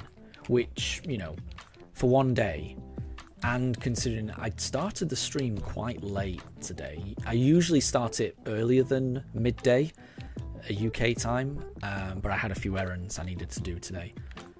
So it's been a fairly late stream, and we've still got through quite a lot of encounters.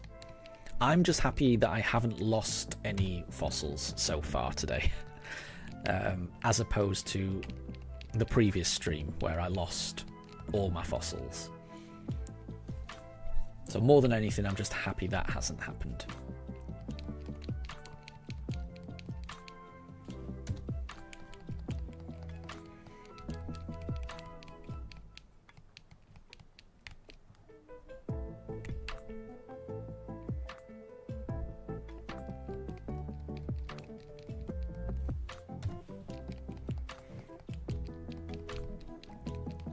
And Amelia, am I streaming tomorrow? I haven't decided that. I think I am. I'm almost certain I am. I'm almost certain I am, yes. I will say there have been a few errands around the house that I kind of need to do recently. But I should be able to. I think I'll be streaming tomorrow. Because in the past I've been streaming on, you know, Saturdays and Sundays quite frequently. I don't know if that is definitely going to be the case going forward, because, like I say, there's a few things that are requiring my attention every now and then. I kind of need to. There's a few things around the house I need to get around to that I've been kind of not getting around to because I've been doing a lot of this. But I will be. I will be streaming tomorrow. But I've got a feeling. I think I might need to just make my streams more regular, but maybe less often. So maybe like or I might do in the future is like decide on either a Saturday or Sunday and just only stream on that day, and then that gives me a day of the weekend to do other stuff as well. I'm not sure. I haven't worked it out yet.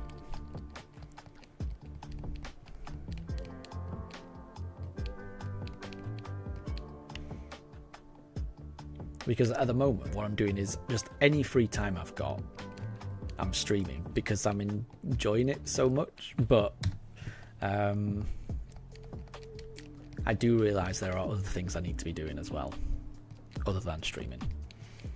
Everyone's got responsibilities.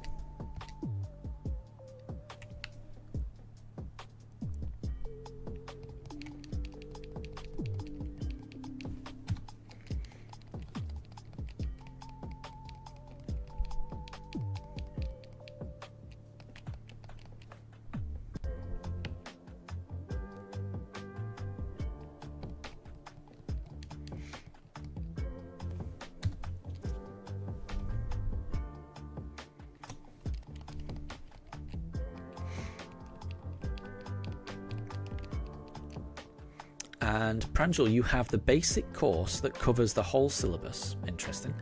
And they give daily practice papers, but with school it's just exhausting and hectic. And at the end of the day, okay. So do you not get one-on-one time with like a professor or a lecturer or something like that?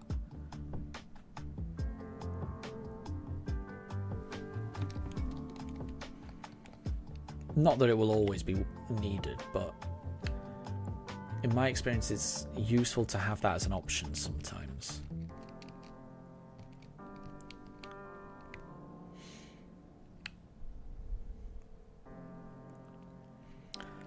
You just wish you could stop time and just exist without anyone, just observing and drift into... Oh my gosh, that's getting quite deep. Yeah, you wish you could stop time and just exist without anyone observing and then drift into space. There you go. There you go.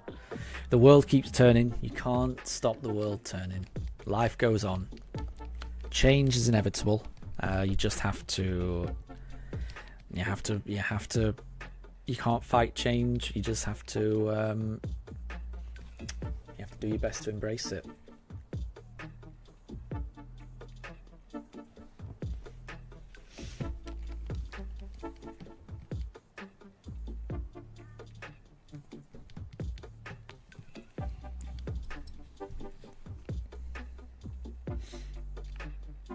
Okay, we're on to the next batch. Could this be shiny?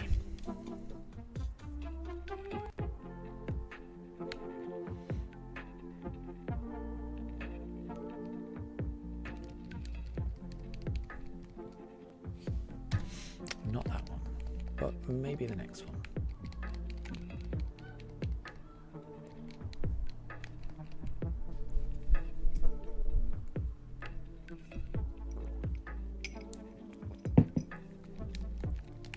Wrong person. Nope.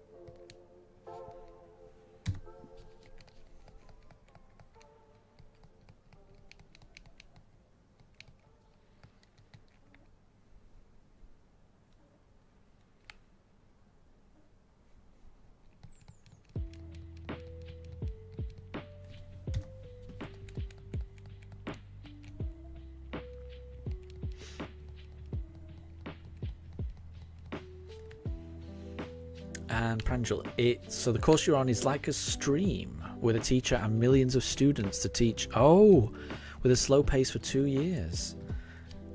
With leave on Sunday. You also require a physical book of physics, chemistry, and maths. Oh, I see. Right. Okay. Interesting.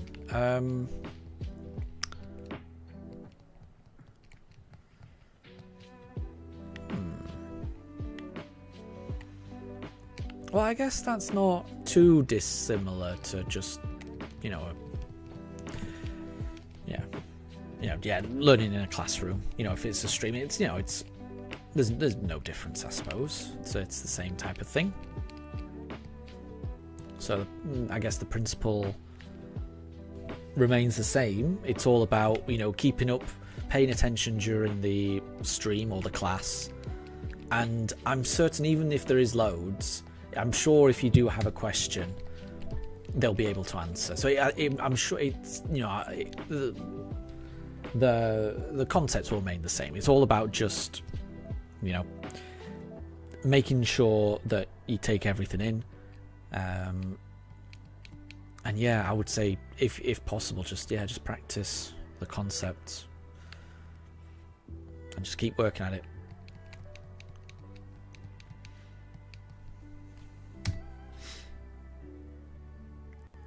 Oh, PYQ is previous year questions. Gotcha. That helps. Because, yeah, the thing that I liked the most, or that helped me the most understand things, was always understanding what what questions might get asked. You'll never know for sure, but to have an idea of what types of things, it gives you a starting point, I think.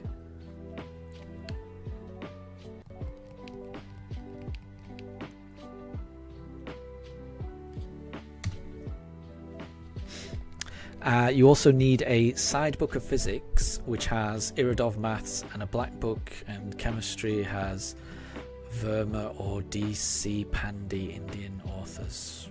I'm not familiar. But you're going to go to sleep, wake up early, and actually study and not just talk about it. No problem at all. Have a good night, and good luck with the studying, honestly. And that's the right attitude, you know, just putting the hours in. That's going to make the biggest difference, honestly. And you will be fine. I'm certain of it. You will be fine.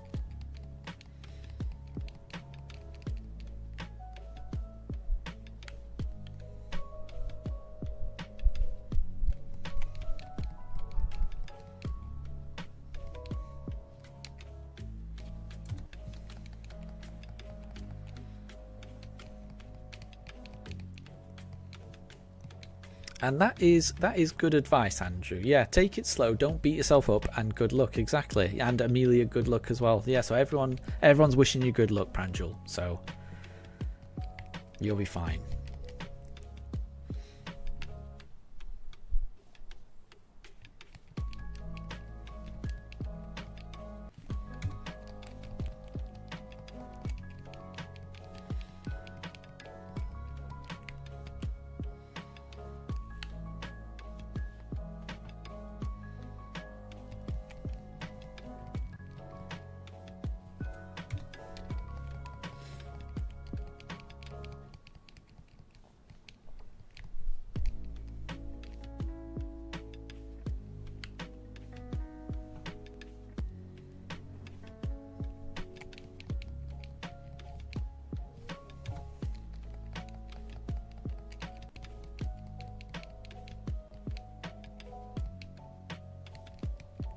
Oh, yeah, we've given it to him.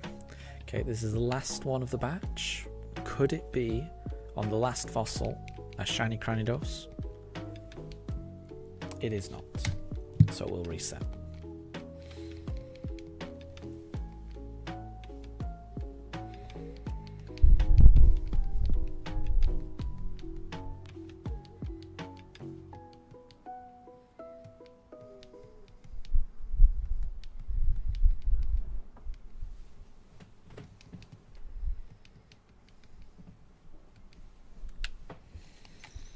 Okay, we've got a fresh batch.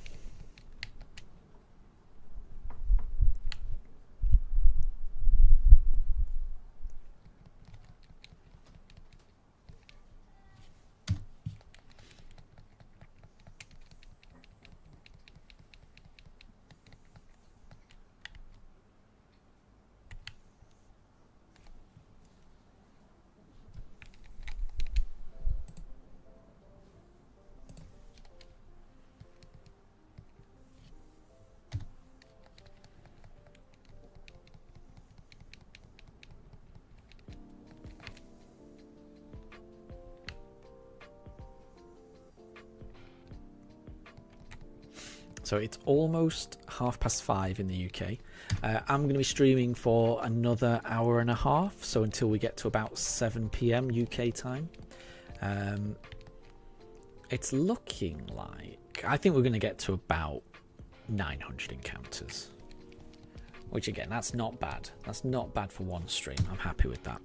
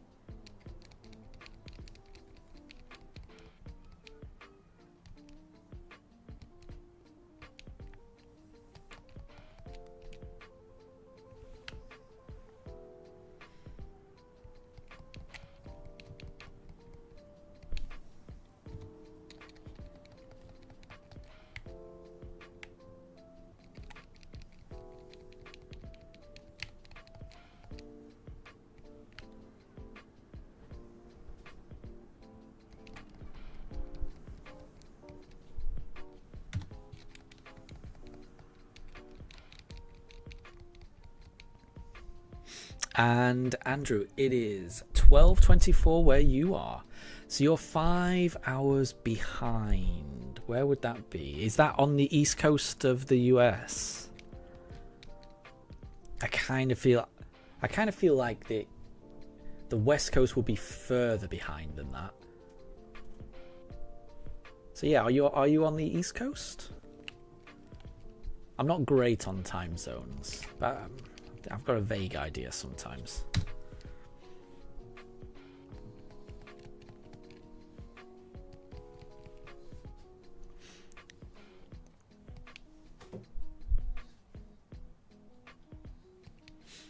And Andrew, it's funny how people say that shinies are common, like everyone has them, but to get one, it is still a mission. It really does depend. Yeah.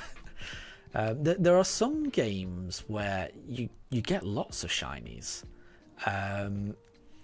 Like, I think in Scarlet and Violet, I got quite a few shinies. Because you can see so many, because I guess the odds are the same. Or, well, you can improve them with a sandwich, but assuming the base odds are just the same. But the number of Pokemon that you can see on the screen at any one time is so much higher. So the number of encounters you're getting through, whether you realise it or not, is so much higher. So you're seeing so many more Pokemon, so you're more likely to find shinies. Similarly or not similarly, but in other games like maybe Let's Go, the actual odds themselves you can improve by doing like catch combos and things like that. Because I did a shiny only playthrough in Let's Go as well, and I was basically getting a shiny every stream almost, which felt amazing. It was very, very fun, but also very different to this game. I think there's some Pokemon games where shinies just are more difficult, where there's less opportunity to kind of like manipulate the odds or encounter lots of Pokemon at once. So I would say Sword and Shield and BDSP on the Switch, they're pretty tricky to find shinies. Well, not tricky, you just have to have more patience, I guess. But I will say in the past 3 weeks, I've had phenomenal good luck. So I definitely can't complain about my luck on this run, because I've had some good luck. And the longer it takes to find a shiny, I do think it also tends to mean more a little bit. So the shiny that we got right at the start, that took me about 3 months to get. And when I finally got it, it genuinely felt amazing. And I'm not sure it would have felt that good if I'd got it maybe on the first day. So the longer the journey, the more rewarding the destination, I would say. And Andrew, you are in Florida. I thought so. I've got a friend that lives in Florida. I don't know exactly where. I've been meaning to go out and visit him, and I've never got around to it. I think he's in. I think the town is called Doral. I think, but he's been living there for quite a while now. He does like it there. He does like it there. And Andrew, your first shiny encounter in Scarlet without doing anything ran away from you. No, and the shinies you've transferred from Pokemon Go. Yeah, exactly. That's quite good. That is quite good. I think the very first shiny I ever got was in Pokemon Go. Or the very first shiny that I got that I knew was a shiny. I'll phrase it that way. Because I'm pretty sure I did get the red Gyarados in Gold and Silver back in the day, but I didn't realise that was shiny. I just thought it was a weird coloured Pokemon. I didn't know that shinies existed, honestly, back then. But the first Pokemon where I knew it was a shiny, yeah, I got that in Pokemon Go as well. It was a shiny Wailmer. It was awesome. I can remember exactly where I was when I first got it. I was walking to work. Oh, Andrew, you were born in Doral, right? And it's in my I'm pretty certain that's the town that he lives in. He's I'm trying to think. He moved there because he moved there for work. When did he move? When would he have moved there? I think he's been out there for about 15 years now, for quite a while, and he definitely enjoys it. He is someone who enjoys the sun, and his wife is Venezuelan as well. So, he's English and she's Venezuelan. They met in London, but he's always wanted to move to a warmer climate. And she always wanted to be closer to her family. So Miami was just a really nice, place for them, really. And they've been there 15 years. Got a beautiful family, and they love it there.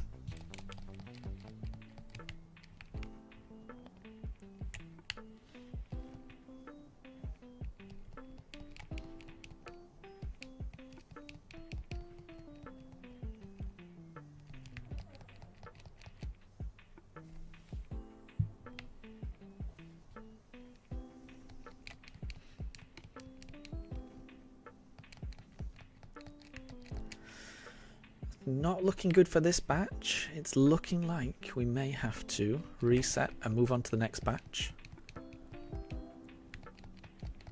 Only Cranidos can save us for this one.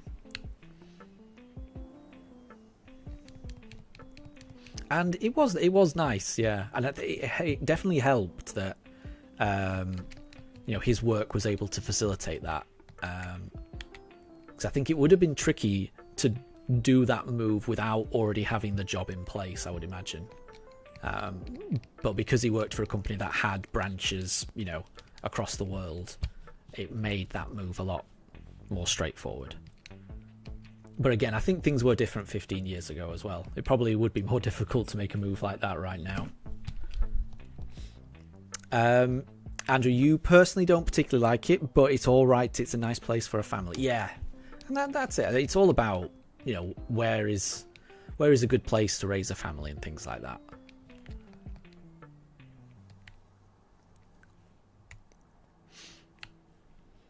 And Amelia, your mum's friend failed some shinies. He thought it was a glitch in Shield when he found a shiny Galarian Zigzagoon. Oh no. And then accidentally killed it, but he did catch a shiny Shellos. Nice. Well, that's good. I've failed a few shinies myself. It definitely happens. The most recent one that I failed was a Alolan Muck that I was searching for ages. When it finally did appear after many hours in Scarlet and Violet in the Blueberry Academy, I was so excited that I didn't save before running into it, ran straight into it, used the move, and the first move that the Muck used was Memento and just killed itself. I was heartbroken. It definitely happens.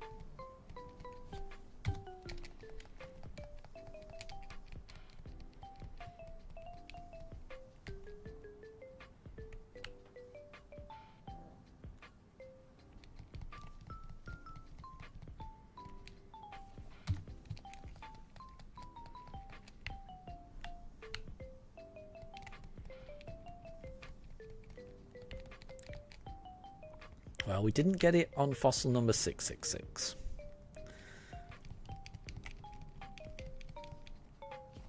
Or 667. Oh, and Amelia, you meant that he found some shinies in Sapphire or Emerald that he thought was a glitch. Oh, I see. Sorry, I thought you meant Modern. Oh no, that's even more heartbreaking actually, because those odds were even, though, you know, back in the day, I think the odds were 1 in 8,186, I think. They were really, really low odds. It was so unlikely to get them. That is heartbreaking. That is heartbreaking. But I mean, at least he got to see the shinies. I played those games back in the day for hours and hours and hours, and I never found a shiny. I'm not ruling, like, it's possible I could have found a shiny in Gold and Silver.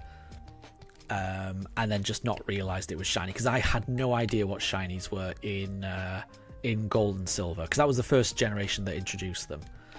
Because I mean, I had the red Gyarados, but it just never occurred to me that that all Pokemon could have that different coloration. I just thought it was just a unique Pokemon. But by the time Ruby and Sapphire came out, I remember reading on forums, about,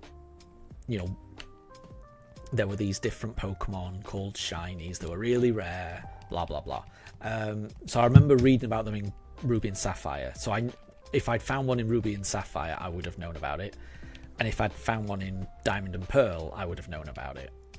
And I put a lot of hours into those games, and I never found a shiny. So, I mean, at least they got to find one in those games, because not everyone found one. They were so rare. And yeah, Andrew, it sounds like you had a similar experience. You could never find shinies in Emerald, but a long time ago you lost your DS and it had your Emerald with it, and you beat the Battle Frontier. Nice one. That's awesome. I never got to play Emerald. I never got to play Platinum either. The only definitive version, I got to play was Crystal, which I did enjoy. But that sounds awesome.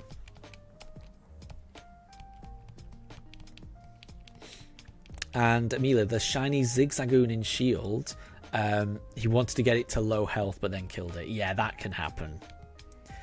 That can happen.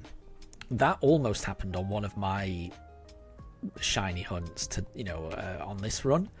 I forget which one it was. I think it must have been the Rhyhorn. I did a move that did way more damage than I was expecting. I think because it was a crit. And so, I mean, yeah, sometimes a crit can come out of nowhere. Luckily for me, it crit and it did an awful lot of damage, but it was pretty much, it put it just in the right range to catch it.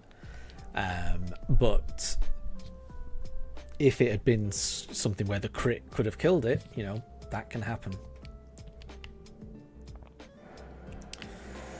You never know when it's going to crit. And it can be disastrous. And Amelia, you remember a shiny Finizen that you felt? Oh yeah, I remember that was quite recent. But wasn't that you didn't fail it? It was more you couldn't reach it because it was in the water and your Koraidon didn't know Surf, so you couldn't reach it. Wasn't that the issue with the Finizen?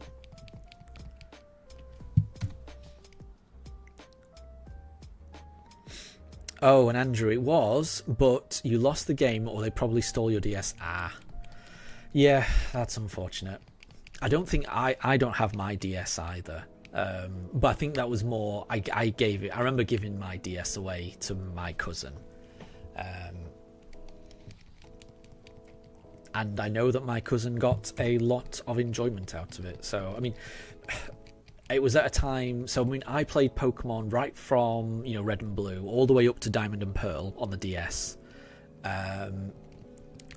But then after that, around that time, that's when I moved down to London, got a proper job, had zero free time, and I just kind of lost interest in Pokemon, and I kind of gave away a lot of my Pokemon things to, you know, my younger members of my family, which, like I say, you know, they all enjoyed it, so it's impossible to regret it because they all enjoyed, you know, getting to play those games. But part of me does wish I just kept them because I would have kept them in good condition and things like that.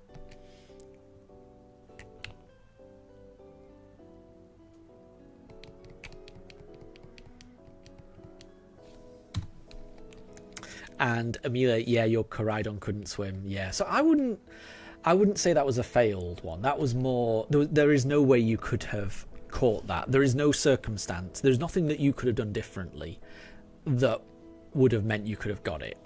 All that was it was a wild Pokemon that you managed to spot as being shiny. It's impossible for you to have caught it given the stage that you were at. It was just good that you knew that it was shiny. So I would liken it to the shiny Starlies that we found at the start of this run. Like, you know, we found 3 shiny Starlies while we were trying to get the Turtwig starter on this run, and we couldn't catch any of them. There's nothing that we could have done that we could have caught it, and that's the same, you know, for you and that Finizen. It was so early in the game, there is no way that you could have got out into the water to get it. Yeah, I remember you saying that you threw it as far as you could, your Pokeball, and it wouldn't reach, it wouldn't lock on. Then there's nothing you could have done. But at least you knew it was shiny, so it shows your shiny radar works very well, and it's good that you spotted it. So I wouldn't look at that as a failure because there's nothing else you could have done. You did everything that you could have done.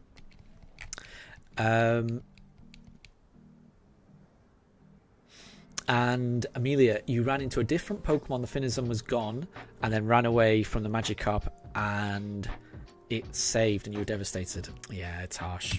It is harsh. And Bulba King, we found the whole line. We did. So we found, I think we found the first Starly on encounter 77. It was in the very first stream that we did. It was crazy.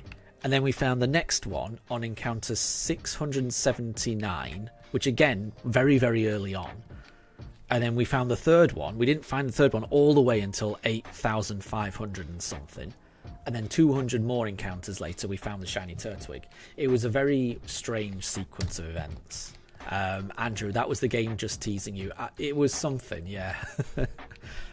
Honestly, I thought it was quite funny. I know a lot of people don't like the shiny Starly, but it was just nice to see things sparkle, especially when the third one appeared. You know, it had been like 8,000 encounters where nothing was shining, so it was just nice to see something shine. Even if I couldn't catch it, it was just nice to see it, honestly. And we finally found a shiny Starly that we could catch in the Great Marsh on our Safari Zone hunt, you know, around this time last week. So I thought that was quite fitting. You know, we had to let 3 shiny Starlies go, the whole line. You know, that one that we found at the start, I bet that had already evolved into a Staraptor. You know, the one that we encountered second, I bet that would have been a Staravia. And then the one that we caught, well, not that we caught, that we encountered around 8,500, that would have probably been a Starly. So yeah, the whole Starly evolutionary line will have grown through our journey. But we finally found one that we could catch, and I'm very happy to have it.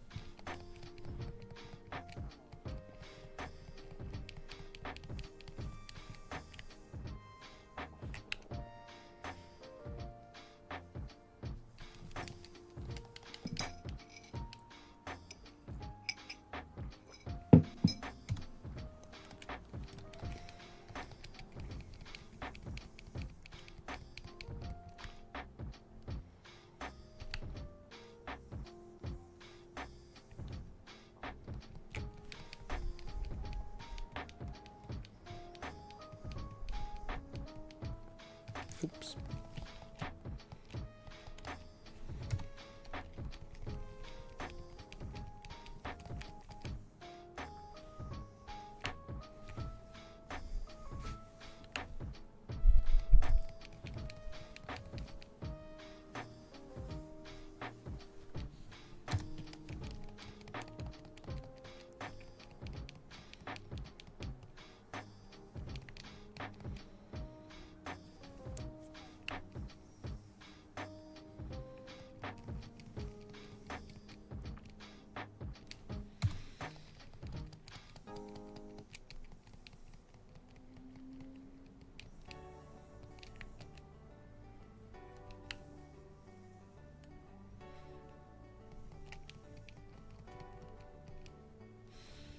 Still no shiny. But like I say, I think we're going to get to about 900 fossils today. And if I start streaming earlier tomorrow, which I think I should be able to do, I think there's a chance I might be able to get to half odds tomorrow. Which would be pretty good going for a weekend, I would say.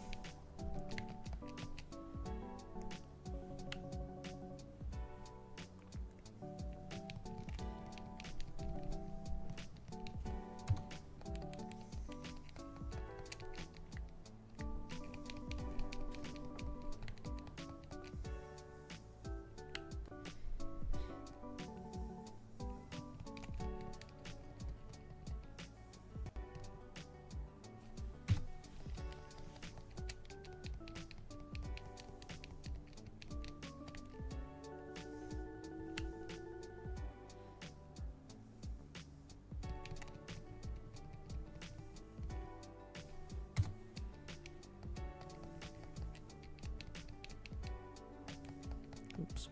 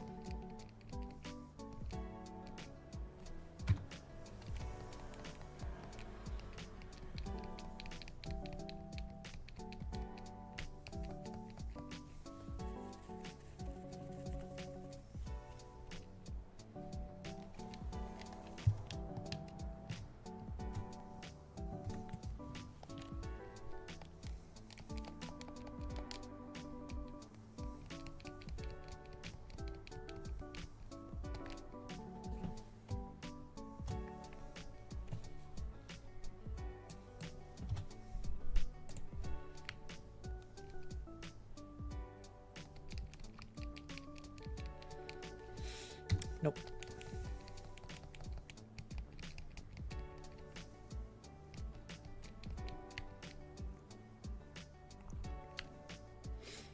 Yeah, if there was one fossil that I was hoping we'd get, it would be this one, the shield on. Nope. But I do only have 2 armor fossils, so shield on feels like a bit of a unlikely one that we're going to end up with, but I would be happy if we got it. Nope.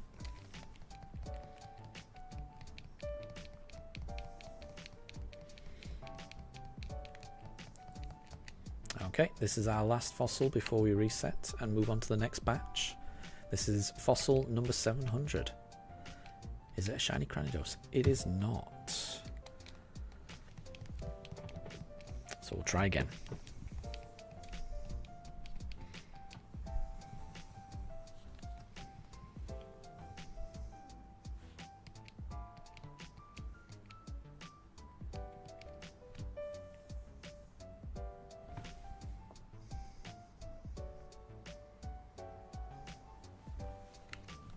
Oh, and Andrew, I've just had a notification. Thank you very much for subscribing. I really appreciate that. Thank you. That's really nice.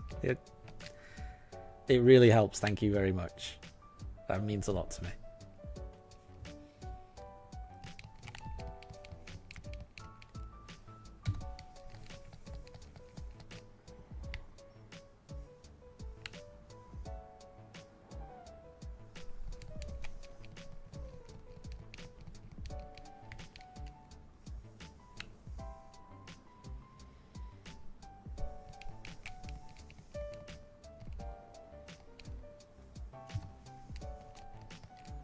And Amelia, thank you very much for subscribing. I appreciate that as well. I feel like you're a long-time subscriber, so extra thank you to you.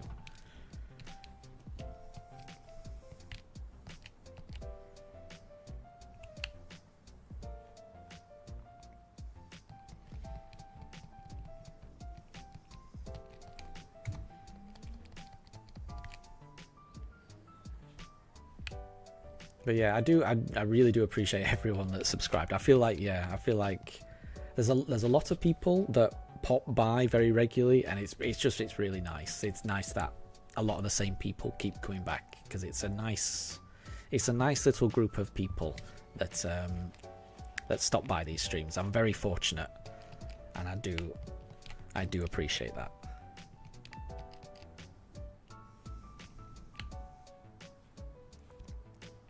And thank you for saying that, Andrew. That's really nice. I think you guys are all really cool as well.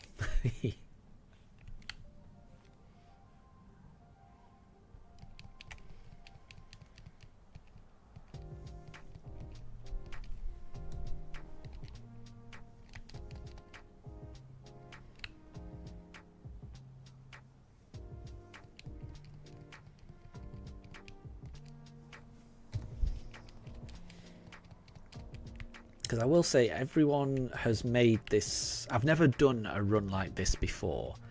I've tried, shiny only runs before, and I've tried them on stream before, but none of them have been as long as this. I think the longest one I've ever done was the Let's Go Eevee run I did before this, but that was before I had a microphone, and it was nowhere near as long as this. And I just feel like being able to talk to all of you it's made this run really special, and it's kept me sane. Honestly, there's no way I could have done this without being able to talk to you all while I do it. If it was just me on my own doing this, I definitely would have given up on the briefcase hunt. Because when I added up how long it took to find that first Pokemon, it took 260 hours. There's no way I could have done this for 260 hours without all of you. So I do appreciate it. Because I am the type of person who would have just given up. But because I was able to just talk to you while I was doing it, it never felt like...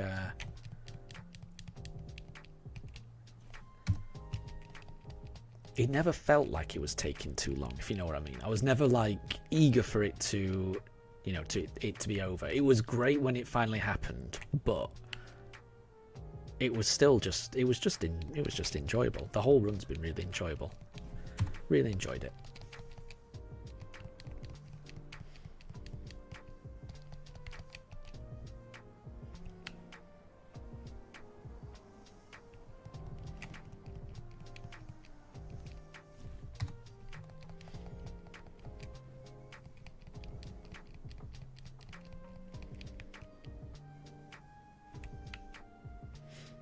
And Andrew, it helps to pass the time a lot. It does, it really does.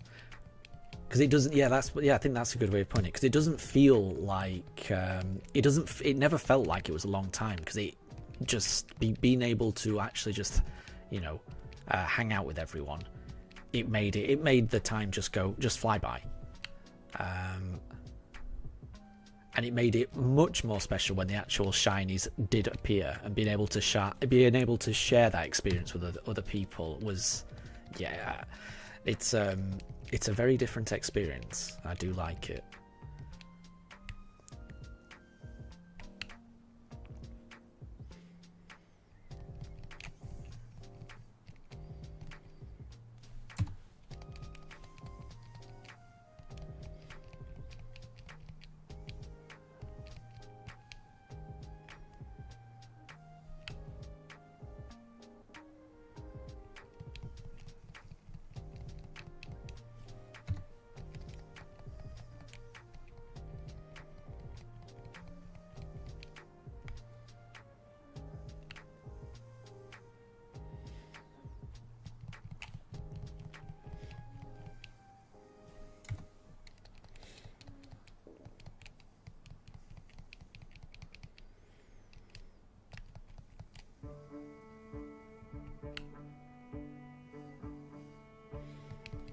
So it is almost 6 p.m. in the UK.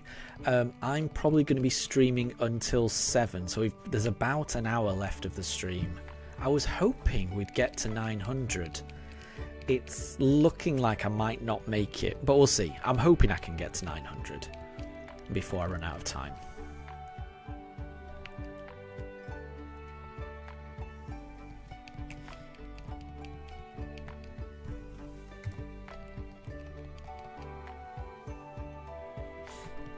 Oh, and Andrew, you've got a question. If it's a shiny, it'll pop up right there. It will, yes. So on the image that comes up, it shows if it's shiny. Yeah, you don't have to go into your party to check or anything like that. So yeah, on this screen here, it would show as shiny. So for the shield on, the dark grey bit would be a more blue. It would. I think all the shinies really pop. We'll notice as soon as a shiny appears. We will notice.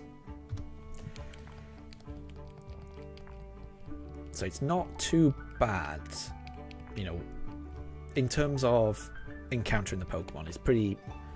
We are encountering them fairly fast, so it's not too bad. Like that one, it would, you know, its blue bits would be pink. It'd be really, yeah.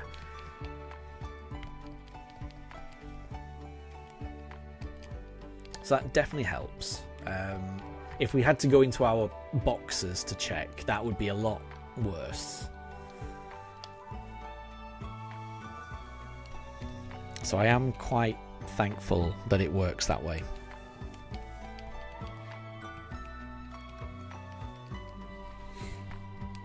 Because what has helped on this run, so I mean the reason that I've been able to do this run is because, like, I've watched other Pokemon streamers do stuff like this. I wouldn't be able to do this, you know, without watching videos like that. And one particular streamer and video maker that I've watched a lot of videos is a guy called Wayfarer. He did a shiny only run in this. And he's very recently, so he did a shiny only run in this game probably a couple of years back. He put out a really informative video on how to do all of the different hunts, and he did a very wide variety of different hunts, which is what I've tried to do on this run as well. And I think recently Wayfarer's done a pretty much a fossil only run, where he's just done the run just doing fossil exchanges, which has been cool. So I've been able to watch a lot of his recent streams doing it, which has given me a bit of confidence just to know that I'm doing the right thing. Although I will say I did not start off my hunt with the fossil hunt in the right way. So I started this hunt on, I think, Tuesday, and I had 11 fossils that I'd farmed up, you know, during my time playing the game. And I knew I had to I knew I had to turn autosave off, because I think when you get the fossil, when you get the new Pokemon, it autosave wants to save each time you get a new Pokemon. So I knew I had to turn that off. So I turned it off and then did the fossil exchange. Then I reset the game and did a fossil exchange again. And then I reset the game and then I had no fossils. And the reason I had no fossils was the first time I reset, the auto-save change that I had done the very first time had not saved. So I had not saved after I had changed my auto-save setting. So when I did it the second time, it was auto-saving all the way through that exchange. So I lost all of those fossils. So this hunt did not start well. I've spent the past week replenishing my fossil supply frantically. So usually I would stream during midweek, but I've just been digging non-stop to get these fossils back. And now, thankfully, I've got quite a few fossils. And thankfully, I've managed to get my auto-save settings correct. So life is about making mistakes, but learning from your mistakes. And I've certainly learned from my mistakes.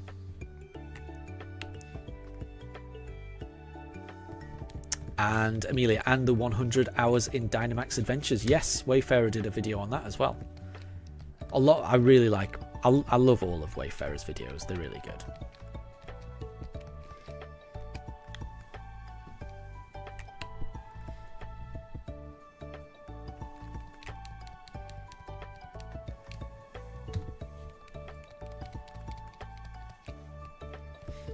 And Andrew, yeah, oh no, yeah, I felt so silly when that happened. Honestly, I was kicking myself when that happened. But it was okay. You live and learn. Exactly. You know, the things that I tend to learn from the most tend to be the mistakes I make. You know, if you do things right first time, it's great and all. But I will say I don't always learn as much if I just get it right first time. If I get something wrong and have to correct myself, then it stays in my memory and I learn from that. And I think that's the most important thing, you know.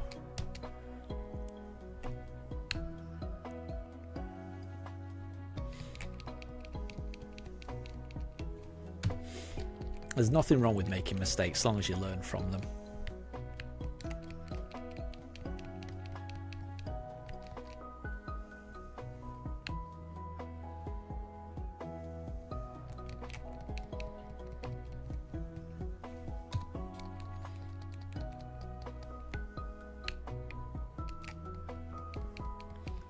And Bulba King, what level does Rhyhorn evolve? That's a good question. I don't know the answer to that. I'm surprised he's not evolved. What level is he now, Tempest? 36. Maybe 42 would be my guess. But honestly, I don't know. When Rhyhorn does evolve, then I will be evolving Rhyhorn to Rhyperia.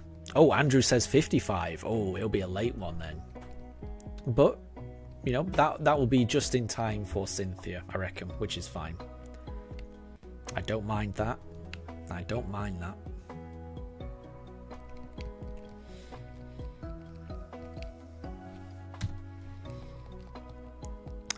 Oh, Bulba King says 42. If it's 42, I'm pretty happy because that was a guess. That was a guess when I said 42. I hope it's 42.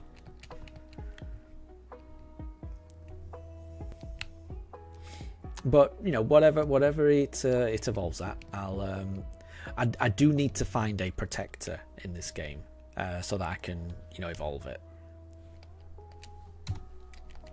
And I'm sure there must be one somewhere. I will find it. But yeah, I don't need it just yet, obviously. So I think once we've got Rhydon evolved, then I'll look up where I can find a protector. And if I can't find one in this game, I'm certain I've got one in my other games, because I've got a Switch one with both Diamond and Pearl already, you know, completed in the post game. I've got loads of items on those games, so if I do need it, I can always transfer it over.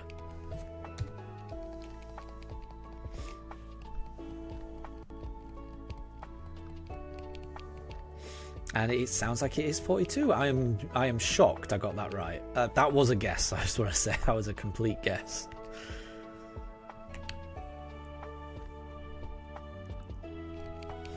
That was a very lucky guess.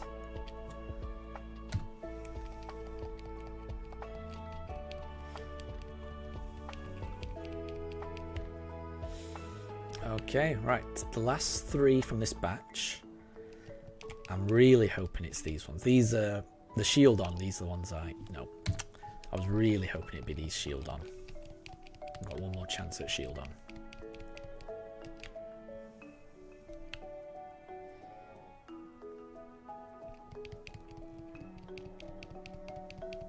Nope. Okay, we've got one last chance. Can it be Cranidos?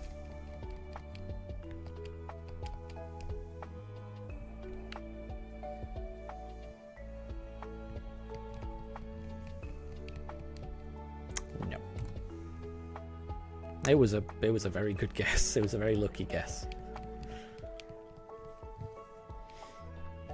yeah, I definitely do not commit, you know, what level Pokemon evolve at to memory. That is definitely not something I know. That's just a pure guess.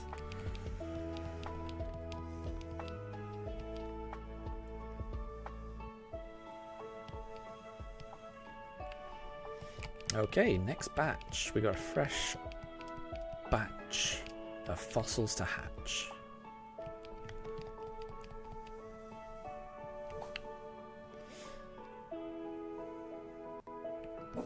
Oh, Daruka's barking for some reason. That's not shiny. And Amelia, what am I going to do with all the shinies after my shiny only run? I haven't decided. I'll probably put them in Pokemon Home, I think.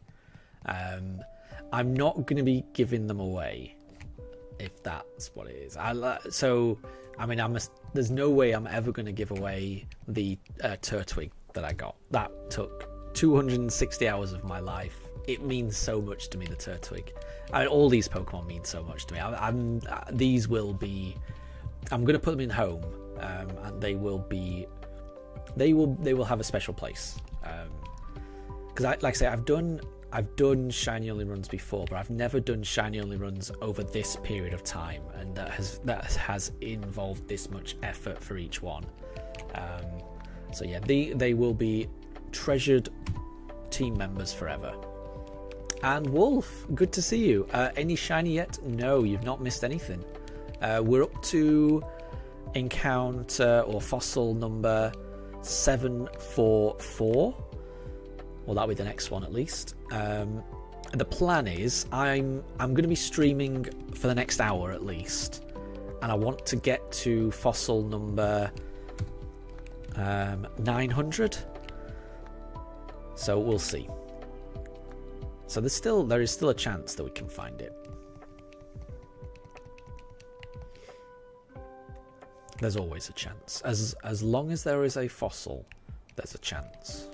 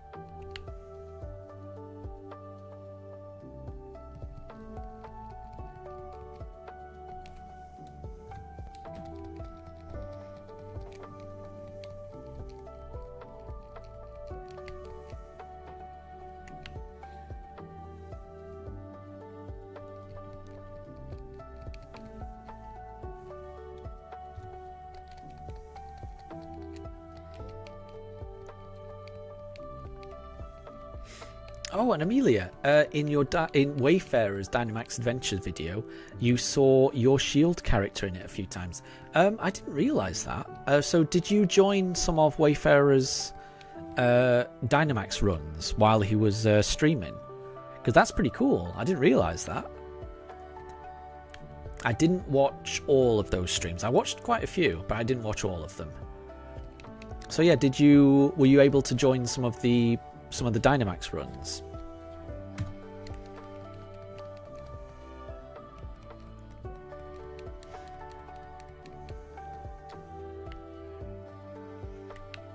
You did. That's really cool. I like that, and that's nice because I guess because he made a video on it. I guess your character is immortalized in those videos. That's kind of cool. I like that. And I really do like Dynamax Adventures. I would love to do something like that one day. I've just got a few other shiny hunts I want to do first. But eventually I do want to do some Dynamax Adventures. Because I think that's my favourite method of catching shinies. Just because every encounter is different, every battle is different, and you're working as a team as well. It's just... I really like Dynamax Adventures. I really do. And Draven, good to see you. You're at work. How much longer am I going to be on for? I'm going to be on for about another hour, I'm afraid. So I've been streaming for about 6.5 hours. And I will be streaming until about 7 PM UK time. And it's just gone 6 PM UK time right now. So I'm going to be streaming for another hour. Maybe a little bit longer, maybe an hour 10 minutes, hour 15, because what I'd like to do ideally is for us to reach 900 encounters, and I've got a feeling we might not get to 900 in an hour. Maybe we will, maybe we'll see. But if it gets to, like, you know, if it gets to 7 PM and I'm on 860, then I might just do the last 40 just to get all the way up to 900. We shall see. And any luck on the shiny? Not yet. Not yet. But it's a waiting game, you know. The odds are 1 in 4,096. We are massively under odds. And I started the day on 20 encounters. So, you know, the vast majority of the encounters we've got up to today have been today. So this is the first real day of the hunt, and I have not lost any fossils today. That's the most important thing. Considering how badly Tuesday's stream went, where I messed up the saving and lost all of my fossils, this stream has gone much better. So I feel like today is when the fossil hunt really began. Tuesday was a false start. Today has been the real start. And this is decent progress. I'm happy with this progress. We'll get the shiny eventually. Might not be today, but we'll get it eventually.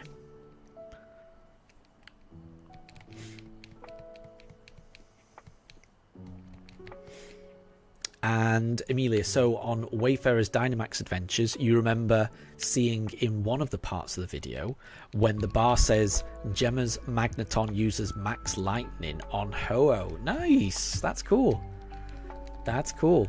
Did you get any shinies when you were participating in Wayfarer's Dynamax Adventures? Because that would be cool if you got some shinies. And Draven, thank you very much for the good luck. I appreciate that. I will say I've had some really good luck recently. So I feel like I've already had a lot of good luck. We had a bit of bad luck at the start, but every other hunt has been under odds since then. So, you know, whatever happens in this hunt, I'll be happy with. But I'm hoping for a bit of good luck as well. Oh, and Amelia, you didn't get any shinies. That's fine, that's fine. For me, it's just fun taking part, I think.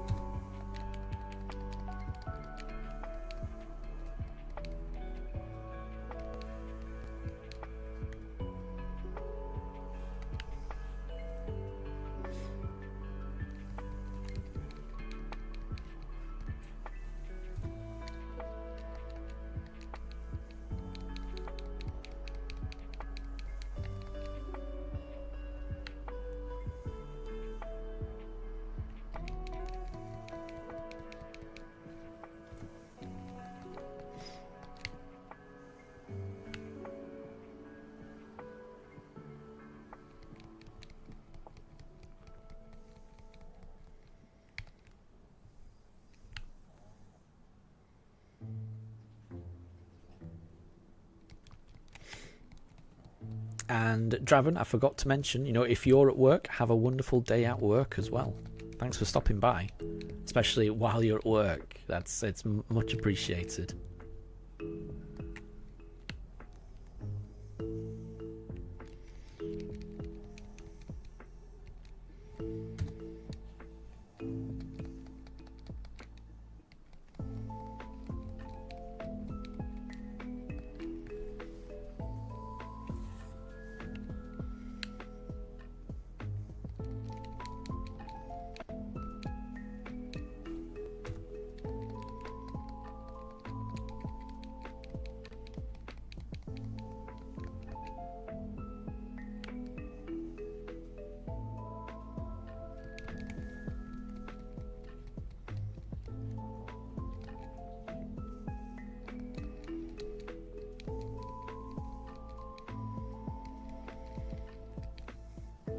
And Amelia, so after Wayfarer got a shiny Kabuto, oh, very cool. You think he did one in Dynamax Adventures. You joined and it was just him and you doing the Dynamax Adventure. The legendary was a dark type that he thought would be Yveltal, but it was Guzzlord. Interesting. Were you able to beat Guzzlord?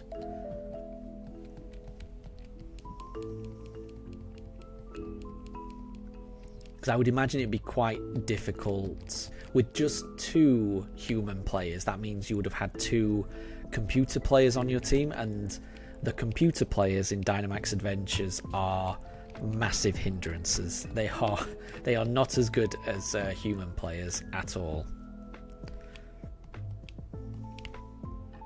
So I can imagine it would have been quite challenging. It would have been very impressive if you and Wayfarer were able to beat the legendary on your own.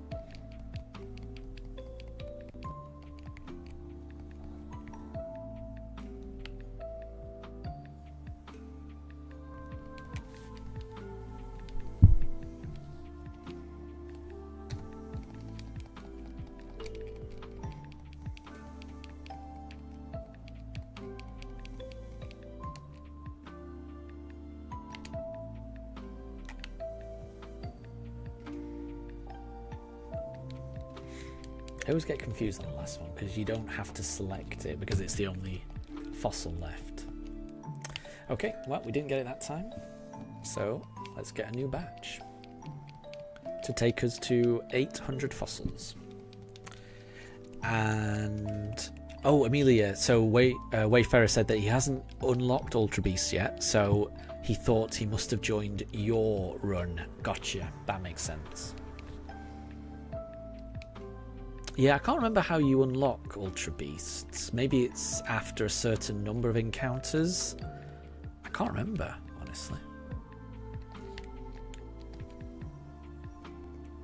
But yeah, when I do Dynamax Adventures, it will just be really fun if people wanted to join in. That would be amazing. And I guess what I think I might like to do is just try to catch all the legendaries. Because I don't have... Other than Mewtwo, I've got a shiny Mewtwo that I got from my Let's Go Eevee run that I did before this. But that's the only shiny legend. That's the only shiny legendary I've got. So I would like to get some shiny legendaries. Although technically I should be, hopefully, I should be getting a Palkia on this run. The plan is to go to, you know, reset for a shiny Palkia. Even so, I would like to do quite a few Dynamax adventures. Eventually.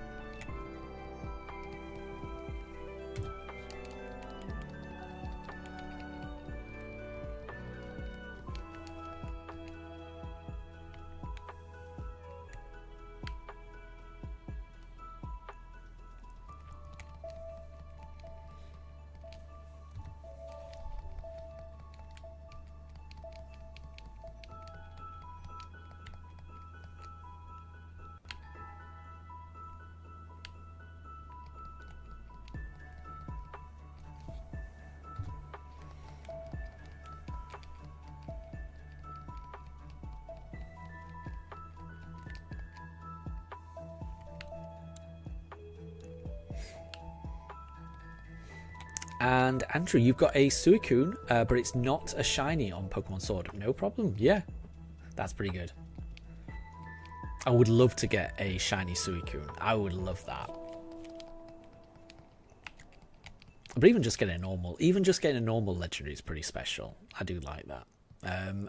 Whenever I do, because sometimes I will just play Sword and Shield, a new playthrough, just for fun, you know, not a shiny only run, just for fun. And what I like to do is start the game, you know, get to, I forget the name of the first big city, but get to the point where you've unlocked the DLC areas and you can go wherever you want, going down to the Crown Tundra, losing to Peony, immediately running to the Dynamax lair and just doing a Dynamax adventure, because even if you're low level, doesn't matter, you get rental Pokemon. Then catching the legendary right at the end and then using that legendary on the playthrough, I find it really fun. And usually I think the legendary you get right at the start is Suicune. So I love running through the plot of Sword and Shield with just a massively overpowered Suicune. I think it's great.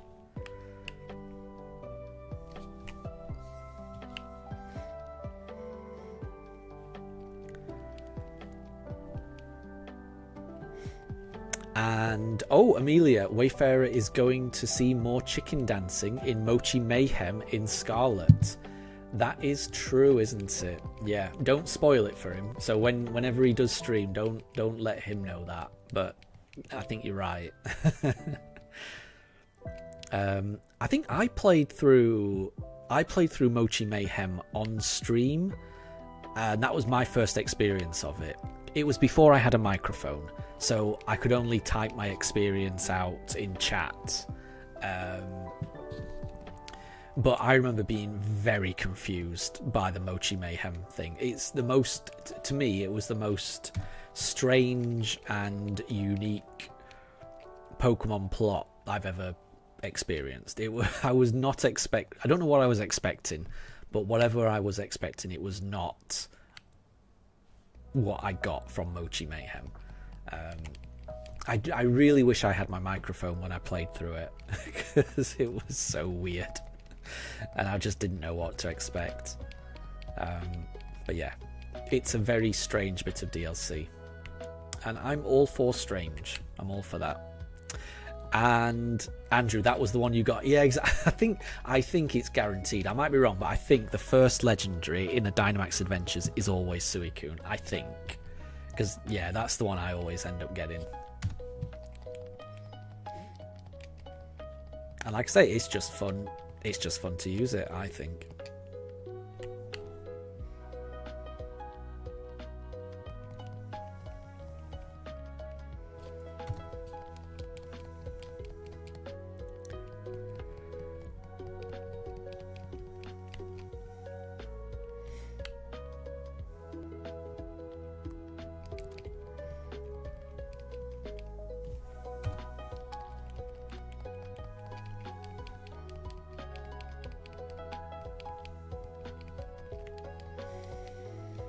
Okay, we're almost at 800 encounters.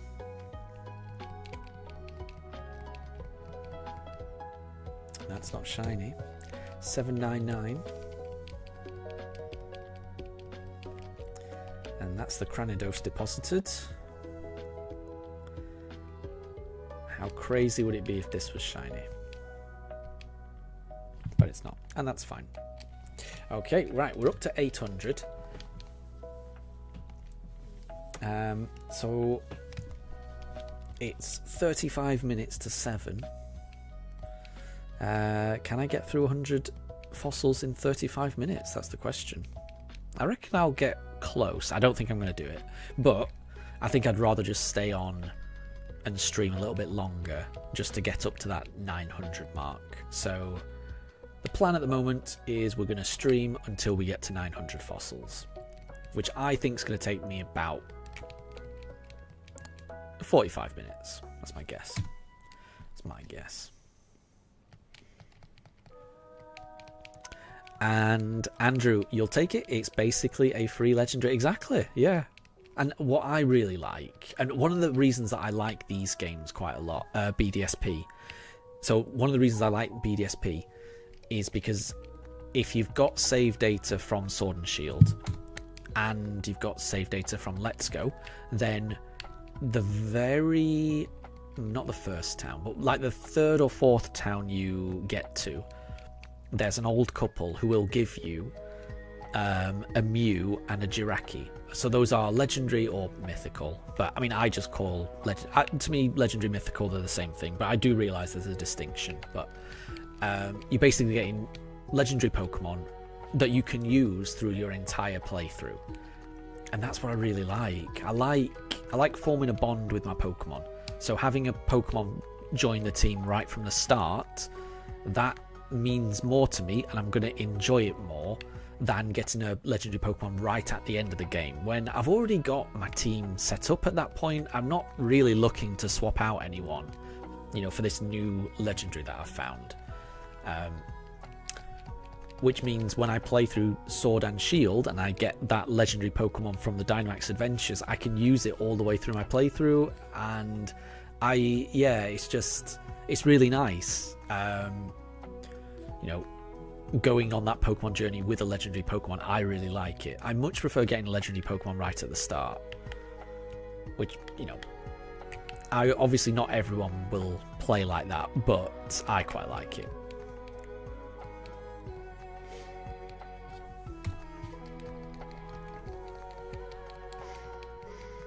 And Andrew, yeah, exactly.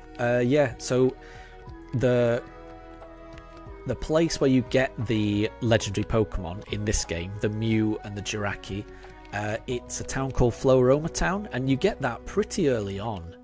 I think you've just got to get one gym badge, and then you get it, and it's great. And you get it as many times as you want. If you create a new save file. And I really like it. And what's even better in these games is that the Mew and the Jiraki are really low level, so they grow with you. So they're not massively overpowered right at the start. The Suicune in Sword and Shield is a bit overpowered, but I mean, I think that's fun anyway. But the Mew and the Jiraki, they are like level 1 and level 5, so you know, they're not overpowered. They do get overpowered because they're powerful, but you have trained them up, you know, from the very beginning. You know, you have grown as a trainer as they grow as Pokemon, and there's, I don't know, that's what I like about Pokemon.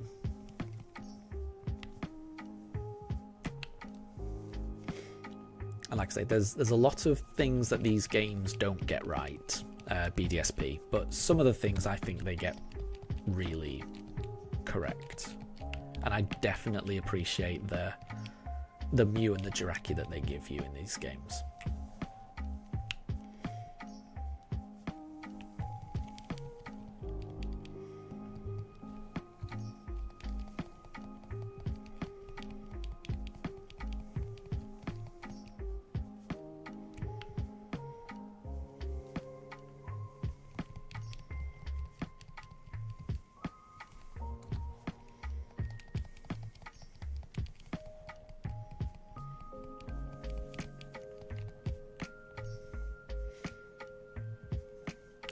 And Andrew, yeah, it's not the same as getting them at level 50. Yeah, exactly, yeah. And I much prefer it. I much prefer having like a low level legendary just join you on your journey. I really like it.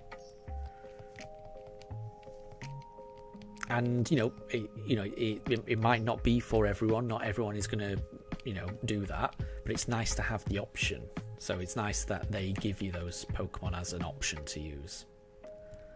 And that's what Pokemon should be, just giving you options. You can play however you want, but if the game gives you the opportunity to play it in different ways, that's what I like.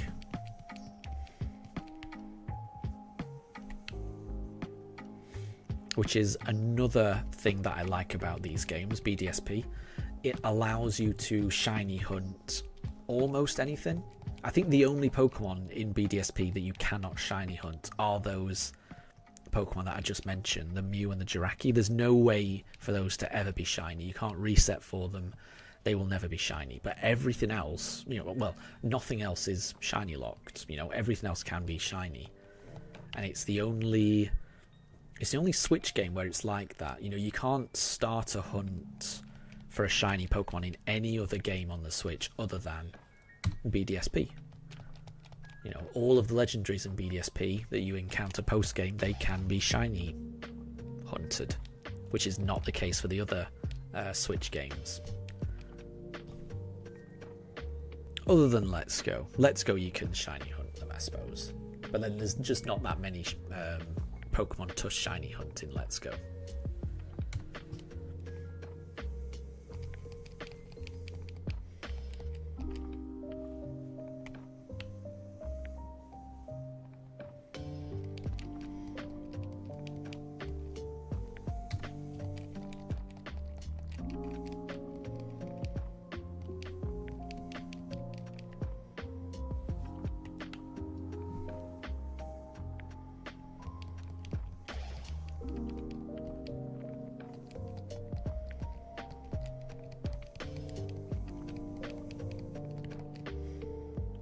Here we go. The armor fossils. These are the ones I really hope are shiny. Nope. But maybe it's the next one.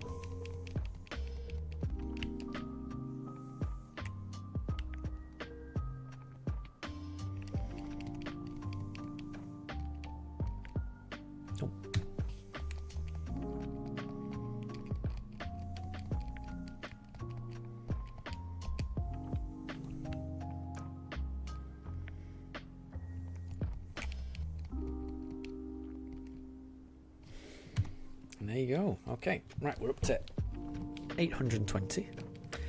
80 more encounters to go for today's stream.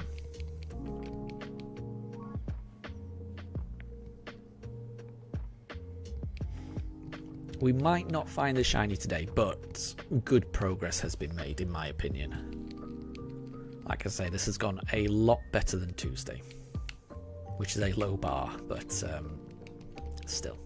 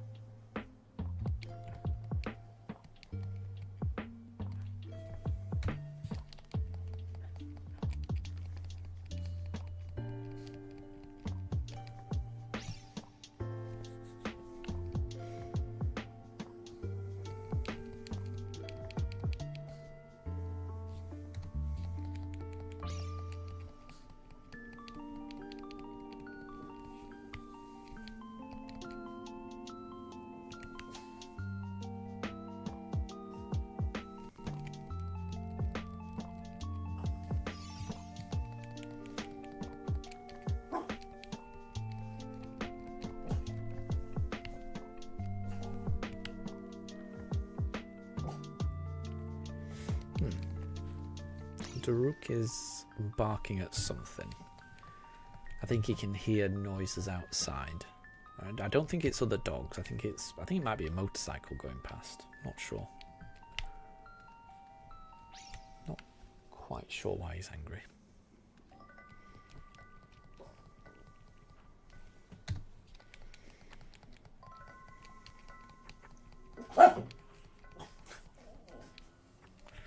Yeah, it's definitely a motorcycle. It's not. There's definitely not a dog or any logical reason for him to be angry. He can just hear a motorcycle in the distance. Well,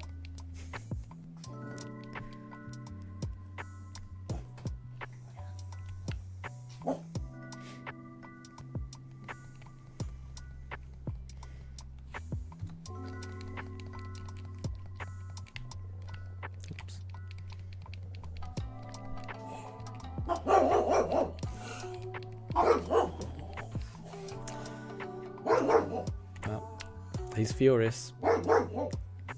He's got no reason to be furious, though. Daruk, it's okay. Honestly.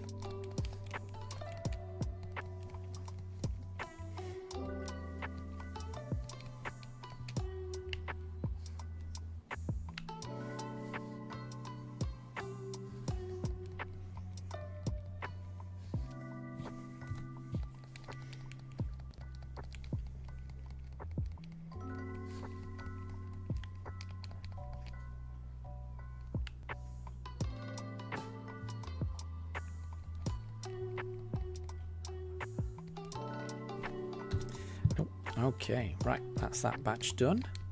We're up to 840, so I guess that's 3 more batches to go. How long is it taking me to do a whole batch? Maybe 10 minutes? So yeah, I reckon... not sure. We're definitely approaching the end of the stream, though. 3 more batches won't take us that long.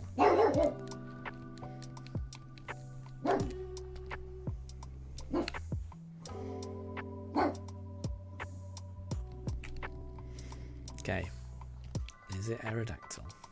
No.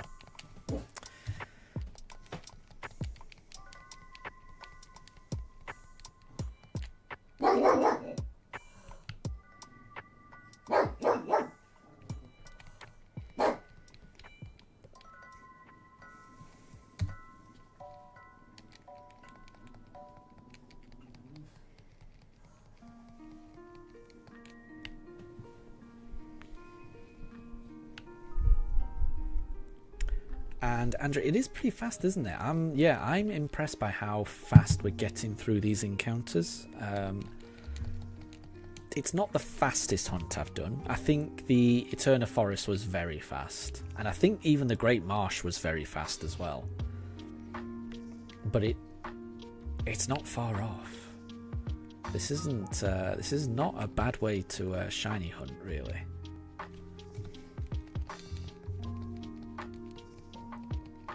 I do quite like it.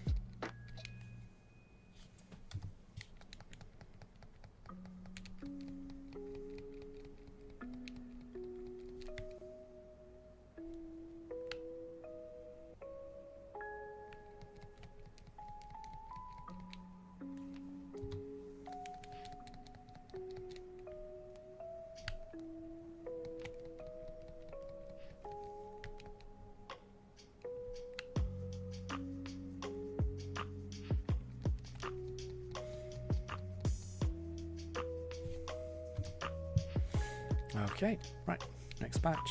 I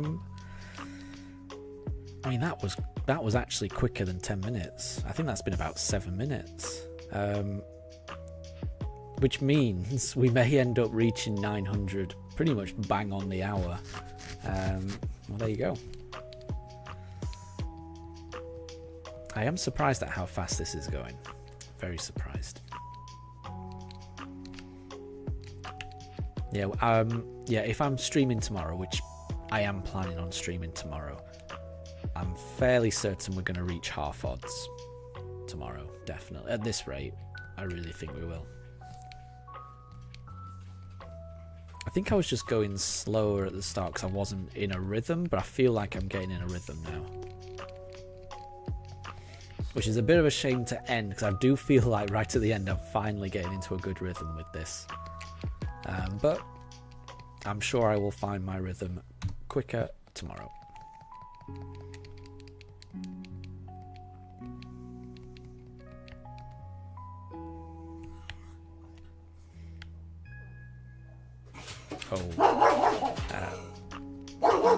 One of the neighborhood dogs just barked outside, so that is why Daruk, yeah, so Daruk might start barking for a bit. Apologies, everyone. Oy, oy. Daruk, it's okay. He's not going to listen to me.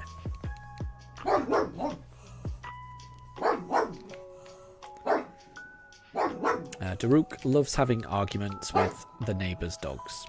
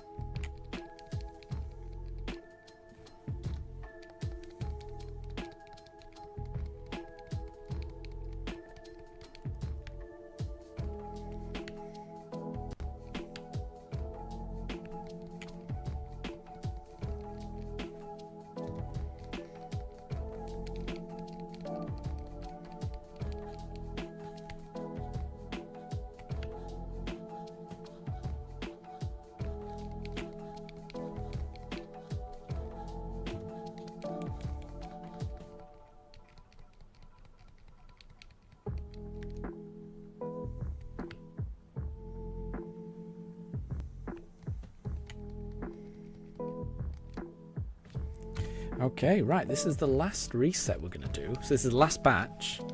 And yeah, it looks like I'm going to end pretty much bang on when I wanted to end, which is a strange coincidence.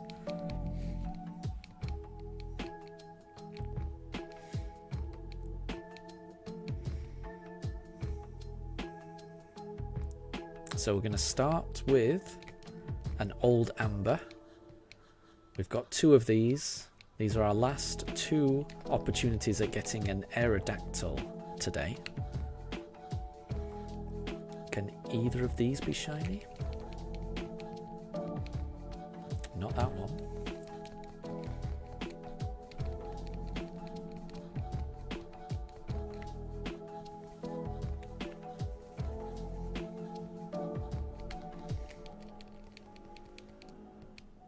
Or that one. So we have not found an Aerodactyl today. Next one we're going to try is a Helix for the Ammonite. I think we've got 4 or 5 of these. 4, I think.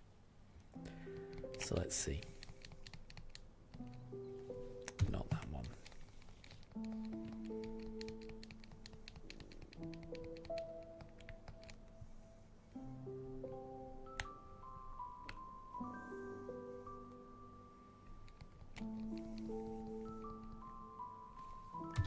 Or that one.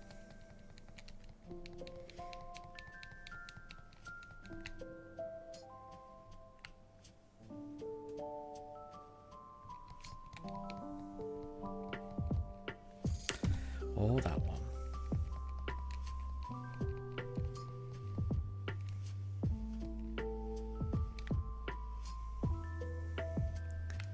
I think this might be our last chance at getting on an Ammonite today. No.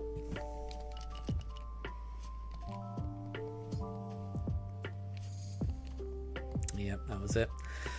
I think we've got 5 chances at getting a Kabuto.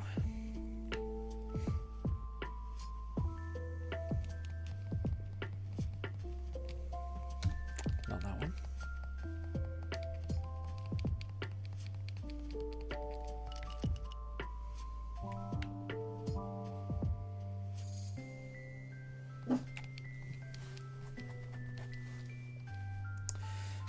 Or that one.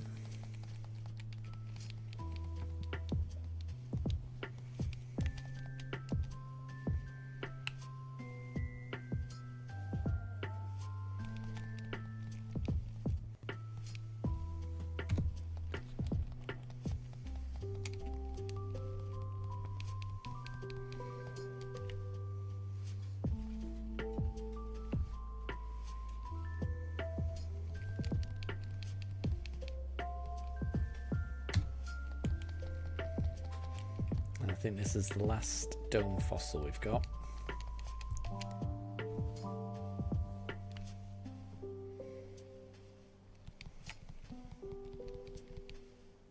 Here you go. Well, we're not getting a shiny Kabuto today. Now we move on to the Lileeps. I can't remember how many of these we've got. I think we've got 4 again. I think we've got 4 of these. Nope.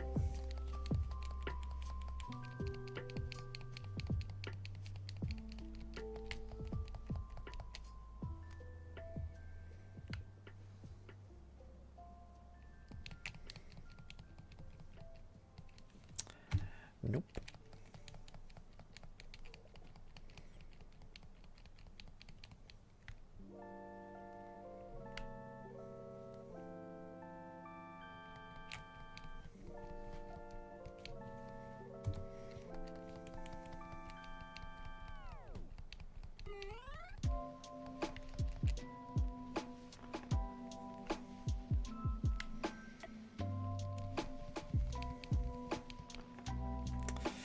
Doesn't look like we've had a Lileep either, so I think that's it. Yep, right, I think we've got 2 chances at an Anorith, 2 chances at a Shieldon, and then we're going to end with a Cranidos for these last 5 encounters. I think that's what we've got. So here comes Anorith. It's not shiny. 1 more chance at an Anorith.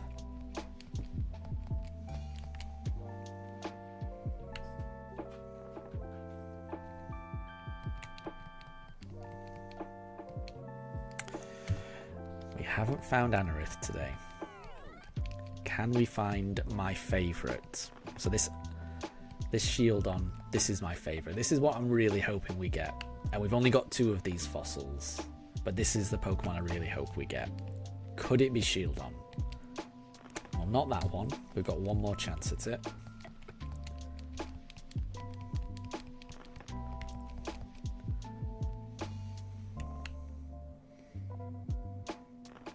Shieldon would be perfect for this run. Oh, no. Okay, this is our last one now. So this is our last chance at a shiny. It's a Cranidos. It's a great shiny. You know, it's a wonderful pink dinosaur. It would be amazing. No. But we did make it to 900 encounters, which I'm pretty happy about. So, thank you everyone that has joined today. It's really been an absolute pleasure. Thank you very much. You've kept me sane. You've all been wonderful people. Thank you very much. I will be streaming tomorrow, so hopefully we can have better luck tomorrow. But honestly, you know, the odds are 1 in 4,096. We would have been incredibly lucky to have got it today. I'm hoping we can reach half odds tomorrow, so we should be able to get up to about 2,000 encounters. That's the plan. That's the goal. Let's see. But yeah, have a wonderful rest of your day, everyone. Thank you again for stopping by, and I'll see you next time. Bye all.